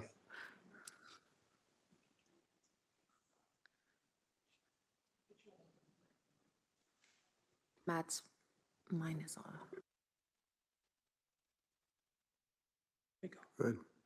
I'm speaking twice, the second time. Do I need permission to do that? No, that's it. Okay.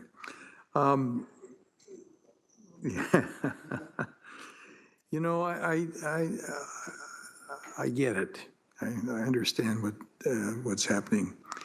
And I'm wondering, I'm just thinking aloud here, and I don't want to offend anybody. I understand the desire to discourage concentration. There's some who would make a good argument for that.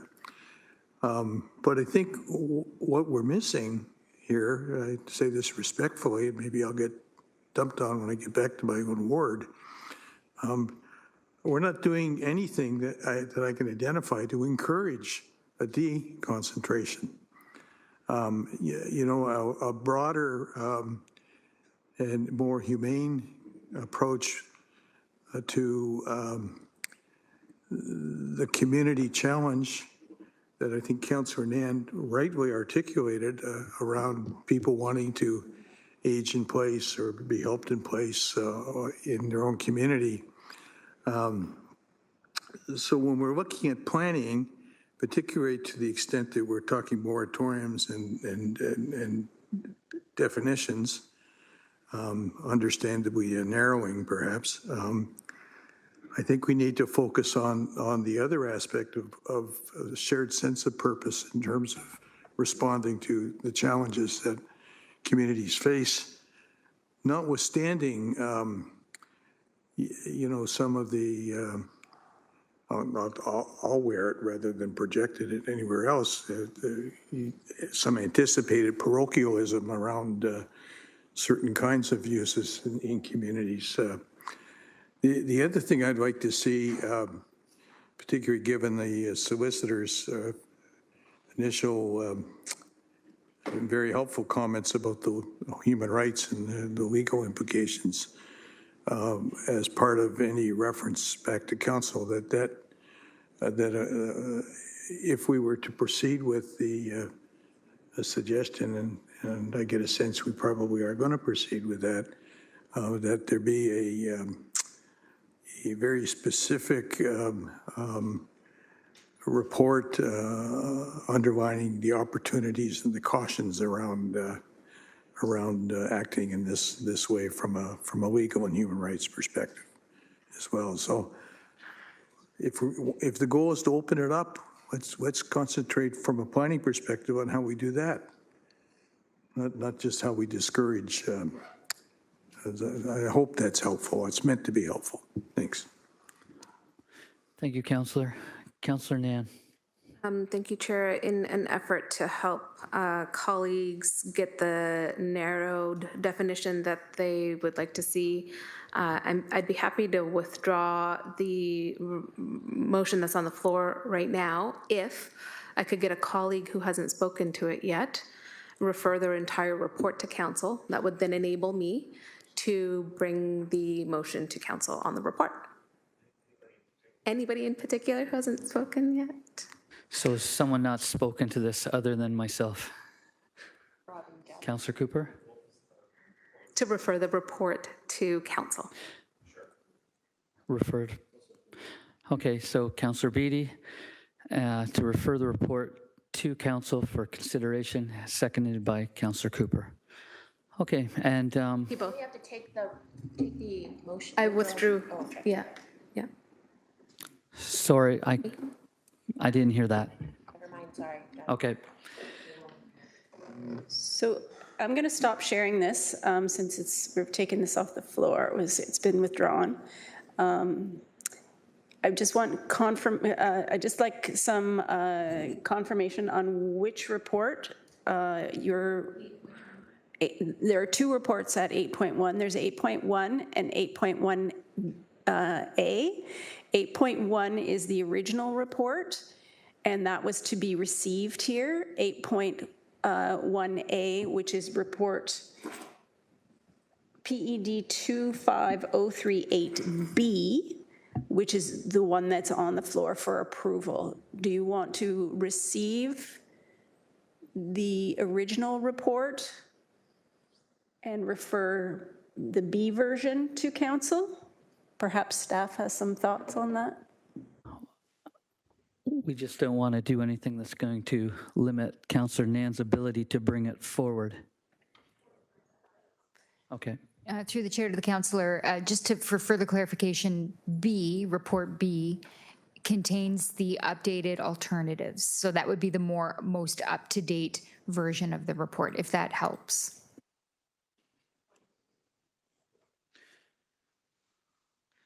So then the motion is that I guess we receive 8.1 and approve, no, and not approve though. So we just receive 8.1, but then we refer B to council? Is that what we're doing? That's what I'm seeking clarification on. Or the whole report? Okay, go ahead. Thanks. Okay. Can we, my objective on this is going to be to do this as cleanly as possible. So I would lean to the advice of the chair, the clerk. What is the manner in which this will allow us the maximum amount of flexibility to achieve an outcome of coming back with something that everybody understands, we're all on the same table, on the same plate. So that is my objective. I believe it is to move the whole kit and caboodle. I think that is the cleanest thing to do rather than trying to dissect it up here. So Fair enough. Let's just do that. so let's continue with the referral as I have evidently made to Thank you. to move the whole thing to council. Thank you. Okay, so I guess with no script, I'm gonna figure that we need to do a vote on that. And is that a hand vote? Okay, thank you. All those in favor of the referral? Unanimous. Thank you. At this point, with that, I think it's adjournment. Thank you for a very entertaining day, committee members.